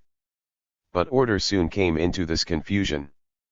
The disputants divided into two huge armed camps. On one side, the side of revolution, were the Germans, Poles, and Magyars; on the other side, the side of counter-revolution, were the others, i.e., all the Slavs with the exception of the Poles, plus the Romanians and the Saxons of Transylvania. Then Engels asks, what is the origin of this line of separation according to nationality? On what facts is it based? This is his answer: it corresponds to the whole previous history of the peoples in question. It is the beginning of the decision on whether all these great and small nations will live or die. The whole previous history of Austria up to the present day is a demonstration of this, and the year 1848 has confirmed it. Amongst all the nations and nationalities of Austria there are only three bearers of progress, which have actively intervened in history and are still capable of independent life: Germans, Poles, and Magyars. They are therefore revolutionary now. The next mission of all the other great and small peoples is to perish in the universal revolutionary storm. They are therefore now counter-revolutionary. In other words, the history of the Danube realm over the past 1,000 years not only reveals the ultimate cause of the nationality struggle in Austria in 1848–49, but it also turns out to be the touchstone of the viability of these nationalities, a signpost to their future. Only the historic, i.e., politically active, nations, the Germans, Hungarians, and Poles, retain yet the capacity for independent life, and therefore they act in a revolutionary way. The Slavs, on the other hand, are necessarily counter-revolutionary. They have never yet had a political life of their own, and they never can have one in the future. History itself has announced the final, decisive verdict on them. Engels is so thoroughly convinced of the finality and irrevocability of this verdict that he even risks offering this axiomatic statement: we repeat, apart from the Poles, the Russians, and at most the Slavs of Turkey. 14. No Slav people has a future, for the simple reason that all the other Slavs lack the primary historical, geographical, political, and industrial conditions for a viable independence. And he continues, peoples which have never had a history of their own, which come under foreign domination the moment they have achieved the first, crudest level of civilization, or are forced onto the first level of civilization by the yoke of a foreigner, have no capacity for survival and will never be able to attain any kind of independence. And that has been the fate of the Austrian Slavs. 15. This is Engels' false prognosis, so ruthlessly denied by the subsequent course of history. It constitutes perhaps the most serious theoretical error of his articles on the Slavs. The geographical, political, and industrial impediments to the Slavic movements for independence will be discussed in the next chapter. Here it is enough to say that, however significant these other impediments seemed to Engels, he nonetheless felt they were of less importance than the historical conditions for independence. For this reason we first of all, 128. Have to examine his historico-philosophical conception of peoples without history. It is obvious that this concept was untenable from the outset and that it stood in contradiction to the materialist conception of history which Engels himself helped create. For instead of deriving the essence of the nationality struggles and national movements from the constantly changing material conditions and class relations of the peoples involved, the concept of non-historicity offers as its ultima ratio the notion of national viability, which smacks of metaphysics, explains absolutely nothing and is altogether like Molière's dormitive virtue of opium. It seeks the criterion for national viability in past history. Unwittingly, it conforms to the ideas of the historical school of law, derided by Marx, 16, which sanctifies today's and tomorrow's oppression by the oppression of yesterday. The concept, however, seemed to provide an excellent weapon to use against the enthusiastic illusions of the Slavs. How could the Slavonic visionaries 18 confront this argument? How could they deny the testimony of history which seemed to speak so unequivocally against them? What could they say in response to Engels' derisive argument, and which nations are supposed to head this great Slav empire? Precisely those which have been scattered and split up for 1,000 years, for which elements capable of life and development had forcibly to be imported by other, non-Slavic peoples, and which were saved from succumbing to Turkish barbarism by the victorious arms of non-Slavic peoples.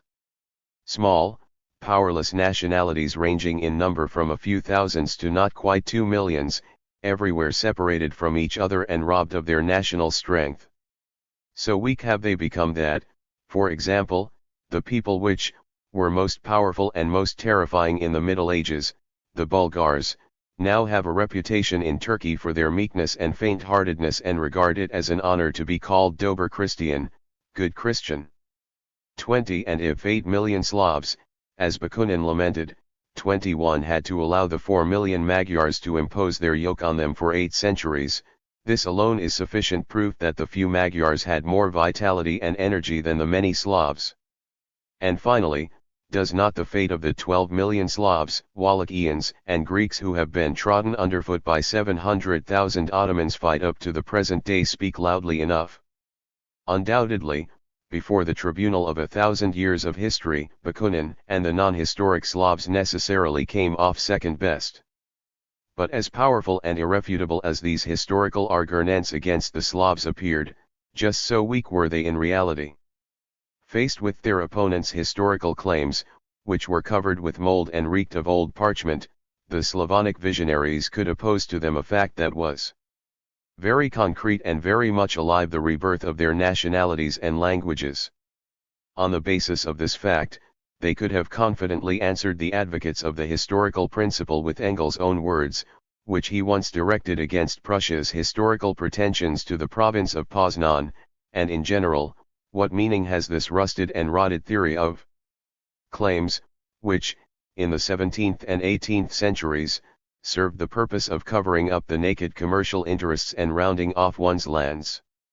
What meaning can it have in 1848 when the bottom has been knocked out of all historical justice and injustice? 23. Why should it concern us, the Slavs could say, If in some bygone era, in which the nobility was generally the decisive class in society, the Magyar nobility, thanks to a specific geopolitical situation, demonstrated more vitality and energy than, say, the Croatian nobility.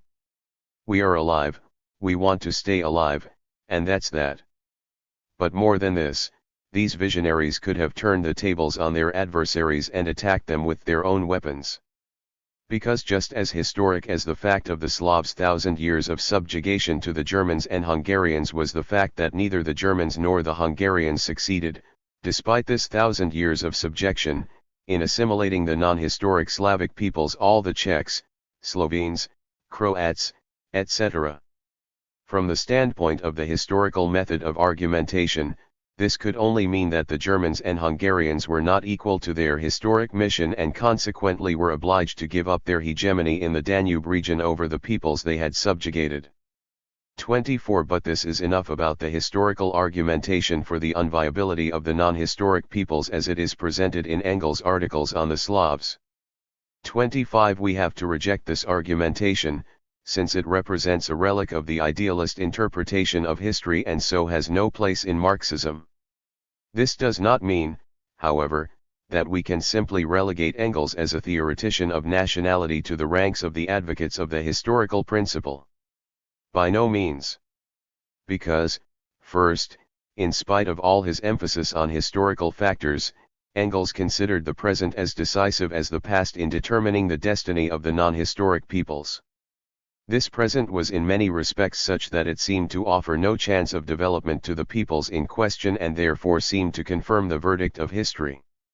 Secondly, though Engels was immoderate in his praise of the consequences of the historical process and greatly exaggerated their significance in the case of the Slavs, this was not because he wanted to call a halt to the evolution of society, but because he wanted to propel it forward. In his own impetuous way he believed that these consequences anticipated what he regarded as the next task of history, the abolition of all particularism, the fusing of Europe's population into ever greater political and economic units. Everything that could help accomplish this end was to be welcomed, everything that threatened to do away with the already existing centralization in favor of new particularisms had to be rejected as reactionary and 130. Anti-historical. The closer Engels thought he was to the longed-for socialist transformation of society, the shorter the lifespan he was ready to allot to capitalism, the more he overestimated the tempo of historical evolution, the more decisively he rejected national particularism. This and only this made Engels hold fast to the consequences of the historical process. The theory of historic and non-historic peoples is by now long dead, and no one would want to revive it. Today it only remains for us to explain how a materialist thinker of Engels' stature could have propounded this particular theory. We first have to note what a striking resemblance it bears to Hegel's theory of history. In Hegel's view, world history represented the dialectic of several national minds, each of which is appointed to occupy only one grade, and accomplish one task in the whole deed, i.e., of the realization of the mind, 26, so as to let another world historical national mind take its place. However, not all peoples were allotted this task, but only those which were capable, thanks to their natural and spiritual abilities, to create a powerful political system that could help them carry out their will at home and abroad. Only such peoples were the bearers of historical progress. Peoples, on the other hand, who were unable to establish a state formation or who had the misfortune to lose their state for a long period of time were non-historic. Their sole destiny was to become subject to other peoples and finally to be absorbed by them. 21-28 Hegel certainly considered the Slavic peoples of Germany, Austria, and Turkey to be among those doomed to destruction, although he only expressly referred to the Bulgarians, Serbs, and non-Slavic Albanians as broken, barbaric remnants. 29. This, then, was Hegel's dialectic of national minds. 30. Passing judgment on it today requires little effort, but it is all too easy to forget that, in spite of all its metaphysical arbitrariness, this represented the first attempt to master intellectually the apparent chaos of historical events and to comprehend human history as a developmental process that made sense and followed its own laws. This explains why Hegel's contemporaries and disciples were so fascinated by precisely this doctrine. 31 But even this grand attempt to comprehend world history as a whole and the separate peoples as its organs 32 could only retain validity as long as one had to be satisfied with the idealist interpretation of social processes, as long as it was not recognized that the real motive force in human history had to be sought in the evolution of the material forces of production and the class struggles resulting from it. With the emergence of Marx and Engels' materialist interpretation of history, Hegel's national minds were dismissed forever 33 and could only continue a minimal existence in textbooks of philosophy. But how is it to be explained that a year after the Communist Manifesto we unexpectedly come across the reappearance of these national minds in the Neue Rheinische articles on the Slavs? Did this Hegelian reminiscence not bother the paper's editors? Or were there perhaps other, exoteric factors that led them to hold on, in spite of everything, to the traditional view? So once again 34 we have to look at the situation of the German left in the revolution of 1848–49. As things were, this revolution could only at first bring to power the German bourgeoisie and the Hungarian and Polish nobility allied with it, and their victory necessarily implied increased national oppression for the non-historic Czechs, Slovaks, Slovenes, Croats, Serbs, Romanians and Ukrainians. The German left found it impossible to remove this objective barrier to the revolution and to attempt to reconcile irreconcilable contradictions. Instead, it was compelled to take the actual situation into account and to declare the peoples rebelling against the hegemony of the German bourgeoisie and the Hungarian and Polish nobility natural enemies of the revolution.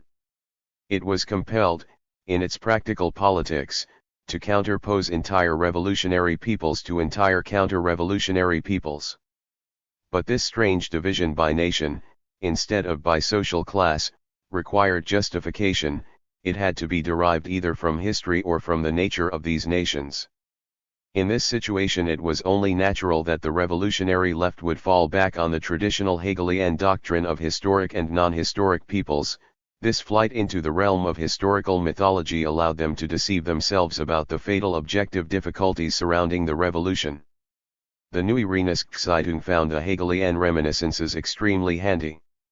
It is our belief, then, that Engels' theory of the non-historic peoples has to be explained in terms of the objective situation of the Central European Revolution of 1848–49. The same cause, in our opinion, also explains the later fate of this theory, the tenacity with which Engels persevered for decades in his conviction of the inevitable demise of the Austrian Slavs, in spite of facts that ever more clearly contradicted this. Even in the 1860s, 1870s, and 1880s, his conception of the imminent Central European Revolution remained basically the same as in 1848. He imagined it as an essentially German revolution that would have to solve the same problems as before, with the same allies as well as the same enemies. It is no wonder, then, that even later Engels held fast to his original interpretation of the nationality problem and continued to make the distinction between great, historically progressive nations and unviable, non-historic ruins of peoples the cardinal point of his politics on the national question. 35. 132. In 1859 he wrote, "No one would venture to say that the map of Europe has been drawn once and for all. But all changes, in so far as they are to be durable, must proceed, in the main, from the principle that the great and viable European nations be ever more endowed with their authentic, natural borders, determined by language and sympathy. At the same time, the ruins of peoples, which are still found here and there and which are no longer capable of national existence, should remain incorporated into the great nations and either be dissolved in them or else remain as ethnographic monuments, without any political significance." 36. We learn which ruins of peoples Engels probably had in mind here from some very characteristic passages in a series of articles he published in the Commonwealth in 1866. There is no country in Europe where there are not different nationalities under the same government.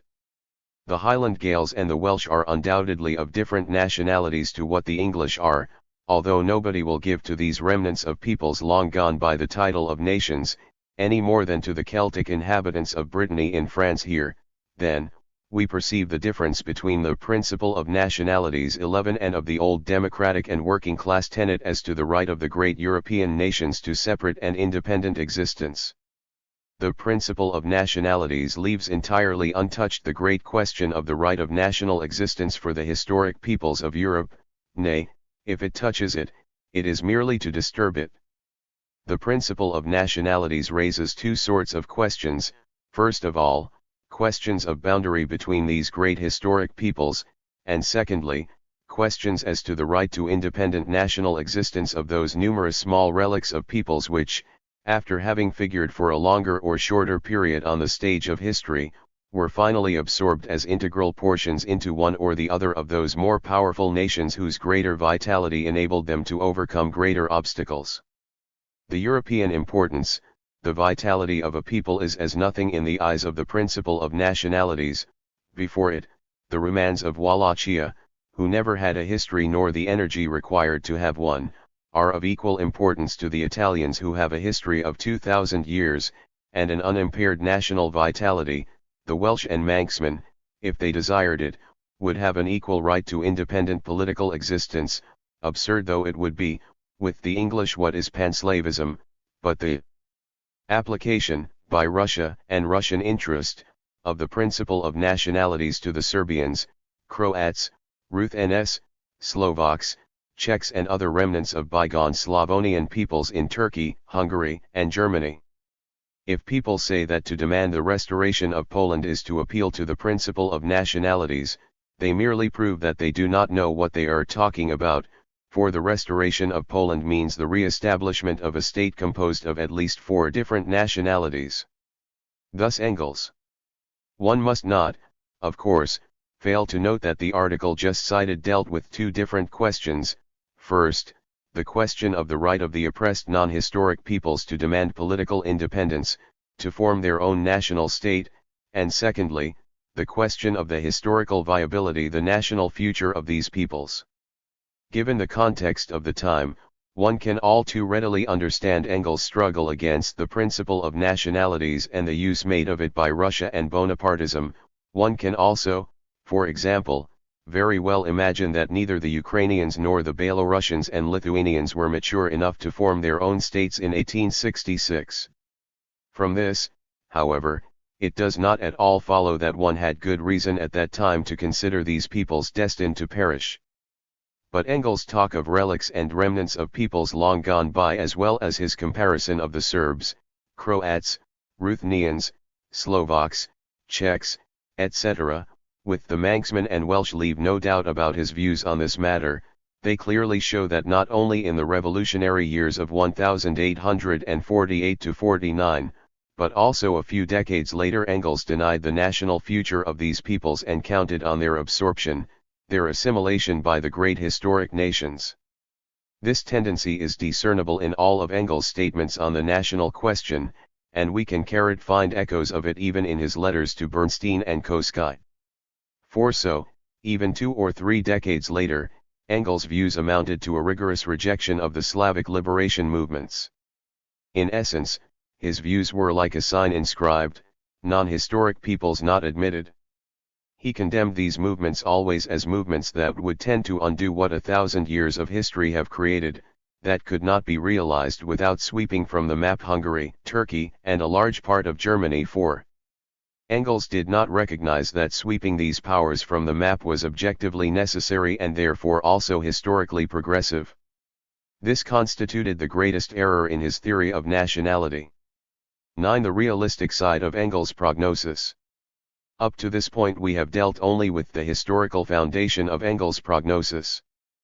But in addition to this more or less speculative aspect, his prognosis also had its realistic side, which applied to the contemporary situation of the Slavs and their national movements.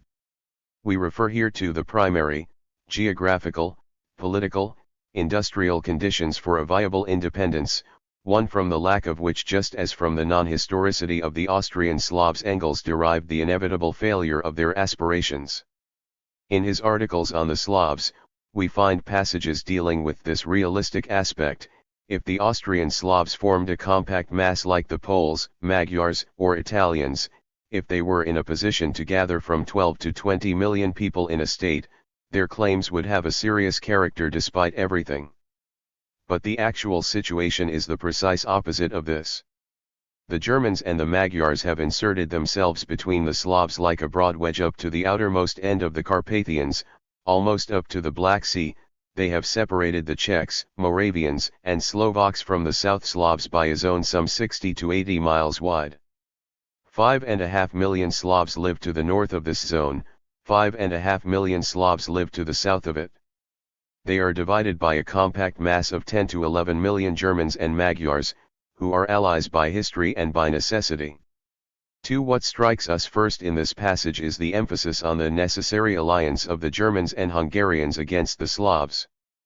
3. This certainly very strange method of argumentation results from his preceding historical analysis, in which he interpreted the struggle between the Germans and Hungarians, on the one hand, and the Slavs, on the other, partly as a struggle between hostile races. 4-5 But aside from this, his argument here is very weak, because the Austrian Slavs in 1848 and later by no means aimed at establishing a unified Slavic state stretching from the Adriatic to the giant mountains. Instead, following their healthy national egoisms, they only strove for the creation of their own individual national states. Engels himself felt the weakness of his argumentation, and so posed the question, but why shouldn't the 5.5 million Czechs, Moravians, and Slovaks be able to form a state? And the 5.5 million South Slavs, together with the Turkish Slavs? This was his answer: inspect the distribution of the Czechs and their linguistically related neighbors on the first linguistic map you find. They are inserted into Germany like a wedge, but they are gnawed at and forced back on both sides by the German element. A third of Bohemia speaks German. There are 17 Germans to every 24 Czechs in Bohemia. And it is precisely the Czechs who are to form the nucleus of the intended Slav state, for the Moravians are just as heavily mixed with Germans, the Slovaks with Germans and Magyars, and moreover they are entirely demoralized as far as nationality is concerned. What a Slav state, which would be ultimately dominated by the German bourgeoisie of the towns. So much for the Czechs and Slovaks. The situation of the South Slavs too appeared no less hopeless to Engels. Here the first item for consideration is his geographical argument. Engels writes, the Slovenes and Croats cut off Germany and Hungary from the Adriatic, and Germany and Hungary cannot allow themselves to be cut off from the Adriatic, owing to geographical and commercial necessities which are admittedly no obstacle for Bakunin's imagination, but which exist all the same and are just as much matters of life and death for Germany and Hungary as the Baltic coast from Gdansk to Riga is for Poland. 7. And where the existence of great nations and the free development of their resources is at stake, nothing will be decided by such sentimental factors as deference to a dispersed Germans or Slavs. Not to mention the fact that these South Slavs are similarly mixed up with German, Magyar, and Italian elements, that here too the projected South Slav state breaks up into disconnected fragments with the first glance at the language map, and that, at best, the whole state would be delivered into the hands of the Italian bourgeoisie of Trieste, Rijeka, and Zara, and the German bourgeoisie of Zagreb, Ljubljana, Karlovac, Zemun, Pančevo, and Bela Crkva. Engels concludes his arguments by asking, but couldn't the Austrian South Slavs link up with the Serbs, Bosniaks, Morlaksate and Bulgars? His answer is that the mutual antipathy of the Turkish and Austrian Slavs eliminates the possibility of establishing a common state for them both. 9. 140. Thus Engels. Here we still have to mention his references to the lack of a national historical tradition among the Austrian Slavs and to the character of their languages as mere patois, and that is all that can be found in his articles about the geographic, political, industrial and literary conditions for a viable independence for these Slavs. It is really not much, and his arguments are of very uneven value. We no longer need to deal with his views that the Adriatic Sea is indispensable to Germany and that neither Germany nor Hungary would tolerate the forcible detachment and independent establishment of the Slavs' small and unviable independent states. 11. We can also pass up his greatly exaggerated assertion that the South Slav regions are so mixed with linguistically foreign elements that a South Slav state would have to break up into disconnected fragments. Very strong, by contrast, are his arguments against the creation of a Czech state. A glance at the language map really is all it takes to recognize the extremely precarious geographical position of the Czech nationality, which is situated in the middle of Germany. In the case of the Czechs, then, Engels' geographical argument is fairly plausible. It is not for nothing that we constantly find this argument in later political literature as well, up until the collapse of Austria-Hungary.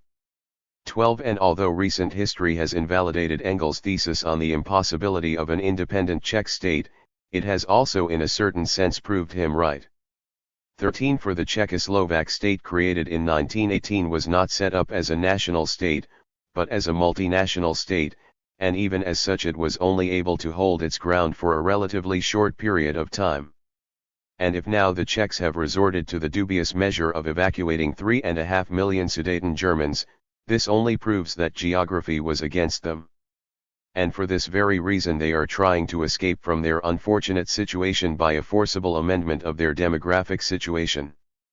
Engels makes an even stronger and more important case when he refers to the undeveloped class structure of the Austrian Slavs, when he asserts that even if these peoples did establish their own national states, it would not be the Austrian Slavs who ruled these states, but rather the German bourgeoisie in the cities. This argument hits the nail on the head. In actual fact, the Slavs of Austria could not achieve state independence as long as they had not developed their own national bourgeoisie and their own proletariat, as long, that is, as they remained purely peasant peoples. Engels, however, was far from considering the possibility that the class structure of the non-historic Slavs might change. On the contrary, he was convinced that the advance of capitalism would bring about the final Germanization of the Slavic cities and, in the longer run, of the Slavic hinterland as well. In this respect, Engels' false prognosis must be considered the first theoretical formulation of the sentiments which long prevailed among the German cadres of the urban proletariat in the West Slavic lands. Such sentiments inevitably emerged wherever the unevenness of historical development had led to a temporary denationalization of the cities and to the emergence of linguistically and ethnically foreign islands within the territory of the non-historic peoples. It is therefore no accident that we constantly run across similar false prognoses also in the later history of the workers' movement. As late as 1887, for example, Koski wrote this about the Czech question: the fanatic opponents of German, those to whom ignorance of this language appears to be a national virtue, are the young Czechs, the representatives of the peasantry and the petty bourgeoisie. For this milieu, indeed, the knowledge of German is not an economic necessity, but the peasantry and the petty bourgeoisie are destined to die out, together with the language they speak. The more these strata recede into the background and the more capitalism develops, the less important economically will Czech become and the more important will German become. Any attempt to impede the progress of the German language in Bohemia must ultimately amount to an impeding of this land's economic development. The advancement of the Czech nationality hardly signifies any longer the advancement of economic development.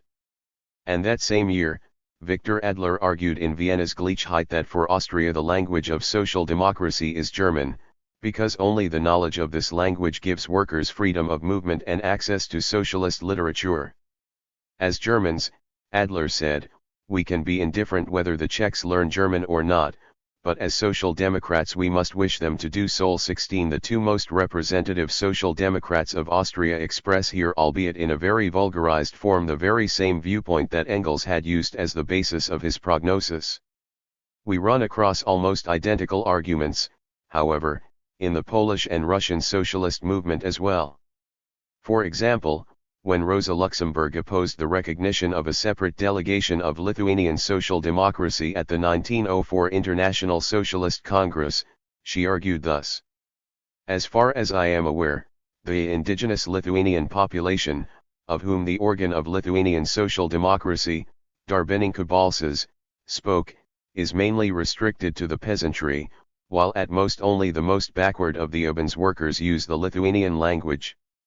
And she ridiculed the presumption of the Lithuanian Social Democrats, who championed the creation of an independent Lithuanian republic. Why not at the same time create an independent Samogitian Seven Republic too, exclusively, of course, in the interests of the proletariat? 18. The views of Russian social democracy did not differ. Plekhanov's Circle in Geneva, for example, published a brochure entitled The Blind Alley of Ukrainian Socialism in Russia. 9. The author considered the Ukrainian movement to be a superfluous, utopian invention. 142.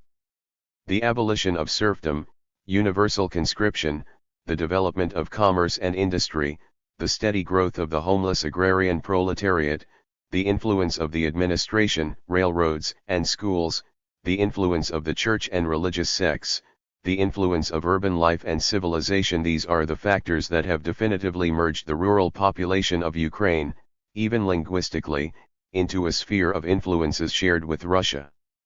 20. Without doubt, this curious brochure expressed sentiments and prejudices that retained their hold on Russian socialists for a very long time. For just how long a time is best demonstrated by the events of the October Revolution. In the 1920s, the leader of the Communist Party of Soviet Ukraine still advocated openly the so-called theory of the struggle of two cultures. This was the Ukrainian Party's secretary, Dmitry Ilobed. The essence of his peculiar theory was this: in Ukraine urban culture is Russian, Ukrainian culture is rural. The proletariat has an urban, Russian culture. The future belongs to the proletarian culture, i.e. to the urban culture, i.e., to Russian culture.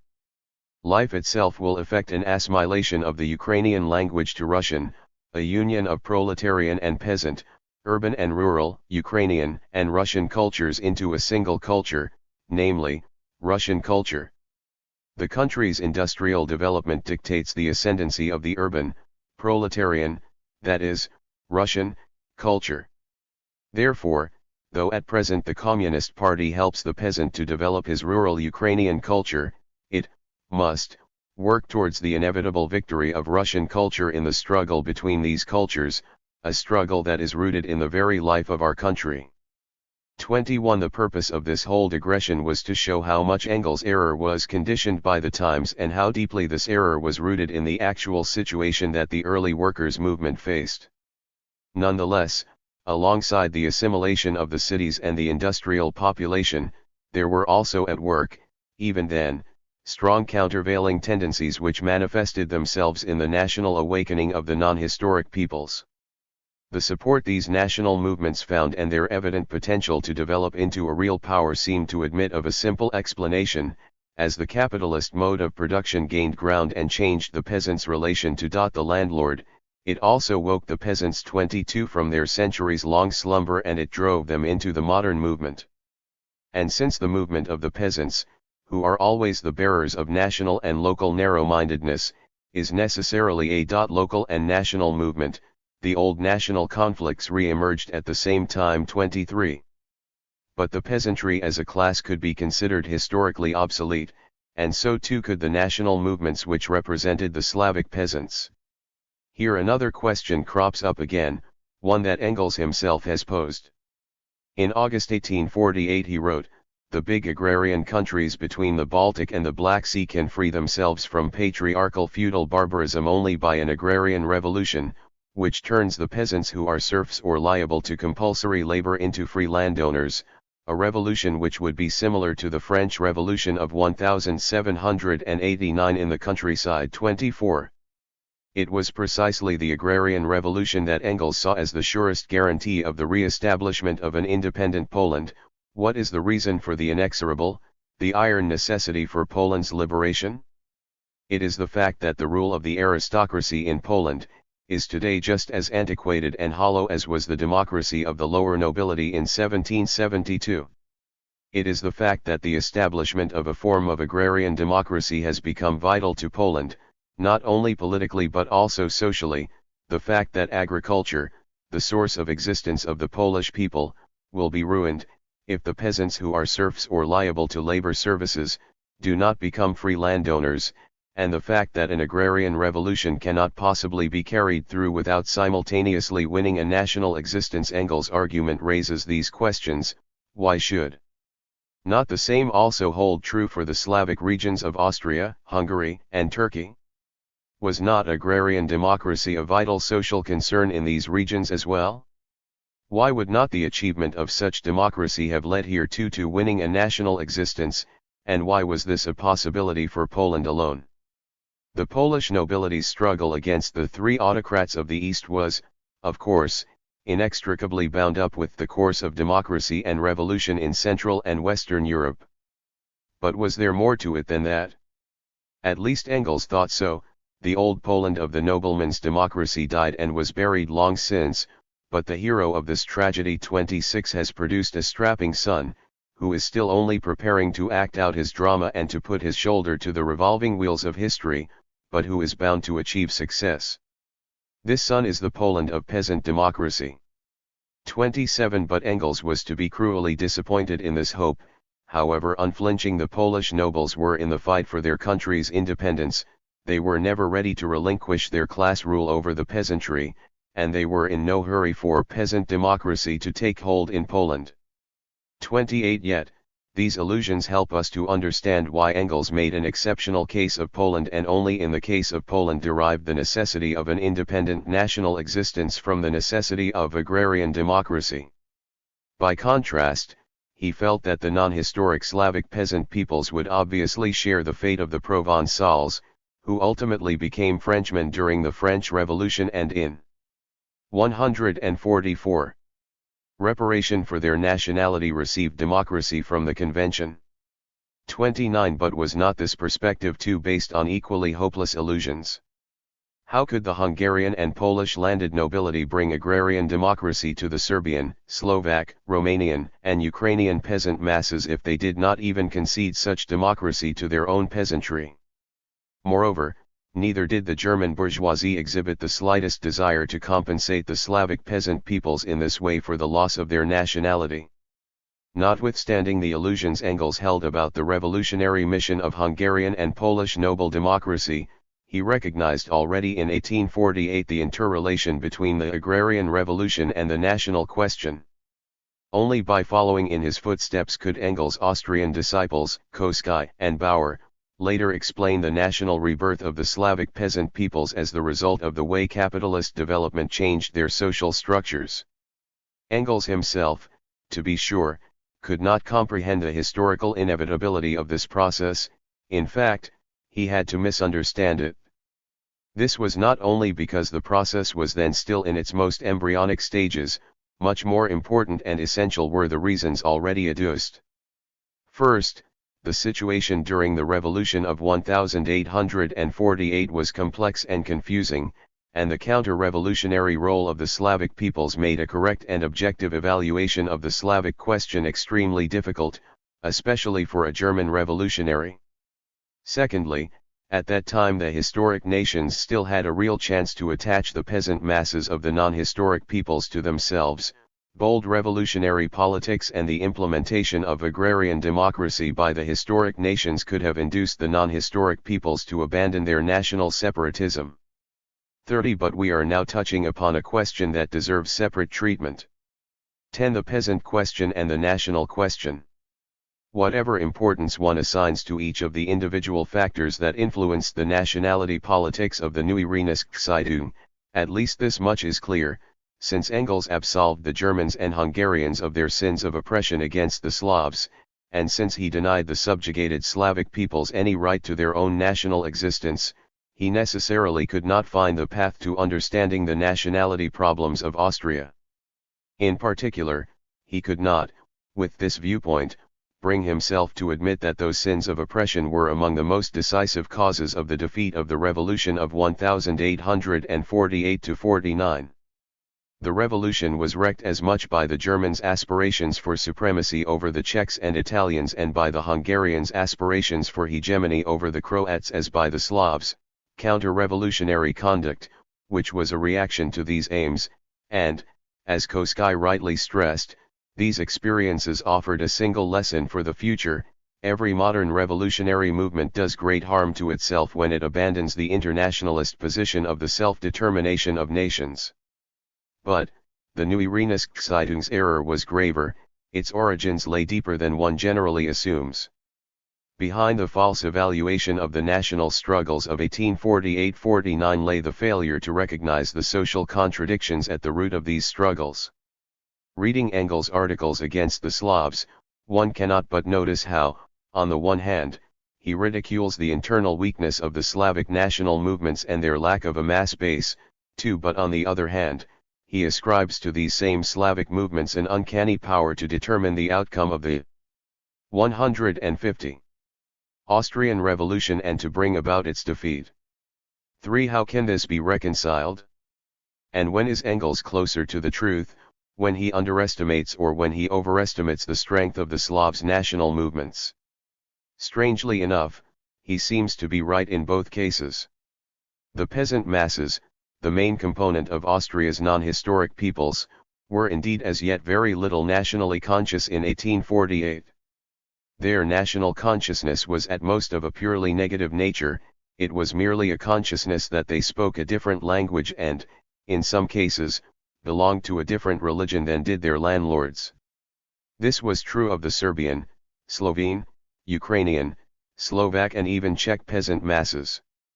But the Polish peasants of Western Galicia were also so remote from a Polish national consciousness that they did not even want to be called Poles and used this name only in reference to the hated landlords and their dependents as well as in reference to the urban bourgeoisie and intelligentsia. For it is therefore absolutely true that in 1848-49 the national movements of the Slavs were restricted to a thin stratum of intellectuals and petty bourgeois and lacked a mass constituency among the people itself. In this, Engels made no mistake. He was also on the whole correct when he maintained that the Slavs of Austria in 1848 fell in as one man under the banner of counter-revolution and thereby contributed greatly to the defeat of the revolution. However, these Slavs acted as they did not out of national motives, but out of social motives, because they believed and for the most part, not without good reason that the spokesmen of the revolution were those who had hitherto oppressed them.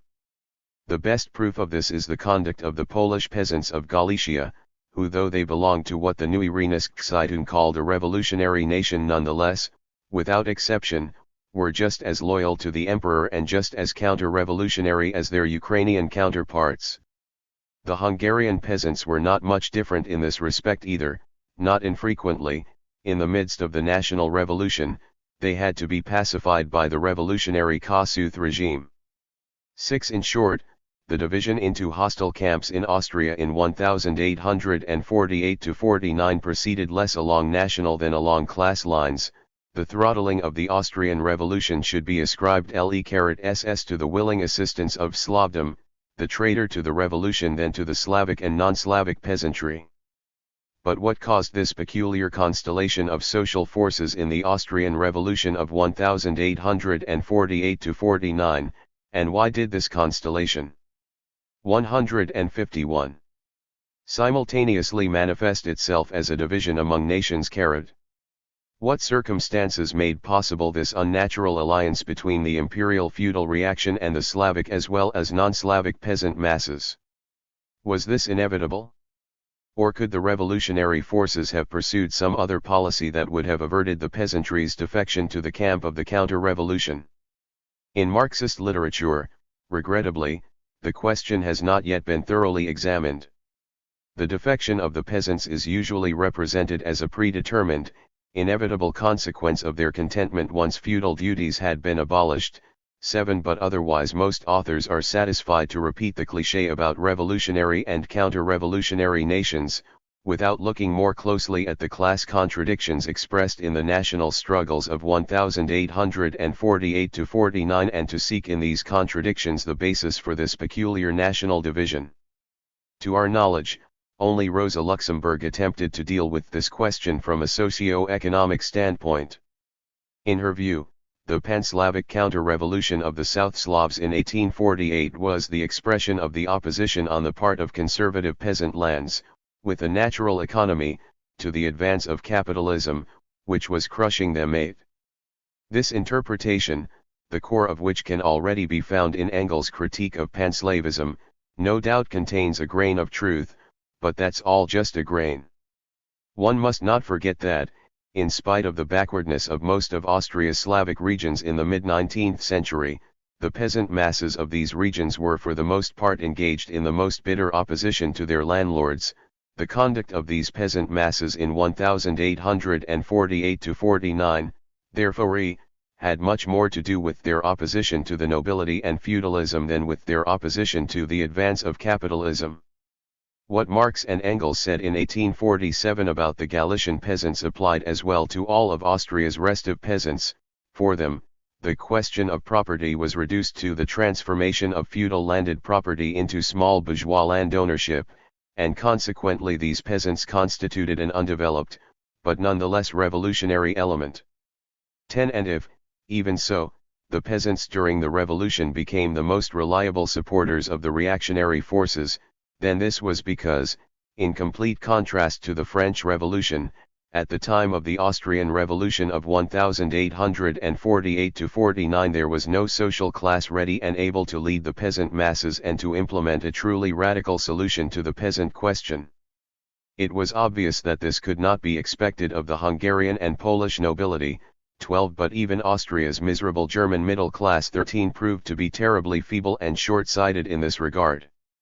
Thus, in the end, it was the Austrian counter-revolution that could reap the fruits of the peasant emancipation which circumstances had forced upon Austria, and precisely with the help of the peasantry, the Austrian counter-revolution was able to defeat decisively both the German bourgeoisie and its allies, the Hungarian and Polish middle and petty nobility. 152.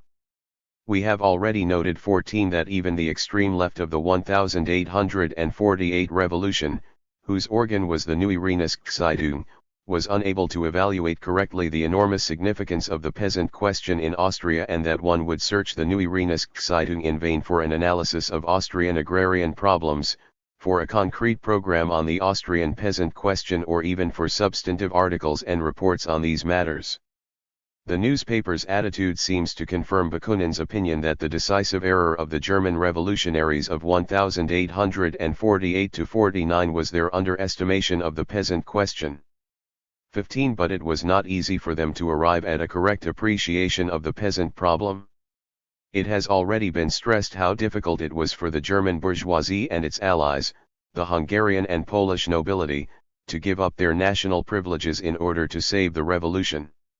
How much more difficult and complicated the situation of these classes must appear if we examine the question from the standpoint, not of national relations, but of social relations. As for the foreign allies of the German-Austrian bourgeoisie, i.e., the Hungarian and Polish nobility, a truly radical solution of the peasant problem would necessarily have destroyed the basis of their existence as a social class. Et proter vitam vivendi perdere causes. The Hungarian and Polish nobility followed their healthy class instincts and not only refrained from committing suicide, but even tried to profit from the peasant emancipation. This is understandable, especially to a materialist historian. And the Austrian German bourgeoisie, trembling before the specter of a Red Republic, did not even dare to mobilize the peasants of its own nation against despotism. 18. How, then, could it be expected to make allies of the uncivilized Slavic peasant masses, whom it so despised? It suffices to formulate the question to realize the next two insurmountable obstacles with which the bourgeois revolution in Austria had to struggle, and which ultimately and necessarily led to the downfall of this revolution. This point of view reveals another aspect of the question of the non-historic peoples and their role in the revolution. While the democrats of the revolutionary nations, for the reasons we have described, were incapable of winning over the peasant masses of the non-historic peoples, the non-historic peoples themselves, as a result of their undeveloped class structure, were just as incapable of acting as an independent force in the revolution. And although their peasant masses potentially constituted a revolutionary factor, an undeveloped revolutionary element, they nonetheless in that situation at that time had to become, in reality, instruments of the reaction. They were, therefore, in truth necessarily counter-revolutionary, though in an entirely different way than Engels conceived of it. The contradiction between the enormous revolutionary energies that lay dormant in the Slavic peasant masses and their actual reactionary role during the revolution is reflected with exceptional clarity in the ideology and revolutionary praxis of Mikhail Bakunin. 153. 11. Democratic Panslavism, Engels contra Bakunin. The last part of our presentation concerns Engels' polemic against Bakunin. Most of the arguments Engels used here are already known to us, above all, his views on the necessarily counter-revolutionary role and inevitable national demise of the Austrian Slavs.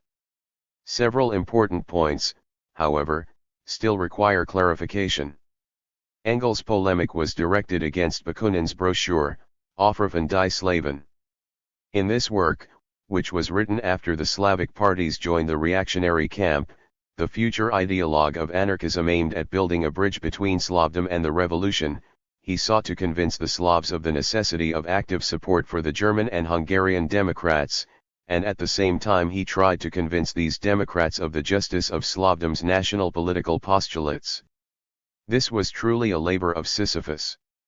At the time he was writing, the situation allowed neither side to have much sympathy with his ideas, which merely earned Bakunin the reputation of being a democratic panslavist. In his Aufruf, Bakunin shows himself to be an unadulterated revolutionary romantic. The revolution's very first sign of life was a cry of hatred against the old politics of oppression, a cry of sympathy and love for all oppressed nationalities.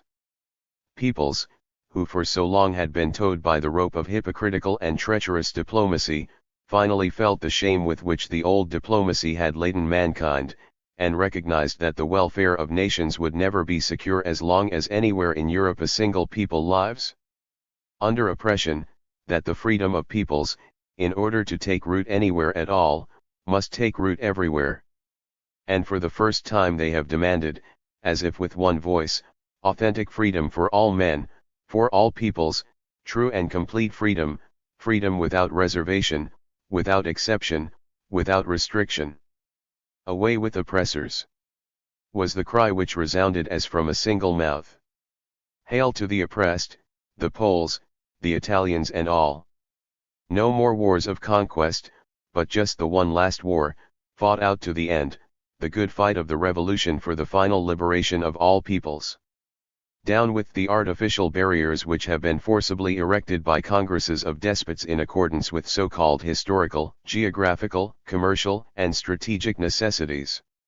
Let there be no other boundaries but those which correspond to nature, boundaries drawn justly and in the spirit of democracy, boundaries which the sovereign will of the peoples itself prescribes on the basis of their particular national characteristics.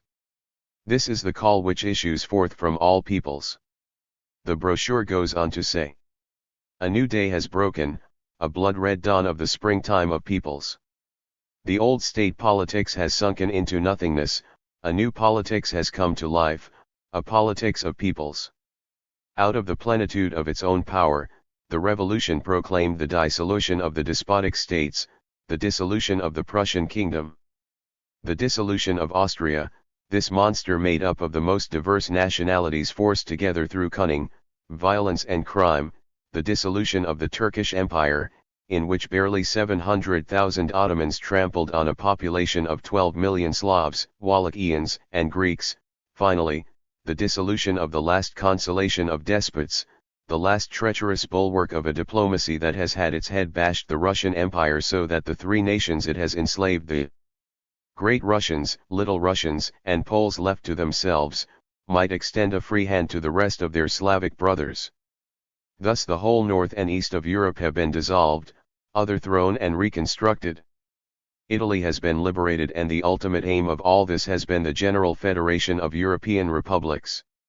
Certainly, what Bakunin proclaims here sounds like fantasy and phrase-mongering. No wonder that these lines became the target of Engels' ridicule. We have pointed out often enough that the sweet dreams which came to the surface after the February and March revolutions, the fantasies of universal brotherhood among peoples, of a European federal republic and of everlasting world peace, were fundamentally nothing more than a cover for the helplessness and the inactivity of that time. We have learned through painful experience that the European brotherhood of peoples will come to pass not through mere phrases and pious wishes but only as a result of thorough revolutions and bloody struggles, that it is not a matter of fraternization among all European peoples underneath one republican flag, but of the alliance of revolutionary peoples against counter-revolutionary peoples, an alliance which does not happen on paper but on the field of battle. 158. And yet Bakunin does not tire of repeating these same stale phrases about the general liberation of peoples and the fraternization of the peoples of Europe.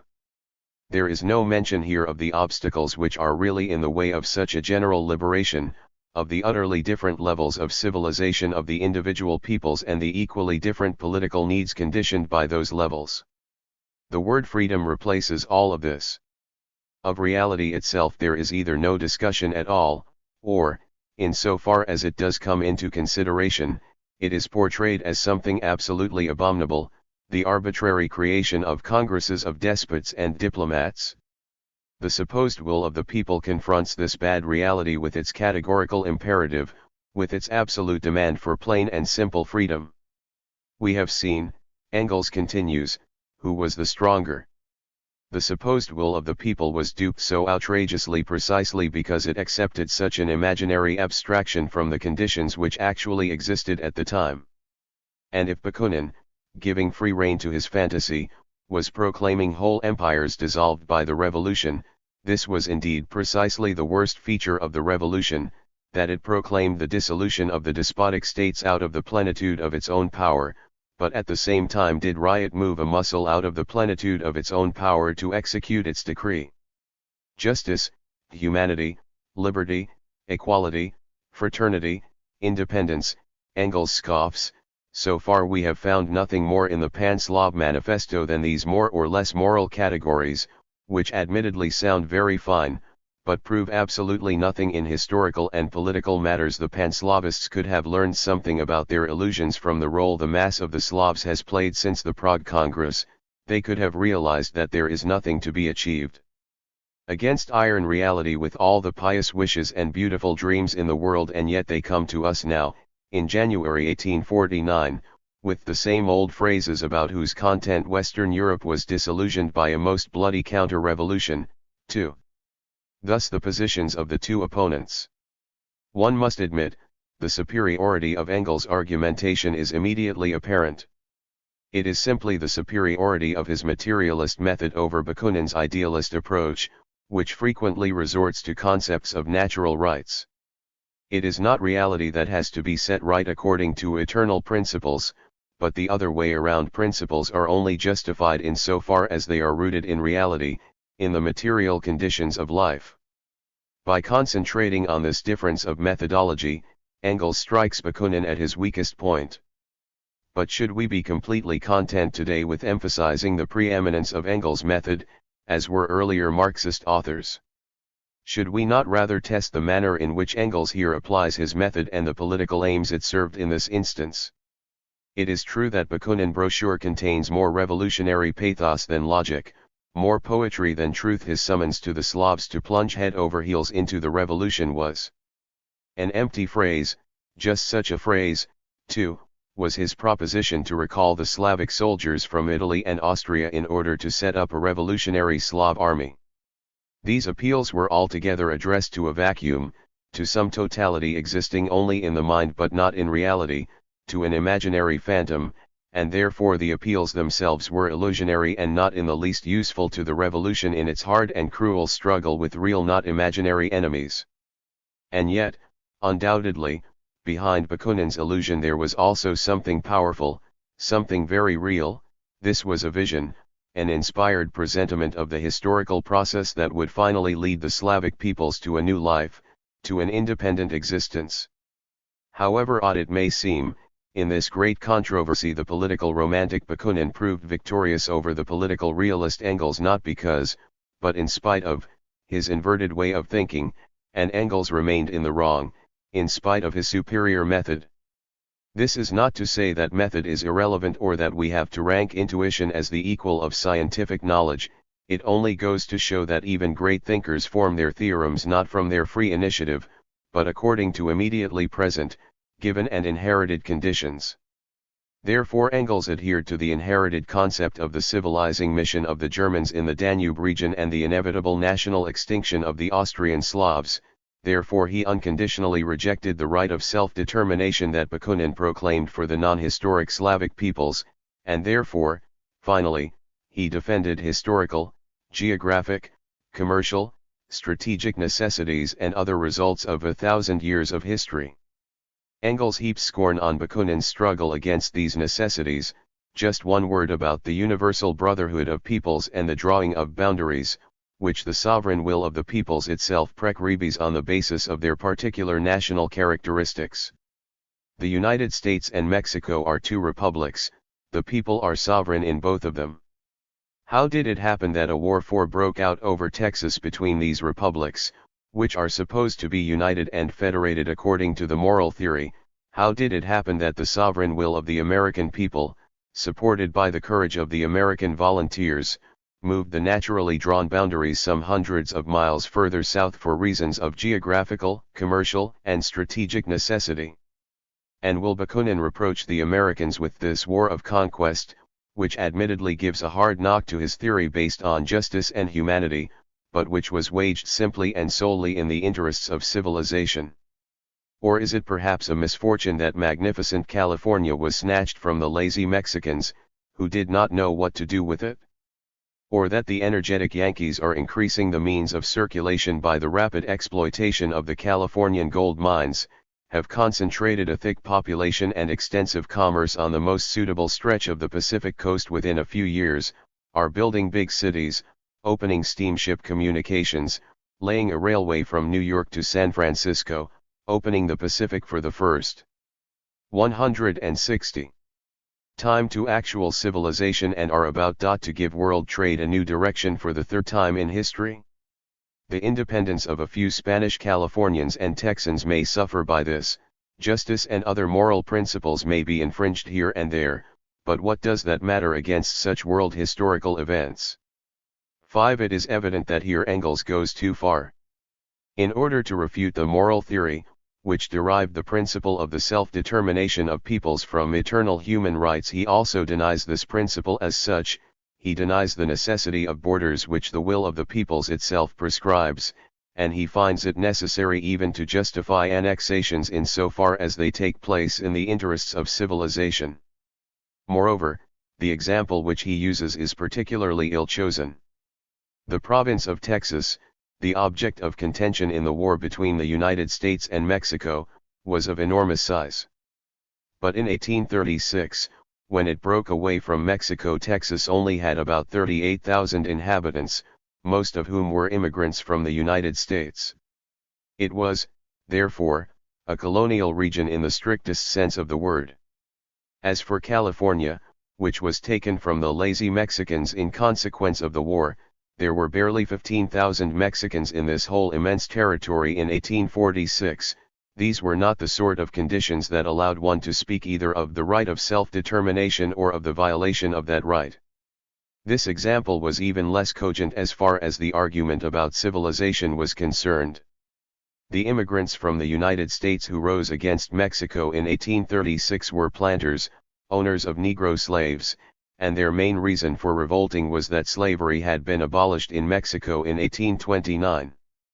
These features of the Mexican-American conflict show how inappropriate, in fact perverse, was Engels' illustration.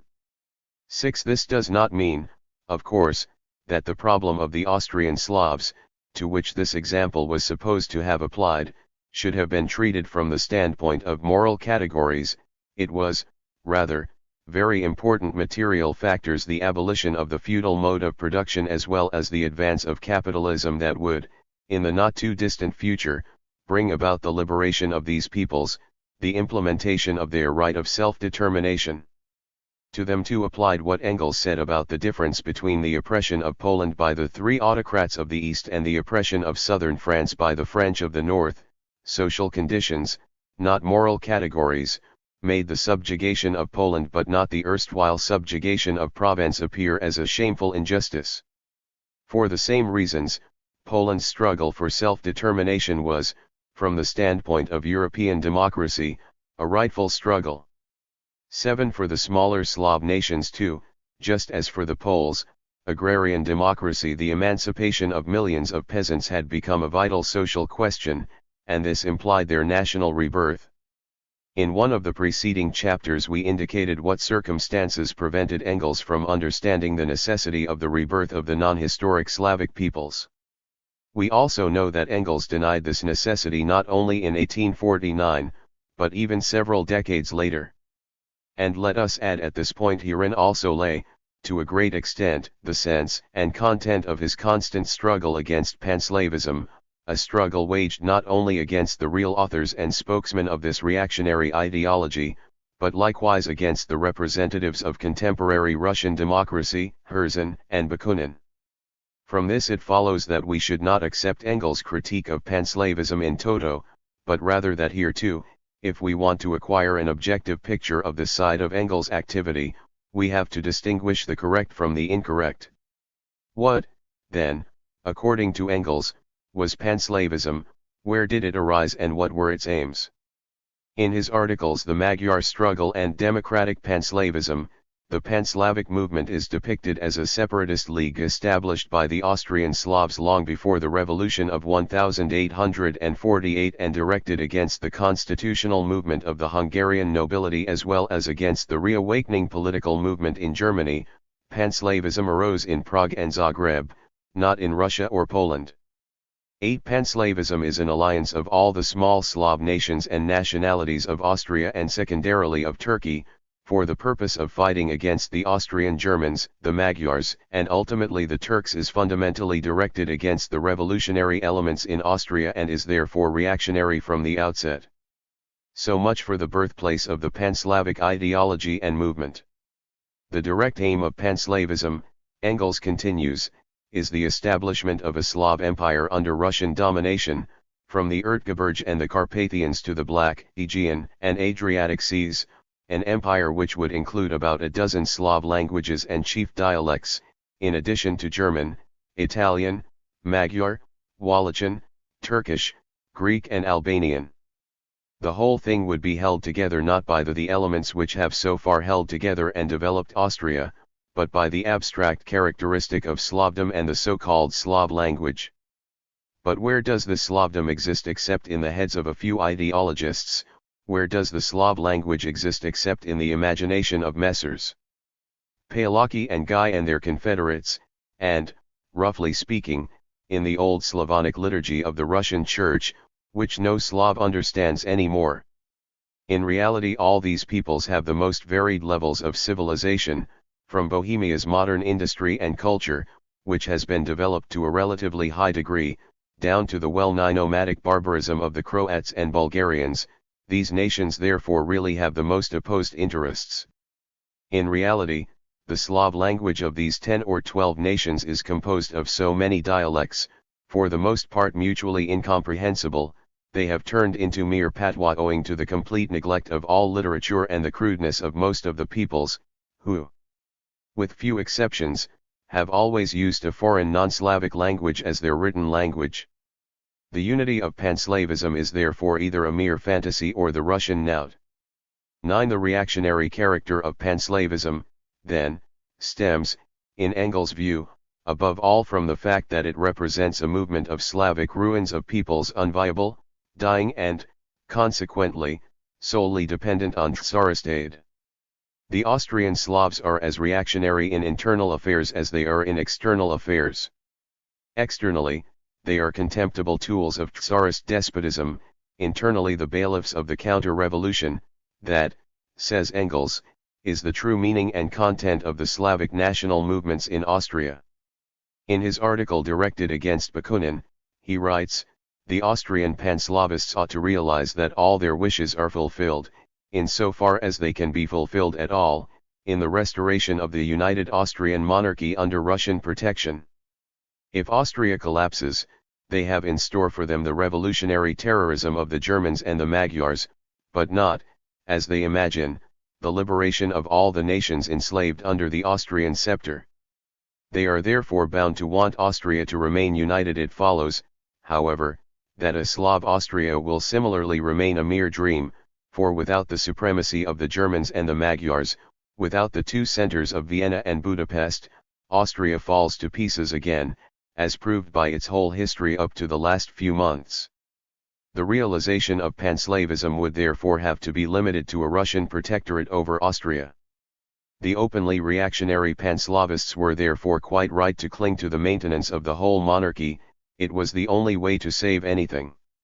10. The democratic Panslavists, however, imagine that the Austrian Slavs can be liberated precisely through the collapse of Austria.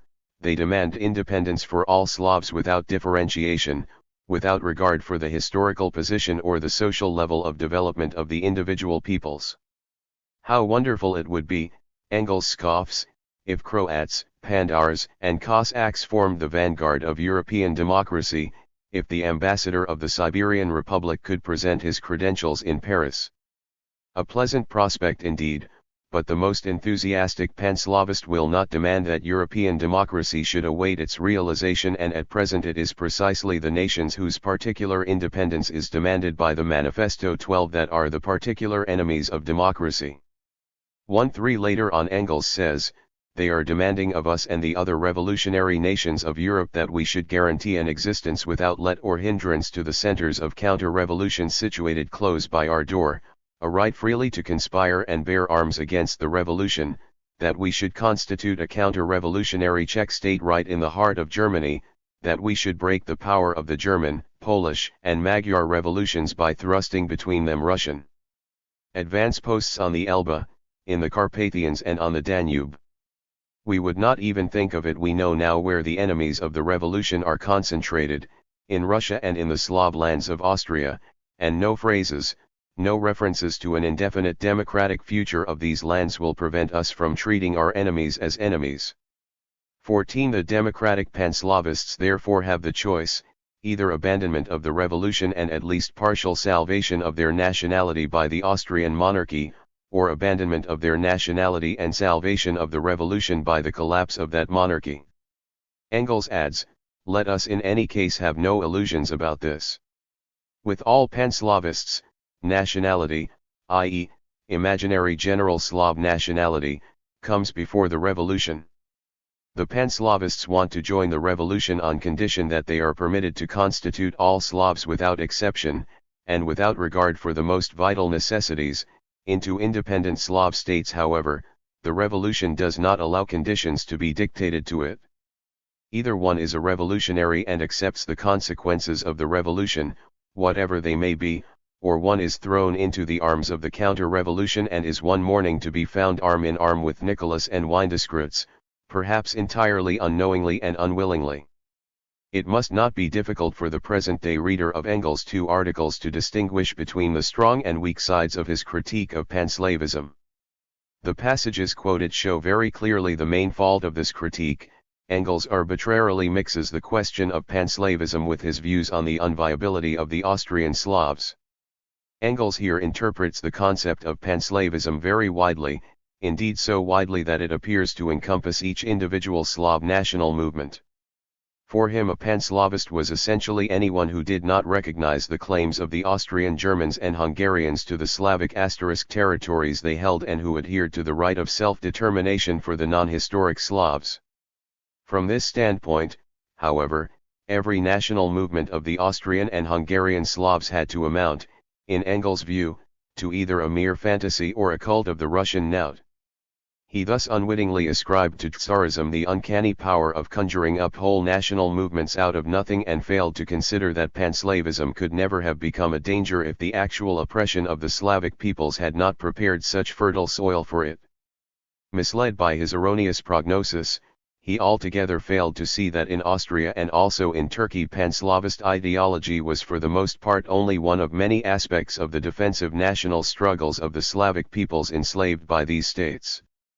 The more severely oppressed and the more helpless these peoples felt, the more vehemently did hatred against their oppressors flare up, the more readily did they turn toward their northern uncle who played the big double bass and lend an ear to Pan-Slavic theories.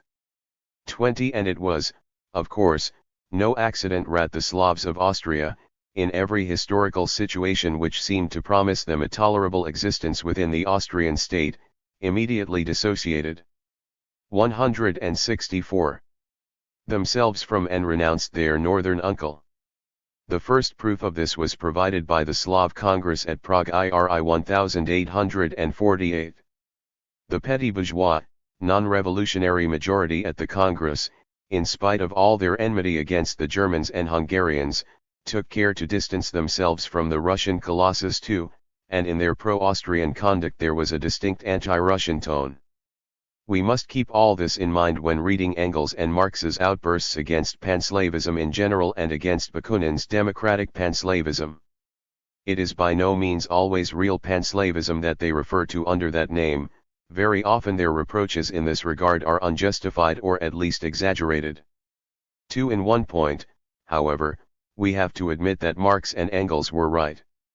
However much the old, civilized nations the Germans, Hungarians, and Poles had contributed, by their nationalistic intolerance and excessive chauvinism, to the pro-Austrian conduct of the Slavs, the fact remains that the actual, objective role of these nations in 1848–49 was, on the whole, revolutionary, while the struggle the Slavs waged against them played into the hands of the counter-revolution.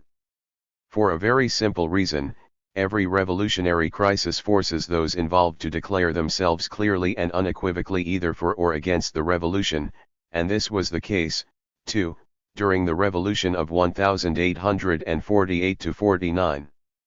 Thus, for example, during the months of the decisive military confrontations between the Kossuth regime and the imperial camp, the Slavs living in Hungary could have fought either on the side of the Hungarians against Austrian absolutism or on the side of the latter against the Hungarians, but there was no third choice.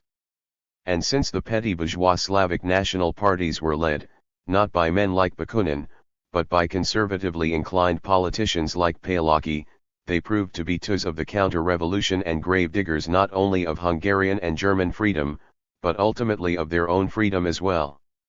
One thing, however, is certain: at the moment of decisive struggle all that matters is a movement's or party's actual role. Even if Marx and Engels had displayed the fullest understanding for the motives and the extremely precarious plight of the Slavs in 1848–49, as revolutionaries they would still have had to oppose, and by no means support, Jelicic, Stratomirovic, and Palaki. This takes care of Wendel's seemingly objective remark, that the southern Slavs by their resistance injured the German Revolution and assisted both the Habsburgs and Tsarism is a historic fact for which they cannot be blamed. Engels, he feels, had no right to assume that it was the duty of the southern Slavs to sacrifice themselves to the German and Magyar Revolution, or to criticize their refusal to accept the historic mission of perishing in the sea of world revolutions. Nonetheless, there is also a grain of truth in what Wendel says. Posing questions in the abstract will not help us here. What is important in such cases is not the right, or the blame or other such moral considerations. The most important consideration here is political effectiveness. Who can deny that given their situation in 1849, Austria's non-historic Slavs regarded and had to regard union with the Hungarians and Germans as a form of suicide? And since it may be assumed that no people can be expected willingly to commit suicide, it was not very realistic for the spokesmen of the historic nations to demand self-immolation from the non-historic Slavs in the interests of the revolution, while they themselves showed not the slightest desire to give up their intransigent behavior vis-à-vis these Slavs. Under such conditions, no lashing out against the counter-revolutionary conduct of the Slavs could change this conduct and its fateful consequences for the revolution. It remains simply ineffectual. An example from recent history can illustrate what has been said. There were similar situations during the Russian Revolution.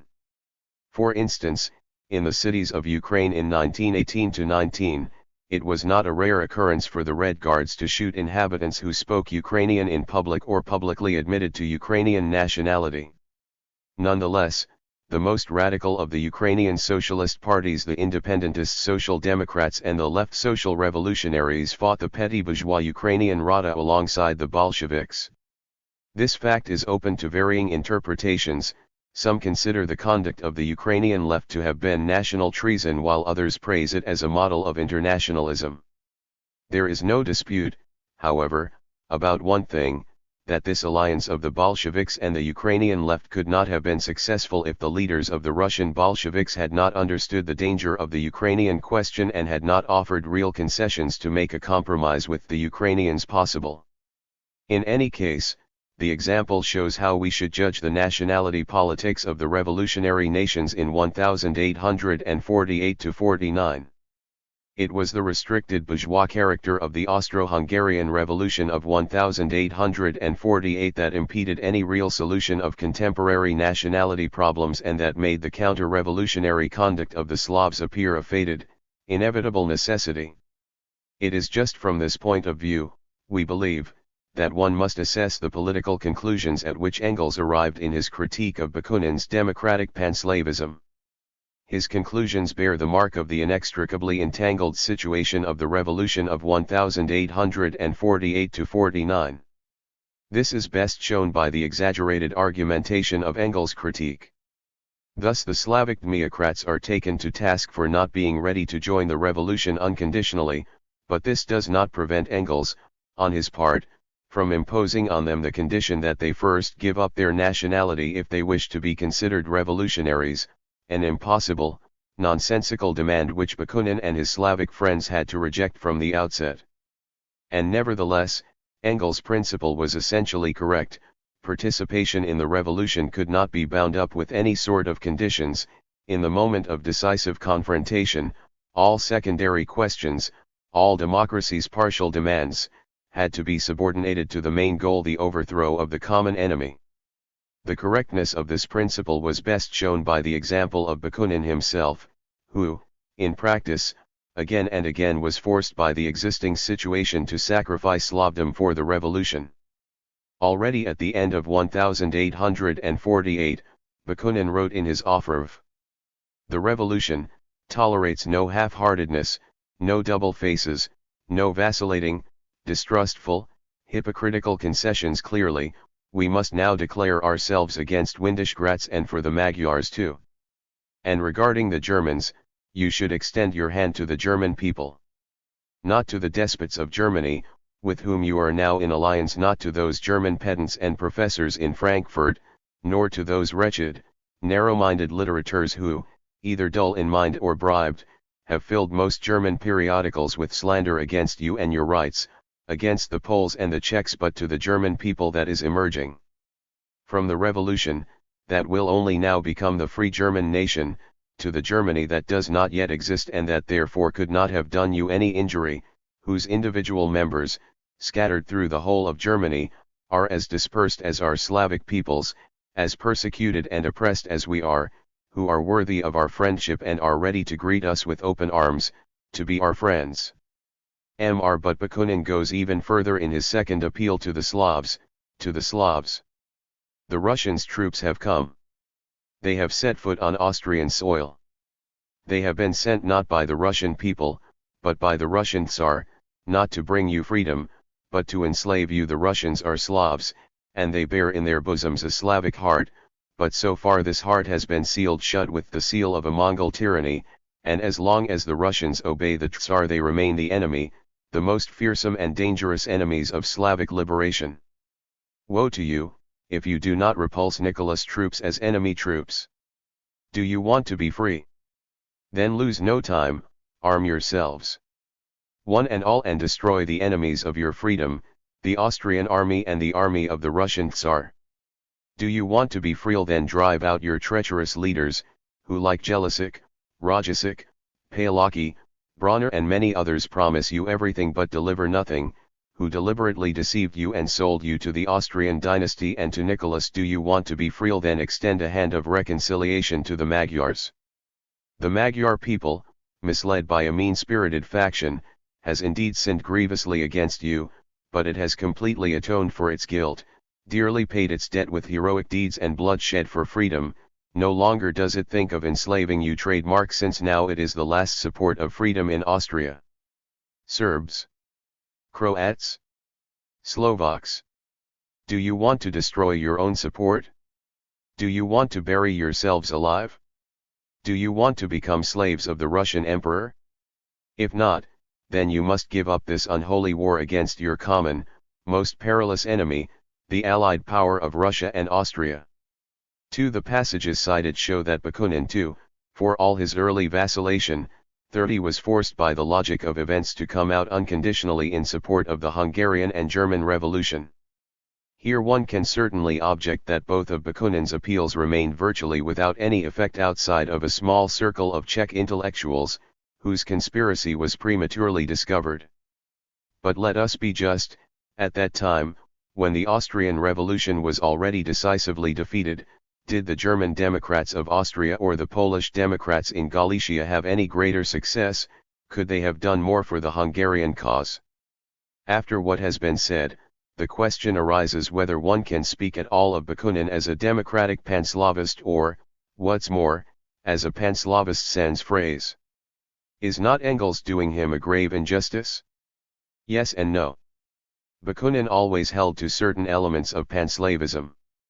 This is evident from numerous passages in both of his appeals, from his article Statutes of a New Slavic Politics, 31, and from other writings as well, but especially from the well-known passage in his Confession where he speaks of a new Eastern world power with Constantinople as its capital. 32. And yet it would be wrong simply to put the apostle of anarchy in the camp of the Panslavists, and, moreover, to place him in this regard on the same level as Alexander Herzen. Let us not forget that even ideas that are reactionary in themselves can sometimes express revolutionary sentiments. A case in point is anti-capitalist anti-Semitism, which so long prevailed in West European and Russian socialism 14 and whose sinister legacy is conspicuous in several workers' parties to this very day. It was a similar case with panslavism. In Austria, ideas like the unity of all Slavs, the particularity of the Slavic world and the special historic mission of Slavdom served the oppressed Slavic nationalities for decades as ideological weapons against the practice of the Germans and Hungarians Pan-Germanism and Pan-Magyarism 35. But even in Russia Pan-Slavic ideas about a federation of free Slavic peoples not infrequently became fighting slogans which expressed opposition against the Tsar and Tsarist despotism, opposition that was national, political, and social. This was the case, for example, with the Brotherhood of SS.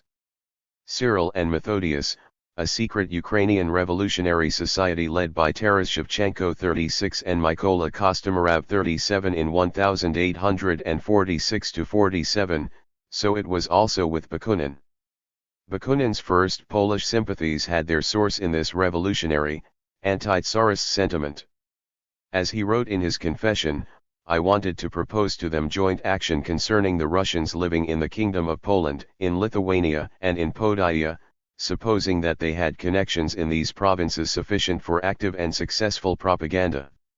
The goal I set was a Russian Revolution and a Republican Federation of all the Slav lands. 8. That the Russian Revolution was Bakunin's driving force is revealed more clearly yet in all his ideas, plans and ventures in 1848-49, Russia, we read again and again in his Confession, the Russian Revolution, whose coming Bakunin longed for with every fiber of his soul. This is what drove him from Paris to Germany, made him take part in the Prague Slav Congress and in the revolutionary plans of the Poles, and led him to the barricades of Prague and Dresden. The overpowering urge to destroy and transform, revolutionize this abominable empire. 3. That is the key to all Bakunin's Slavic activity. He wrote in his first appeal. And, finally, the submission of the masses. If you build on this, blinded Tsar, you build on sand. True, the peasant uprising in Galicia is bad, because abetted and nursed by you it is directed against the democratically inclined noblemen who are seized by the spirit of freedom. But it holds in its womb the seed of a new, unheard of power, a volcanic fire, whose eruption will bury the carefully constructed instruments of your diplomacy and rule under mounds of lava, and will bury alive your power, blinded Tsar, and in a single moment destroy it without a trace. A peasant rebellion in Galicia is nothing, but it continues to burn in the underground hearth, and already among the peasant masses of the enormous Russian realm gigantic craters arise. This is Russia's democracy, whose blazing flames will devour the realm, while the whole of Europe will bask in the bloody light they give off. Prodigies of the revolution will rise up out of the depths of the sea of fire. Russia is the goal of the revolution, its greatest power will manifest itself there, and there too it will achieve its perfection. The enslavement of the peoples now united under the Russian scepter as well as of all Slavic peoples will be torn apart in Moscow, so too will all European enslavement, and it will be buried for eternity beneath its own rubble. In Moscow, from a sea of blood and fire, the star of the revolution will rise high and nobly to become the guiding star for the salvation of all liberated humanity. 40. One can imagine how Engels reacted when he read this unearthly passage of the appeal, how he might have shaken his head in disbelief. A poetic vision, this passage? Certainly, only a vision, but a thoroughly real vision born of the actual historical process. The hot breath of the Russian Revolution, raging in the underground hearth, could already be felt. Of this revolution, Bakunin was the first herald, the all-too-early harbinger of an all-too-late spring 41. Herein indeed lay the real historical greatness of Bakunin, and it is from this viewpoint too that we have to understand his position in and regarding the Central European revolutionary movement of 1848–49. The fantasy-ridden and contradictory ideology of this fiery spirit reflected the contradiction between the plebeian revolution of the peasants and workers of the Russian Empire, a revolution as yet immature and remote, though already casting a powerful shadow, and the German bourgeois revolution of 1848, just born, but already limping and decrepit from old age. Herein lay both the strengths and weaknesses of Bakunin. Consider how Bakunin in his confession described his Czech plans in 1848, I hoped for a decisive, radical revolution in Bohemia, in a word, one that, even if it were subsequently defeated, succeeded in so overturning everything and turning everything upside down that the Austria government after its victory would not find a single thing in its old place. Taking advantage of the fortunate circumstance that all the gentry in Bohemia and, in general, the whole class of rich landowners consisted exclusively of Germans, I wanted to drive out all the gentry, all the hostilely inclined clergy, and, having indiscriminately confiscated all the landed property of the masters, divide part of it among the poor peasants to encourage them to join the revolution. I wanted to destroy all castles, burn absolutely all documents throughout the whole of Bohemia, all administrative as well as judicial, governmental, and manorial papers and documents. 42. In a word, the revolution that I was planning was terrible, unparalleled, although it was directed more against things than against people. It would really have so eaten into the blood and the life of the people that even if victorious the Austrian government would never have had the strength to root it out. It would not have known how to begin, what to do. It could not have collected or even found the remnants of the old order, which had been destroyed forever, and it never could have made peace with the Bohemian people. Such a revolution, not limited to one nationality, would have attracted by its example, by its fiery red propaganda, not only Moravia and Austrian Silesia but also Prussian Silesia and, in general, all the German borderlands, so that the German Revolution itself, until this time a revolution of cities, burghers, factory workers, litterateurs, and lawyers, would have been turned into a general popular revolution. For this passage of the Confession is especially characteristic of Bakunin's ideology at that time. For him only the peasant revolution is a genuine popular revolution. The factory workers are mentioned here in the same breath with burghers, litterateurs, and lawyers. Bakunin had no conception of the epoch-making significance of the industrial working class, no conception of the special historical mission of the proletariat. Thus, he was blind here to the very thing that constituted Marxism's progressiveness and superiority vis-a-vis all previous socialist doctrines. His conception of the terrible, unparalleled revolution was of a mere jacquerie, only repeated on a gigantic scale, a Russian Pugachevshchina with all its inevitable requisites, the burning of castles, destruction of documents, etc. And yet, with what sure instinct he senses the volcanic forces that lay dormant in the peasantry of Russia and Eastern Europe as a whole. How well he knows how to move the Slavic peoples of Austria, their peasant masses, when in his second appeal he emphasizes above all the enmity between them and the feudal nobility, and again reminds them of the fees, duties, and services that oppress them. It is enough to compare Bakunin's peasant propaganda with the nervous, colorless peasant politics of German democracy in 1848-49 to appreciate the striking contrast, the undeniable preeminence of Bakunin in this sphere. Moreover, this comparison does not speak too well of the Neue Rheinische either, since the paper regarded the Slavs of Austria as hopelessly reactionary masses and did not realize that the peasantry of these peoples was rebelling against feudalism. 45 In this regard, then, Bakunin's revolutionary perspective was more realistic and far-sighted, in spite of his revolutionary romanticism and his fantastical presuppositions. The same can be said of Bakunin's understanding of the nationality question, of his evaluation of the future and viability of the non-historic Slavic peoples. We have already seen how, in his appeal to the Slavs, Bakunin advocated the right of national self-determination and only recognized boundaries drawn justly and in the spirit of democracy, boundaries which the sovereign will of the peoples itself prescribes on the basis of their particular national characteristics. He also defended this same principle on the eve of and during the Polish insurrection of 1863, when he engaged in polemics against Polish Democrats who demanded the restoration of Poland in its historical boundaries of 1772, i.e., who wanted to annex to the resurrected Polish state Lithuania, Belorussia, and the greater part of Ukraine. In his proclamation to Russian, Polish, and all Slavic friends, published in Herzens Kolokol in 1862, Bakunin stated, "I demand only one thing, that every people, that every tribe, great and small, be given the full opportunity and right to act according to its will. If it wants to merge with Russia or Poland, let it merge. Does it want to be an independent member of a Polish or Russian or General Slavic Federation? Then let it be so. Finally, does it want to separate completely from every other people and live as a totally separate state? Then, God bless it, let it separate." 46 It is useful to compare this declaration of Bakunin's to Engels' article in Commonwealth.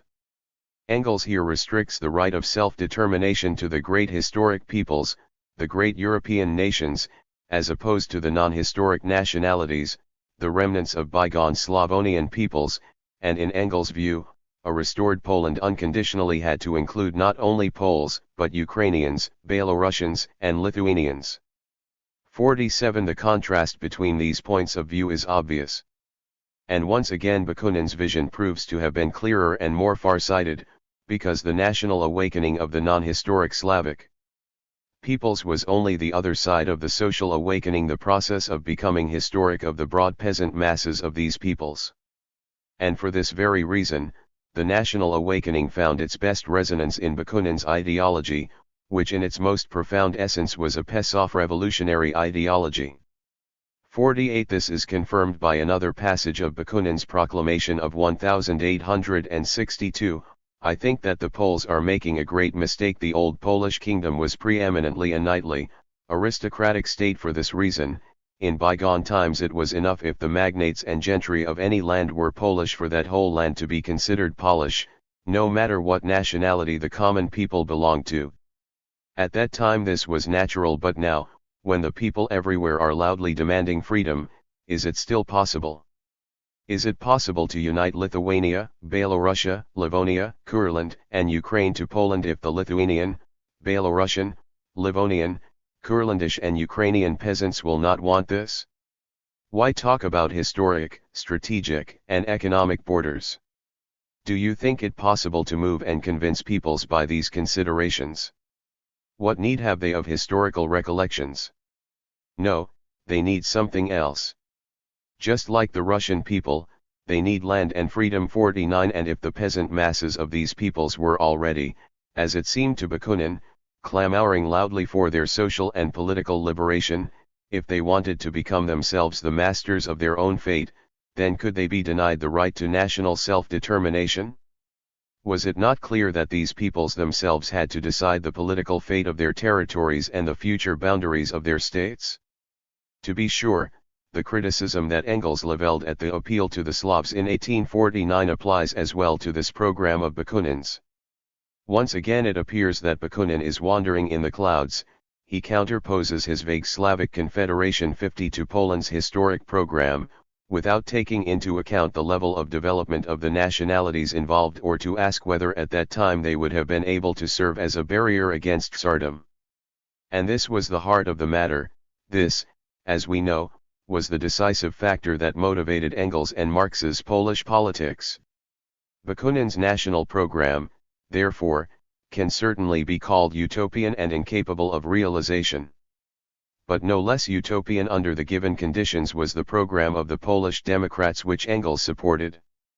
Poland's independence could be won only in a hard and dogged fight against the superior power of Tsarism, but Polish revolutionaries were handicapped by a program that treated the non-Polish border peoples as simple objects for annexation.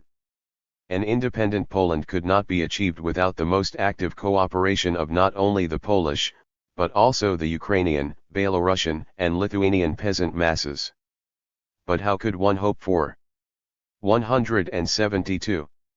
Their support if one altogether refused to reckon with the national and, above all, social needs and desires of these peasant masses? The most pertinent answer comes again from Bakunin.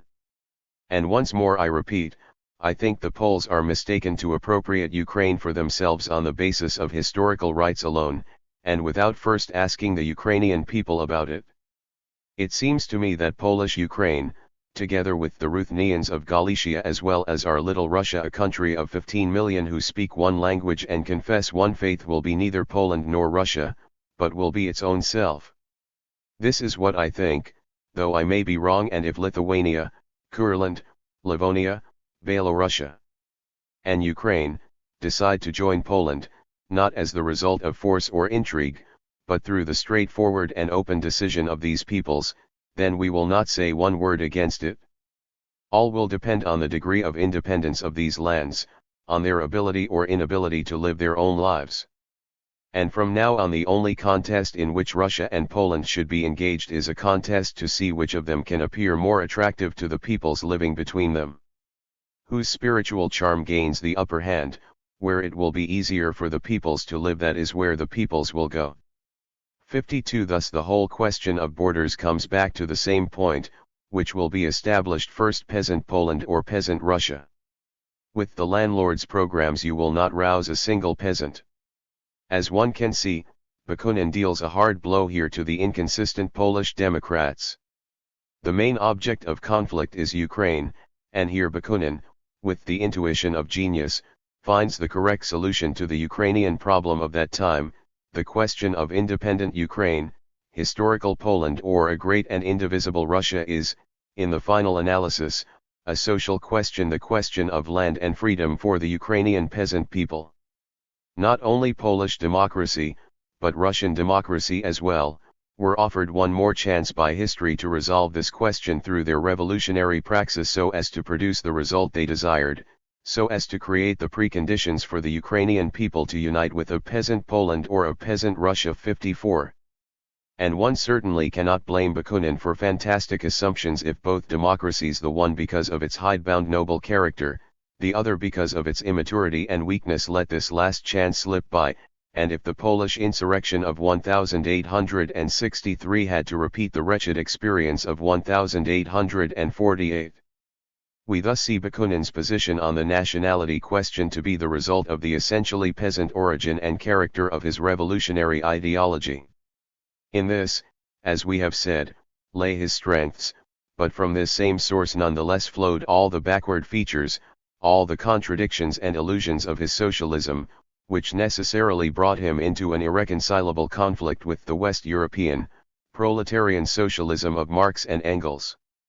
And among these backward features was Bakunin's revolutionary panslavism, which combined ideas about the special historic mission of the Slavs 56 with sentiments reminiscent of Russian nationalism and with a peasant's antipathy towards the West European, especially German, workers' movement. This panslavism of Bakunin's really had nothing in common with the ordinary variety of reactionary Russian panslavism, and hence it was very unjust of Engels and Marx constantly to attribute to him such a spiritual kinship. Nonetheless, Bakunin's revolutionary panslavism has to be judged a backward feature of his ideology and a symptom of the backwardness of contemporary Russian socialism. 58 But today we can do more justice to Bakunin's position and need not view his panslavism entirely from Engels' perspective. We hope, though, to have shown which aspects of Engels' critique were correct and therefore of lasting value. 12 Conclusions. What was the aim and what is the result of our investigation? We have endeavored to understand the rival conceptions of the nationality problem held by the revolutionaries of 1848, within their historical context. This must certainly be the starting point of every critique. For socialists today, the right of peoples to self-determination has become so self-evident a principle that we cannot help but like Bakunin's nationality program better than Engels. This, of course, says nothing about the historic justification and the practicability of the two programs 100 years ago. And indeed, as we have seen, at that time both programs proved to be equally impracticable and unrealistic.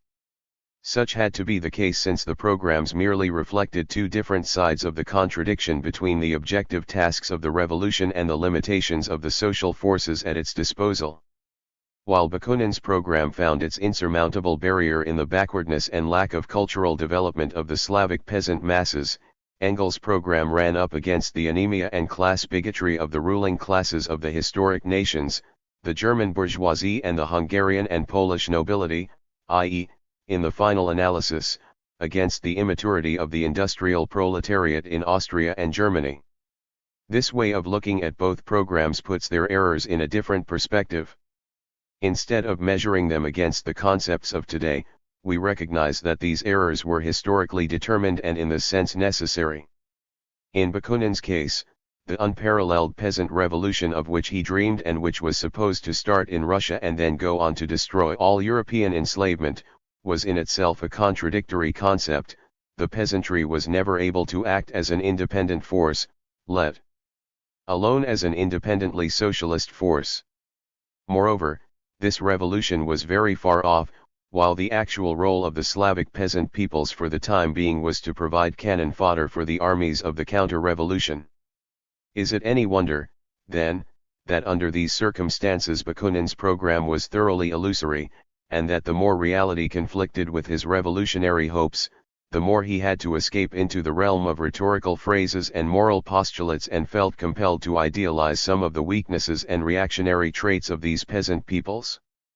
Therefore Bakunin placed his hope for the realization of freedom for all men, for all peoples, true and complete freedom, freedom without reservation, without exception, without restriction on the revolt of a peasantry that still languished in the fetters of the most degrading enslavement and to whom the idea of the necessity of a struggle for political rights and liberty was completely alien.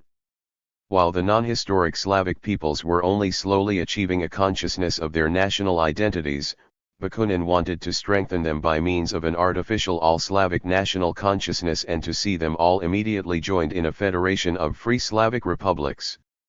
It was, then, no fault of Bakunin's that his ideas were so permeated by the spirit of political romanticism and seemed to be completely out of touch with reality. Rather, this resulted from the specific immaturity of conditions in Russia and Eastern Europe as a whole. In this, too, he was merely a faithful interpreter of his time and his country. But this also holds true for the nationality policy of Engels and Marx, for their perception of the resolution of the national problems of Central and Eastern Europe. We know that they saw the revolution of 1848 as only the beginning of an upheaval on a world historical scale, a revolution which, after a short interim period of bourgeois rule, would bring the proletariat into power and introduce a state of permanent revolution and the transformation to a socialist order. But given the circumstances, this most radical of all the revolutions of history would have had to remain limited within the narrow confines of Western and Central Europe.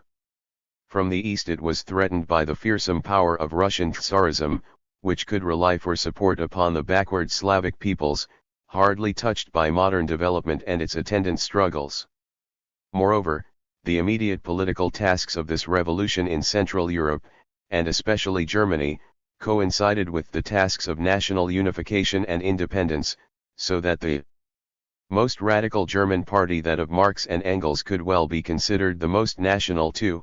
This situation naturally gave rise to a certain conception of the role and mutual relations of the individual peoples in the revolution, a conception that divided the peoples into revolutionary and reactionary, civilized and barbaric, leading and led, and that made the hegemony of revolutionary Germany in Central and Southeastern Europe appear an unshakable axiom. Marx and Engels held to the theory that the spread of the capitalist mode of production, which is as truly cosmopolitan as Christianity, would also draw the more backward peoples of the European continent into the vortex of the revolutionary movement, and that therefore the time of chosen peoples of the revolution had passed forever. For all this, however, demanded decades of unimpeded capitalist development, a perspective with which the two friends, who already envisaged capitalism on its deathbed, could not reconcile themselves. But in concrete reality the Slavic peoples of Eastern and Central Europe were far removed from an active revolutionary role, and therefore they were actually or potentially the handy men of Tsarism, which could then, for good reason, be considered the chief enemy not only of European democracy, but also of German unification. This explains why Engels and Marx, though principled internationalists, would only concede the right of self-determination to the old cultured nations, why at times they were firmly convinced of the inferiority of the Russians vis-a-vis nations of equal or higher cultivation, and why, in their thoughts and feelings, the idea of the hegemony of the German Revolution coalesced with the notion of the hegemony of the Germans in the Danube region, based on 1,000 years of history. 7. This attitude, obviously, had to give rise to numerous inconsistencies. And yet it would be completely false and unhistorical to view the two thinkers, on these grounds, as ancestors of the patriotically minded reformism that emerged later, or even as German nationalists. It suffices to refer to their position on the Alsace-Lorraine question, not to mention that it makes a difference whether one champions a greater Germany in the interests of the revolution or of the German Kaiser. Here too, then, historical reality proves too complicated to be explained by simple catchwords borrowed from the daily usage of political journalism. Engels and Marx acted and fought in a world very different from that of today, and to understand their errors we must understand the special range of problems posed by that world. Above all, there was the fundamental error of misjudging the speed of historical development, from which they were never able to free themselves completely. They were unwilling to concede to capitalism, which had hardly reached manhood, a longer lifespan, and they therefore regarded the socialist revolution as the direct, practical task of their generation. On this premise their nationalities policy, with all its errors, is nonetheless understandable. It showed the road which a socialist revolution, limited to Western and Central Europe, and therefore isolated, indeed would have had to take if it were to be able at least temporarily to hold its own against a hostile environment. Moreover, just such a truly radical revolution would have made a French solution to the Central European nationality problems appear possible.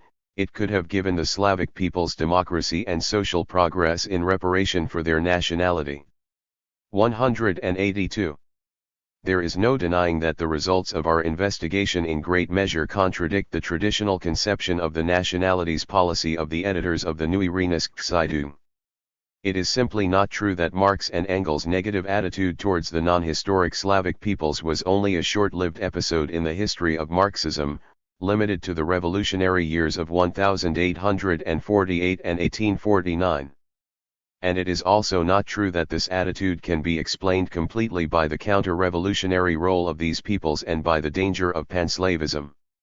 The real conjunctures were by far not so unequivocal and free of contradictions as to correspond to the all too linear, and therefore dogmatic, Orthodox conception, however, justified this conception, otherwise was in the confrontation with vulgar nationalist interpretations of Marx, and however much it was fundamentally correct vis-a-vis the latter. But if our interpretation is correct, then the question arises, to what extent can the nationality policy of Marx and Engels be considered truly internationalist?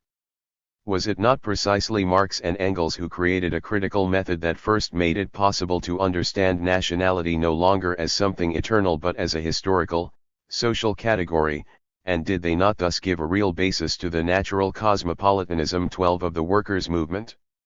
And must not all that was and is internationalist in the ideology of the modern workers' movement be traced back, in the first place, to the Marxist source of this ideology? Certainly, the internationalism of the workers' movement is now unthinkable without Marx and Engels. But this does not mean that one may not distinguish between the general propositions of their scientific theory and the practical, day-to-day politics that they engaged in. Nor does it mean that one should understand the necessarily internationalist tendency of the proletarian movement for emancipation as a ready-made, predetermined fact, not subject to any historical development.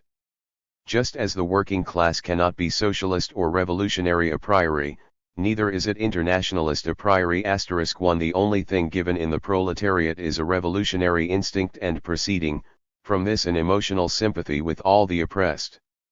And in every land it takes a long period of development and a hard spiritual struggle until on this basis a clear and consistently internationalist way of thinking develops within the class-conscious proletariat.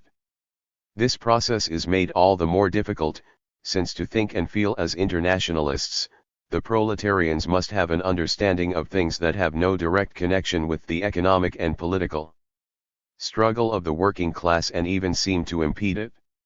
So, for example, wherever several nationalities are forced together in a single state, the internationalist policy of the Marxist workers' parties not only strives to make the workers of the oppressed nation recognize the workers in the ruling nation as their comrades in arms and subordinate their particular national goals to the interest of the common struggle for socialism, but also it encourages the workers of the oppressing nations to dissociate themselves entirely from all the policies of national oppression pursued by their ruling classes and to come out clearly and without reservation for the complete liberation of oppressed nationalities. An objection immediately arises: should, then, the workers let themselves be diverted from the class struggle by the national question? How can one demand that they support the party of one bourgeoisie against another in a competition between bourgeoisies? Why cannot the oppressed nationalities wait with their emancipation until the hour of freedom arrives for the proletariat too? 14 And why should the English, German, Austrian and Russian workers have been concerned with the establishment of independent Irish, Polish, South Slavic and Ukrainian states, whereby large political and economic regions would be broken up, whose integrity would facilitate socialist development? It is enough to ask these questions, which have constantly recurred in the history of the workers' movement, in order to appreciate the extreme difficulty and complexity of the problem. Far from being by nature without national prejudice, the proletariat of every land must first acquire through arduous effort the internationalist attitude that its general, historical interests demand from it. One can therefore understand why it took so long for the Marxist workers' movement to achieve clarity in this area and how necessarily doctrinaire and one-sided the attitude of the early workers' movement had to be when confronted with the national question. Thus, for example, whole generations of French socialists, in spite of their heavily emphasized cosmopolitanism, held fast to the idea of the predestined hegemony of the revolutionary French model nation. 16 Thus, in Marx and Engels, the conviction that the working classes must form an international alliance could long be bound up with the notion that whole backward peoples had no rights and with prejudices against certain nations which they did not particularly like. But later, too, in the period of the Second International, the socialist workers' movement did not remain exempt from such biases and contradictions, even if we abstract completely from so-called reformism. 11 It is well known that the socialists of oppressed nationalities very often suffered from national hypersensitivity. But the situation was no better. In fact, it was much worse among the socialists of the ruling 184 nations. Often, the more internationalist they considered themselves, the less were they willing to take notice of the existence of the national question. Their internationalism, then, should more correctly be designated, to use the terminology customary in Russia, national nihilism or indifferentism. 1*. The most striking example of this is provided by Austro-Marxism. Before World War I, German-Austrian social democracy was always professing internationalism and the right of peoples to self-determination, but how tightly this party clung to the maintenance of the Austrian monarchy is shown by the unflagging effort which its leading theoreticians expended on puzzling out, in the form of the so-called cultural national autonomy, an Austrian island of utopia that would, on the one hand, eliminate national oppression in Austria, but, on the other hand, would leave the decisive positions of state power in the hands of the German minority. So much for German-Austrian social democracy. As to the Russian Social Democrats, their internationalism can best be tested by their attitude to the sensitive Ukrainian question. Here we would like to call the reader's attention to an episode very little known, but quite telling. In 1890, Engels wrote a study entitled The Foreign Policy of Russian Tsarism. When he submitted it to the Russian periodical Sotsial Demokrat, published in Geneva, the editors, Vera Zasulich and Georgy Plekhanov, protested against a passage in which Engels referred to the Ukrainians and Belarusians as separate nationalities, distinct from the Russians and annexed to the latter by force. Unfortunately, their letter has not been preserved, but we do have Engels' answer to it, which can give us an idea of the matters at issue. Engels wrote to them, "I admit, incidentally, that from the Russian point of view the question of Poland's partitioning looks completely different than it does from the Polish point of view, which has become the viewpoint of Western Europe. But in the final analysis I must likewise take the Poles into account. If the Poles have pretensions to territories which the Russians have generally considered to be their permanent acquisitions and Russian by national composition, then it is not my task to decide this question. I can only say this, that in my opinion the people concerned should decide their fate themselves, just as the Alsatians will have to choose themselves between Germany and France." 21. Zasulich and Plekhanov, then, considered the Ukrainian and Belarusian territories acquired by Tsarism in 1772 to be permanent acquisitions and Russian by national composition. It does not have to be emphasized that much later too, up until World War I, many leading Russian socialists could quite easily reconcile a recognition in principle of the right of nations to self-determination with the denial in fact of the very existence of separate Ukrainian and Belarusian nations, or even with a great Russian chauvinist resentment against these nations. It was the 1917 revolution, which raised the questions of Ukraine and other Russian borderlands in all their implications, that first brought about a decisive change in this regard. It would certainly be rewarding to compare Engels' theory on nationalities as well as Bakunin's with that which Lenin developed some 60 years later. But this theme would carry us beyond the limits of the present study. Here we can only make 2 points that seem to us essential.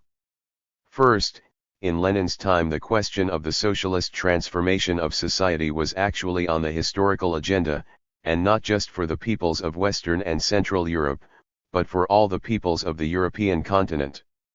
And secondly, in his theory Lenin could base himself on the modern working class movement, and not as Bakunin had to on the most profoundly non-historic peasantry. It is no wonder, then, that it was first Lenin who was able to overcome the one-sidedness of both Engels and Bakunin's conceptions and to build a bridge between them. 23. In conclusion, some remarks pro domo sua. It is certainly not pleasant to criticize, 100 years later, the views of a great thinker, views, moreover, that have been irrevocably refuted by the severest of all critics' history. The author hopes that he will not be accused at any point of picayune nitpicking, and he did point out how much one can learn even from an erring Engels and how the latter's views still contain much that is great and fruitful. There are 2 ways to look at Marx and Engels, as the creators of a brilliant, but in its deepest essence, thoroughly critical, scientific method, or as church fathers of some sort, the bronzed figures of a monument. Those who have the latter vision will not have found this study to their taste. We, however, prefer to see them as they were in reality. Spring 1948. Appendix. The Neue Rheinische and the Jews. The Neue Rheinische attitude towards the Jews must appear especially strange to us today. In the scholarly and popular literature on Marx and Engels not one word, unfortunately, can be found relating to this topic. One only Franz Mehring broaches it once in passing, but the way he does it.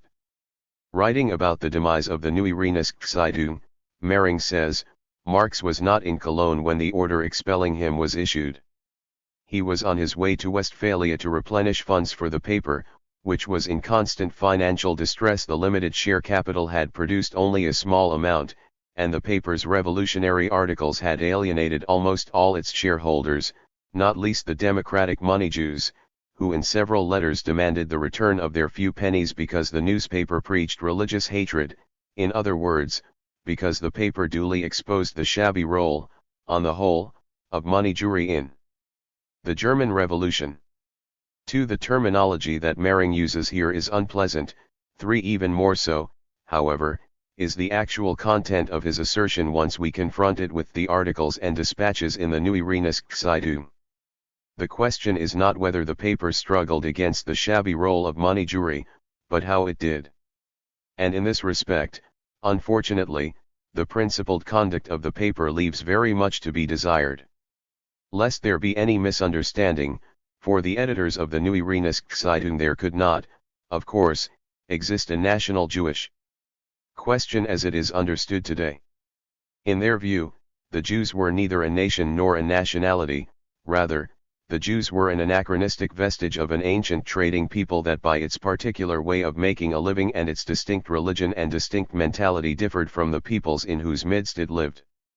It was only in this sense, then, that Marx and Engels spoke of the Jews as a distinct people, or spoke of a specific national character peculiar to the Jews. To return now to Mehring's assertion, the Neue Rheinische really had little at all to say about the shabby behavior of German money Jewry in the Revolution. What it said about the Jews referred almost exclusively to their role in the Polish-Prussian province of Poznan as well as in Austria.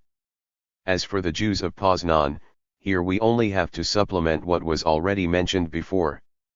For the Neue Rheinische came out against the Jews of Poznan above all because at that time the latter, on the whole, opposed the Poles' aspirations for emancipation and supported the severe anti-Polish policies of the Prussian bureaucracy and Junkers. The fact itself cannot be contested. 5. As an authentic and severely oppressed national minority, the Jews in all nationally subjugated lands tried to make their lot easier by siding with the ruling nation or by attempting at least to remain neutral in national conflicts. Thus the Poles in Poznan complained about the Germanophile behavior of the Jews, the Poles in the Kingdom of Poland about their /mm-philism, the Czechs reproached the Bohemian Jews for being pro-Austrian, while the Ukrainians charged the Galician Jews with being pro-Polish. 6. The accusation, then, is as old as Adam and grounded in fact. But it only requires a little reflection to realize that we are dealing here with behavior typical of every genuine national minority. In general, no oppressed nationality disdains or has disdained the opportunity of reaping benefit for itself at the cost of another oppressed nationality. One may justify or condemn this behavior, which follows naturally from the very essence of nationalism, but surely it has nothing to do with Jewry as such or with the Jewish national character. And this precisely the Neue Rheinische continually overlooked, when it not only attacked German Jewish Polonophobes, 7. The Prussian Jewish Nazi Brotherhood, 8. And the barbarities of the Prussian soldiery, the Jews and the German Poles, 9. But went even further and called Polish Jewry the very incarnation of haggling, avarice and sordidness, 10. And the meanest of all races. Undoubtedly, the behavior of the Poznan Jews in the Polish-Prussian conflict could not justify statements such as these, which even at that time, in spite of the cultural backwardness and parasitic character of a great part of Polish Jewry, were inadmissible. In the case of the Poznan Jews, however, it is still possible to explain the Neue Rheinische hostility by the reactionary, Polonophobic behavior of these Jews. But this was not the case with Austrian and especially Viennese Jewry, whom the paper's Vienna correspondent, Müller-Thieling, pursued with an all too maniacal hatred.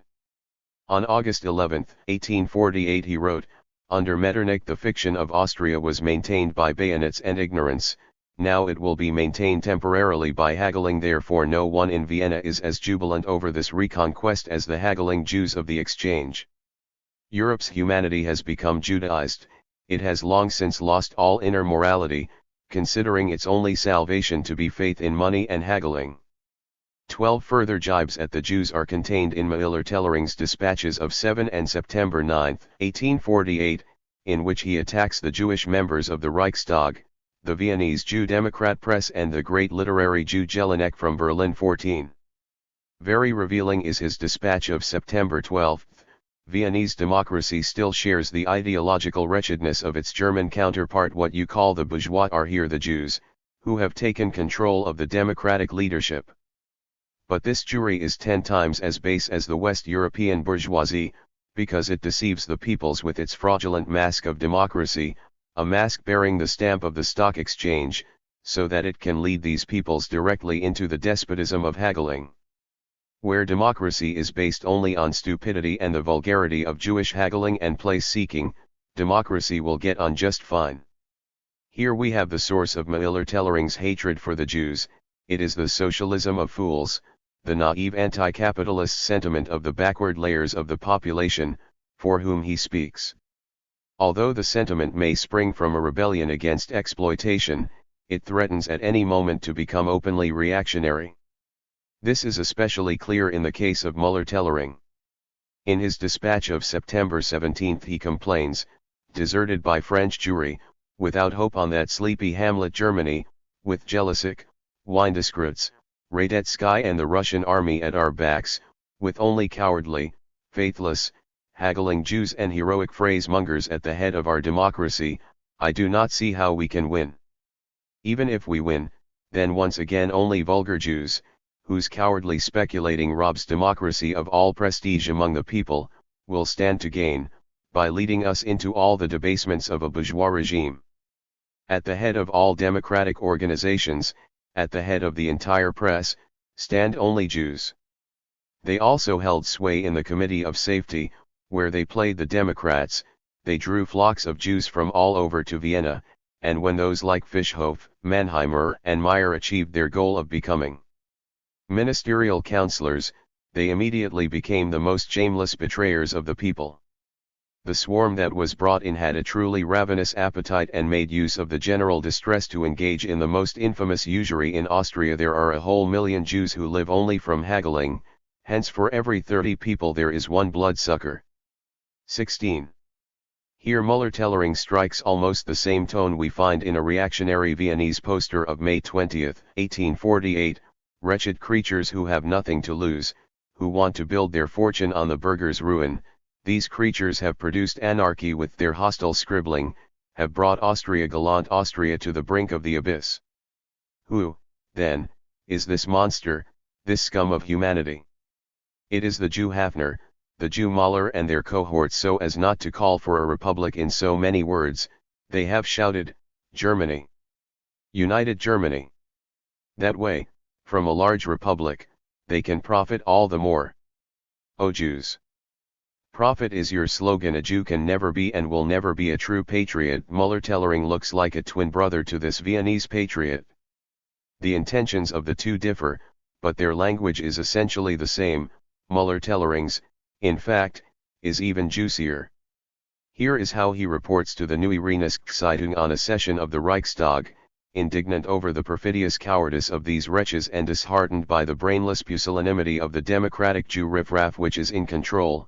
I left the assembly. Once his fusillade of abuse, however, reached its height after the suppression of the October uprising in Vienna. On November 17, 1848 he reported, the Jews have done good business on the conquest. What the Croats robbed and stole has mostly been bought up dirt cheap by Jewish Democrats.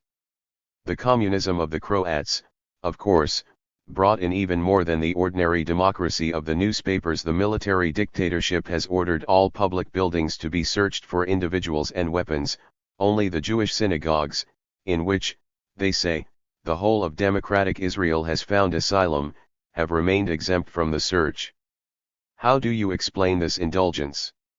On the next day Müller-Tellering wrote, everyone has noticed that not one single Jew has been called to account, although it was precisely the Jews who, in the interests of their money bags, everywhere stood at the head of the movement, where it was safe to be, and although the black and yellow is always raging against them.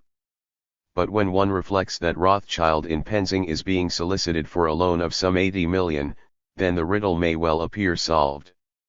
20. So it is always the same old song, in Heine's ironic phrase, they're mainly foreigners and Jews. And it is always the same stupid confusion of Jews as a whole with democracy. This reaches the point where Müller-Tellering is not even ashamed to reduce the October uprising in Vienna to the filthy machinations of the Jews. He writes on November 20, 1848, it can now be positively vouched for that the root cause of the October Revolution was not the initiative of the Viennese, but solely of the Magyars.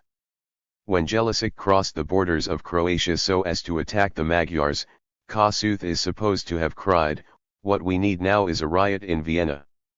With this in mind, he immediately contacted the principal leaders of the Viennese movement.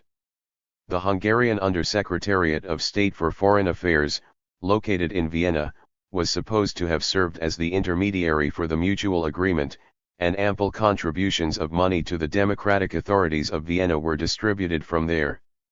They speak of 1,200 FKM 21 weekly. I was unable to come up with more particulars about the personalities involved in this.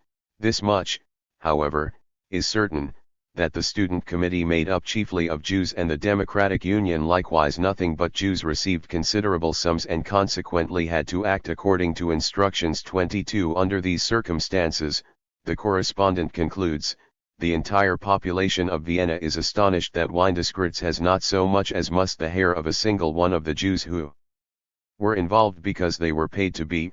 Rather, he tries to divert the investigation of the case entirely away from this Magyar Jewish aspect in order to call to account people who acted out of an unselfish and pure enthusiasm for liberation.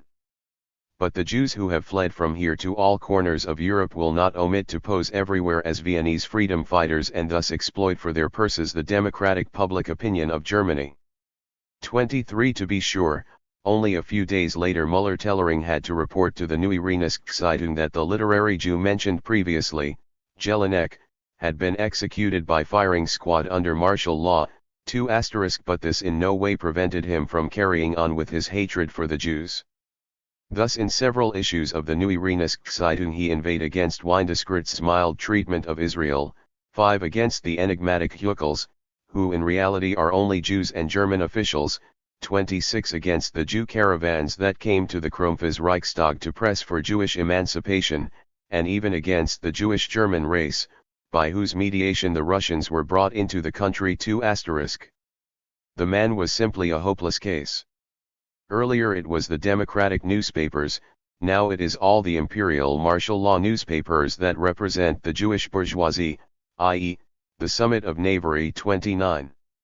In Müller-Tellering's dispatch of November 26 we read, of all the 99 nations and would-be nations of Austria, 30 at this moment the greatest prop of the Camarilla is the Jews. They have been radically emancipated de facto, and 2 of their people Bach 31 and Thinfeld have been accepted into the new cabinet, but the Jews are even cleverer than the Camarilla.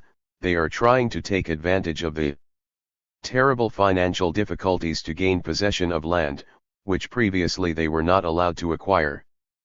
52 He again declared on February 18, 1849, in Austria one gets the feeling from all the people that the Jewish people there represent the lowest species of bourgeoisie and the most vulgar hagglers, and in this lies the whole antipathy against the Jewish riff-raff.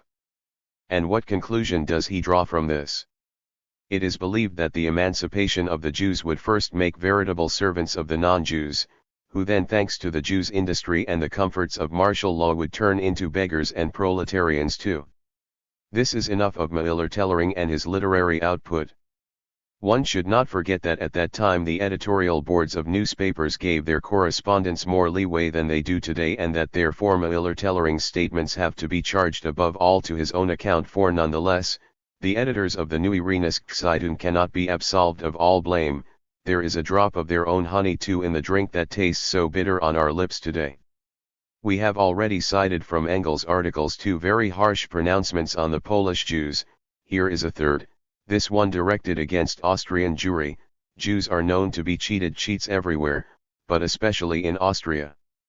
They exploited the revolution and are now being punished for it by Windeskreuts. Incidentally, anyone who knows how powerful the Jews are in Austria will appreciate what an enemy Windeskreuts has taken on by issuing the proclamation. 35. In another article by Engels we read, and as for the Jews, who since the emancipation of their sect have everywhere put themselves, at least in the person of their eminent representatives, at the head of the counter-revolution, what awaits them? There has been no waiting for victory in order to throw them back into their ghetto. Here too, then, the Jews in general are unceremoniously branded enemies of the revolution and exploiters. But even at that time one could not declare a whole people to be counter-revolutionary and inferior without simultaneously nurturing simple nationalistic or religious hatred. The dispatches of Müller-Tellering are a flagrant example of both. 1. But we must take into consideration some other aspects of the question. There have been many attempts, especially recently, to portray Marx and Engels themselves as anti-Semites. The method is quite simple. One extracts a number of citations from their works and private correspondence, and then one places these citations alongside the concept of anti-Semitism as one understands it. The result of this uncritical procedure is that ultimately even the founders of Marxism appear to be some sort of spiritual comrades in arms of Julius Streicher.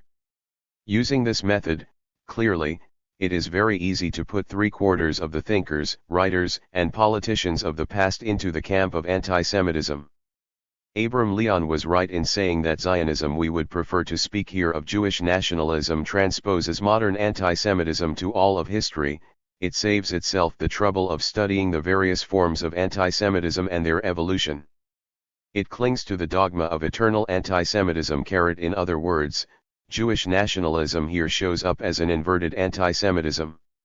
While one doctrine regards the Jews as the enemy of the whole world, the other declares the whole world to be the enemy of the Jews.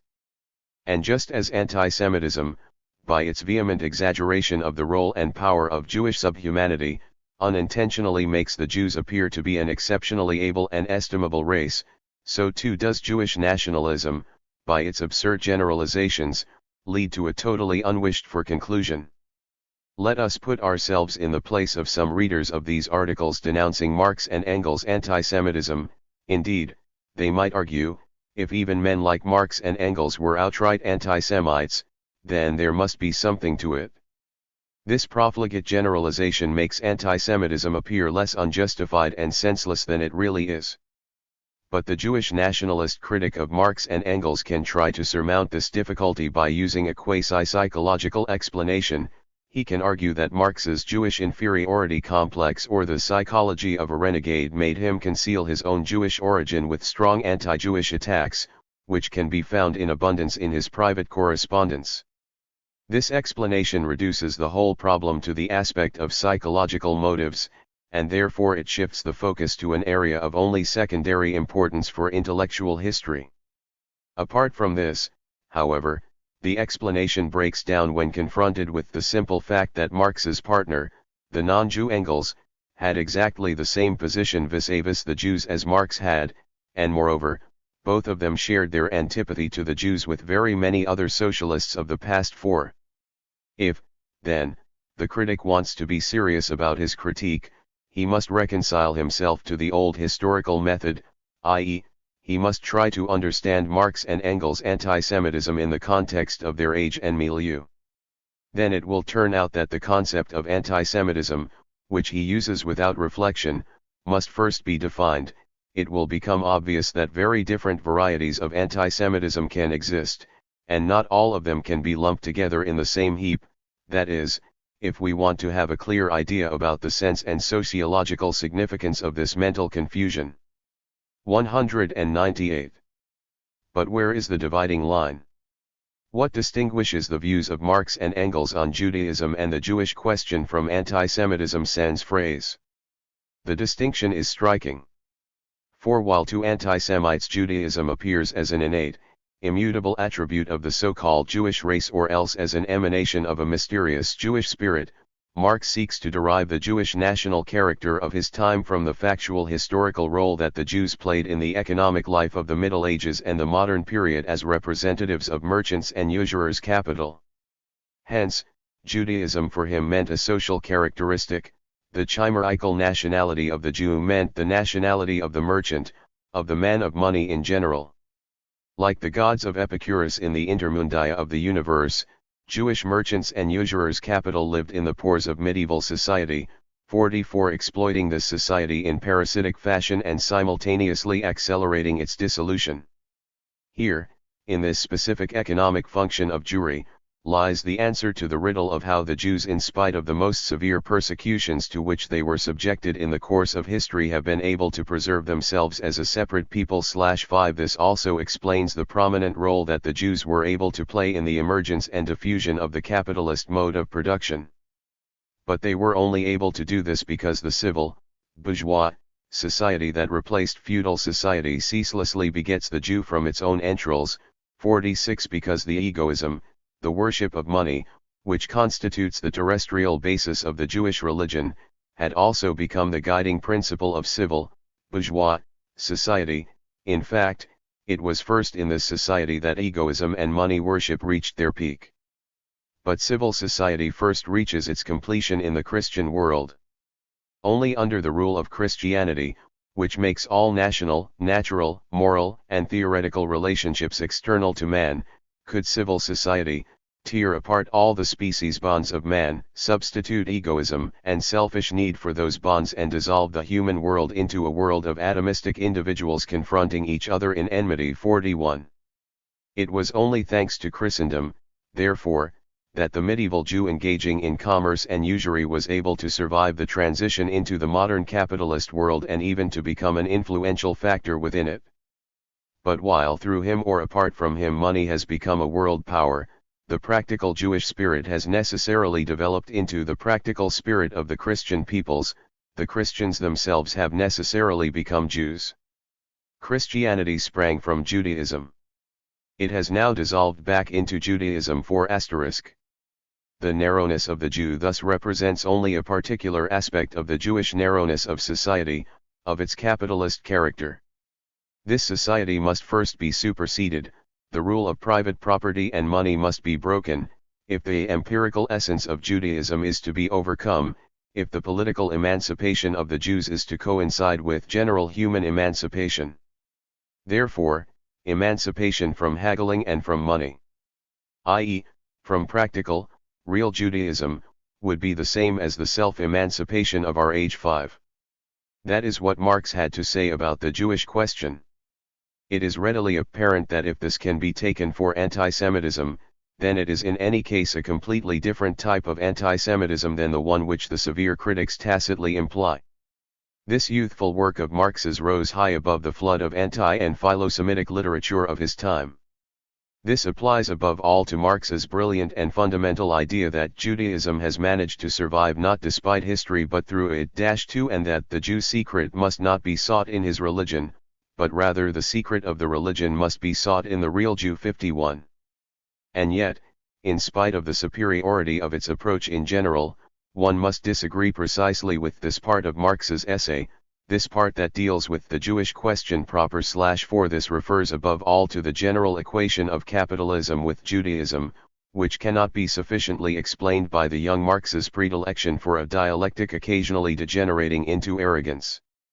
Indeed, if through the victory of capitalism the Christians themselves have become Jews, if the narrowness of the Jew represents only a special case of the general capitalistic narrowness of civil society, then does it not follow that this capitalistic narrowness cannot be described as Jewish in its essence? If we assume that the social type of the Jew of that era was identical to that of the capitalist exploiter, then does it follow that this equation can be inverted, that the capitalistic exploiter can be reduced to a Jew, circumcised or uncircumcised? Or doesn't it rather follow from Marx's arguments that Judaism as such is merely accidental to the concept of capitalism, however important the role of Jewish merchants and usurers' capital may once have been in preparing the way for and serving as a driving force of capitalist development. Certainly one should not forget who the Jews were in the eyes of Marx and his milieu. For them, as Meyer remarks, the Jews were first of all the Jewish cattle dealers in the Rhineland, those who bought from, and sold to, the small peasants, taking advantage of their own superior business abilities. During the 1840s in Prussia, according to the same author, 431 out of every 1,000 Jews were engaged in trade. In the Rhineland, 974 out of the 3,137 peddlers were Jews. -6. This was the case in the relatively highly developed Rheinland. Even less differentiated, even more definitely a mere trading people was East European Jewry, 86.5% of which according to the Russian census of 1818 were engaged in trade. A great part of these Jewish tradesmen derived their livelihood solely from the parasitic exploitation of the enserfed peasants. So it should not astonish us that, not only for the mass of the East European population, but also for the average German and Frenchman, 58 the terms Jew and exploiter came pretty close to being synonymous. This popular generalization seemed to find confirmation in the way the Jews themselves, when they gave up their traditional business to enter new occupations, chiefly the so-called free professions, for the most part repudiated their Judaism and began to assimilate to the nationality of the surrounding Christian population. 6. All this, of course, must be taken into account if we want to deal fairly with Marx's essay of 1844. Nevertheless, the general equation of Judaism with capitalism, which is a feature of this essay, was already, even then, incorrect, not only because capitalism had long since outgrown its antediluvian forms, but also because the Jews, in consequence of the class differentiation produced by capitalism, were steadily losing their character as a trading people par excellence and were accomplishing the transition from a people class to a modern nationality. Marx, therefore, by rigidly holding to the historical identification of the Jew with the man of money, adopted a viewpoint that was in contradiction to the actual course of development as well as to his own method of analysis. Consequently, with the passage of time, his views on the Jewish question grew ever more anachronistic, and thus more unjust. How it was that Marx remained unaware of this dangerous precipice is best explained, in our opinion, by examining the attitude of the Neue Rheinische Zeitung. The tasteless anti-Jewish dispatches of this paper have surely caused the reader some consternation.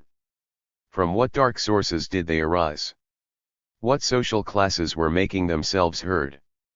The answer is simple: it is the polyphony of popular opinion that confronts us in these dispatches. This popular opinion for the most part reflected the legitimate indignation over the economic exploitation of the little man, but it simultaneously expressed the hatred of the Christian petty bourgeois and manufacturer for Jewish competition, the hatred of the prodigal junker for his Jewish creditor and the hatred of the church for the impenitent heretic. Ignorant of the social context and narrow-mindedly religious and nationalistic, this anti-Semitic popular opinion was a most useful instrument for the reactionary parties, the clergy, and the regimes. True, this popular anti-Semitism was to a considerable extent anti-capitalist, but so too was the later anti-Semitism of Adolf Stocker, Karl Lueger, and Adolf Hitler. Today, after the horrifying experiences of recent decades, we know that every form of anti-Semitism can only be reactionary in practice. Not so the socialists of the mid-19th century, they frequently had illusions about the real content of anti-Semitic sentiments among the people and even thought it possible to use these sentiments for revolutionary purposes. This was also true of the editors of the Neue Rheinische Zeitung. They only saw the anti-capitalist source of popular anti-Semitism and overlooked its reactionary essence. 62 It was all the easier for them to fall into this error since in general they were very quick to condemn whole peoples summarily, and, on the other hand, they greatly exaggerated the proletariat's level of consciousness and its alleged freedom from national and other prejudices. 63 This is why the Neue Rheinische Zeitung did not dissociate itself from the anti-Semitic popular opinion, and why the same newspaper that published Marx's stirring articles in praise of the October insurrection in Vienna as well as Freiligetha's fine verse in its honor when wir noch nie könnten, wir lachen auf den Nien, when wir noch bitten könnten, so betäten wir für Wien. 64 several weeks later could publish Müller-Tellering's explanation of the insurrection as the machinations of greedy Jews. This demonstrates that in some respects and despite the Communist Manifesto the socialist movement in the mid-19th century was still in its infancy. It is foolish, therefore, to cling to the view that the Neue Rheinische offers an unsurpassed model of consistent socialist politics and proletarian internationalism. We have come to the conclusion that the deplorable position of the Neue Rheinische on the Jewish question was a children's disease of the workers' movement. And it was, furthermore, a disorder from which the socialist movement of almost every country suffered. Leaving Germany aside, it will suffice here to refer to the history of French and Russian socialism. It was no accident, after all, that even the Central Committee of the famous Russian Revolutionary Party Narodnaya Volya, following the outbreak of the first wave of anti-Jewish pogroms in Russia in 1882, issued a proclamation to the people, summoning them to revolt against the Jews, estate owners, and capitalists. 66 True, the proclamation was supposed to have been immediately thereafter revoked, but the party's branch in Ukraine still engaged in this sort of propaganda in 1883. 67 The source of the error was the same here too. The Russian populists believed they could see a precursor of the social revolution in the anti-Jewish excesses of the mob. They overestimated the revolutionary consciousness of the masses and underestimated the immense danger of anti-Semitism.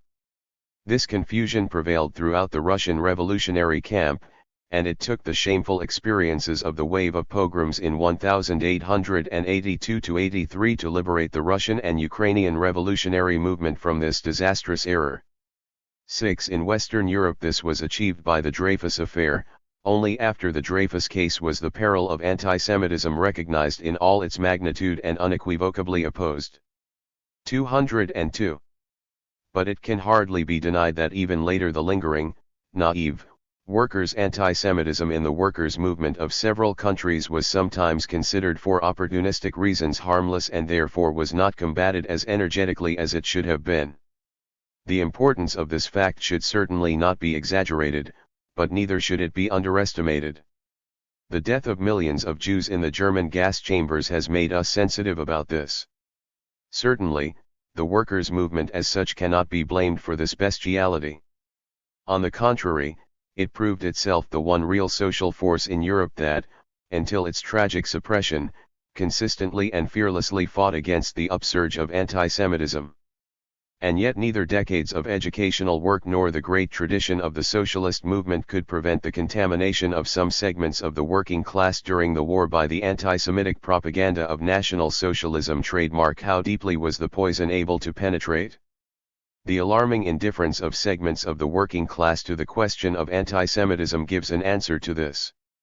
71 Thus it is all the more important to examine the roots and phenomenal forms of this malady in the past, even if they appear to have only a tenuous connection with the tragedy of civilization that confronts humanity today.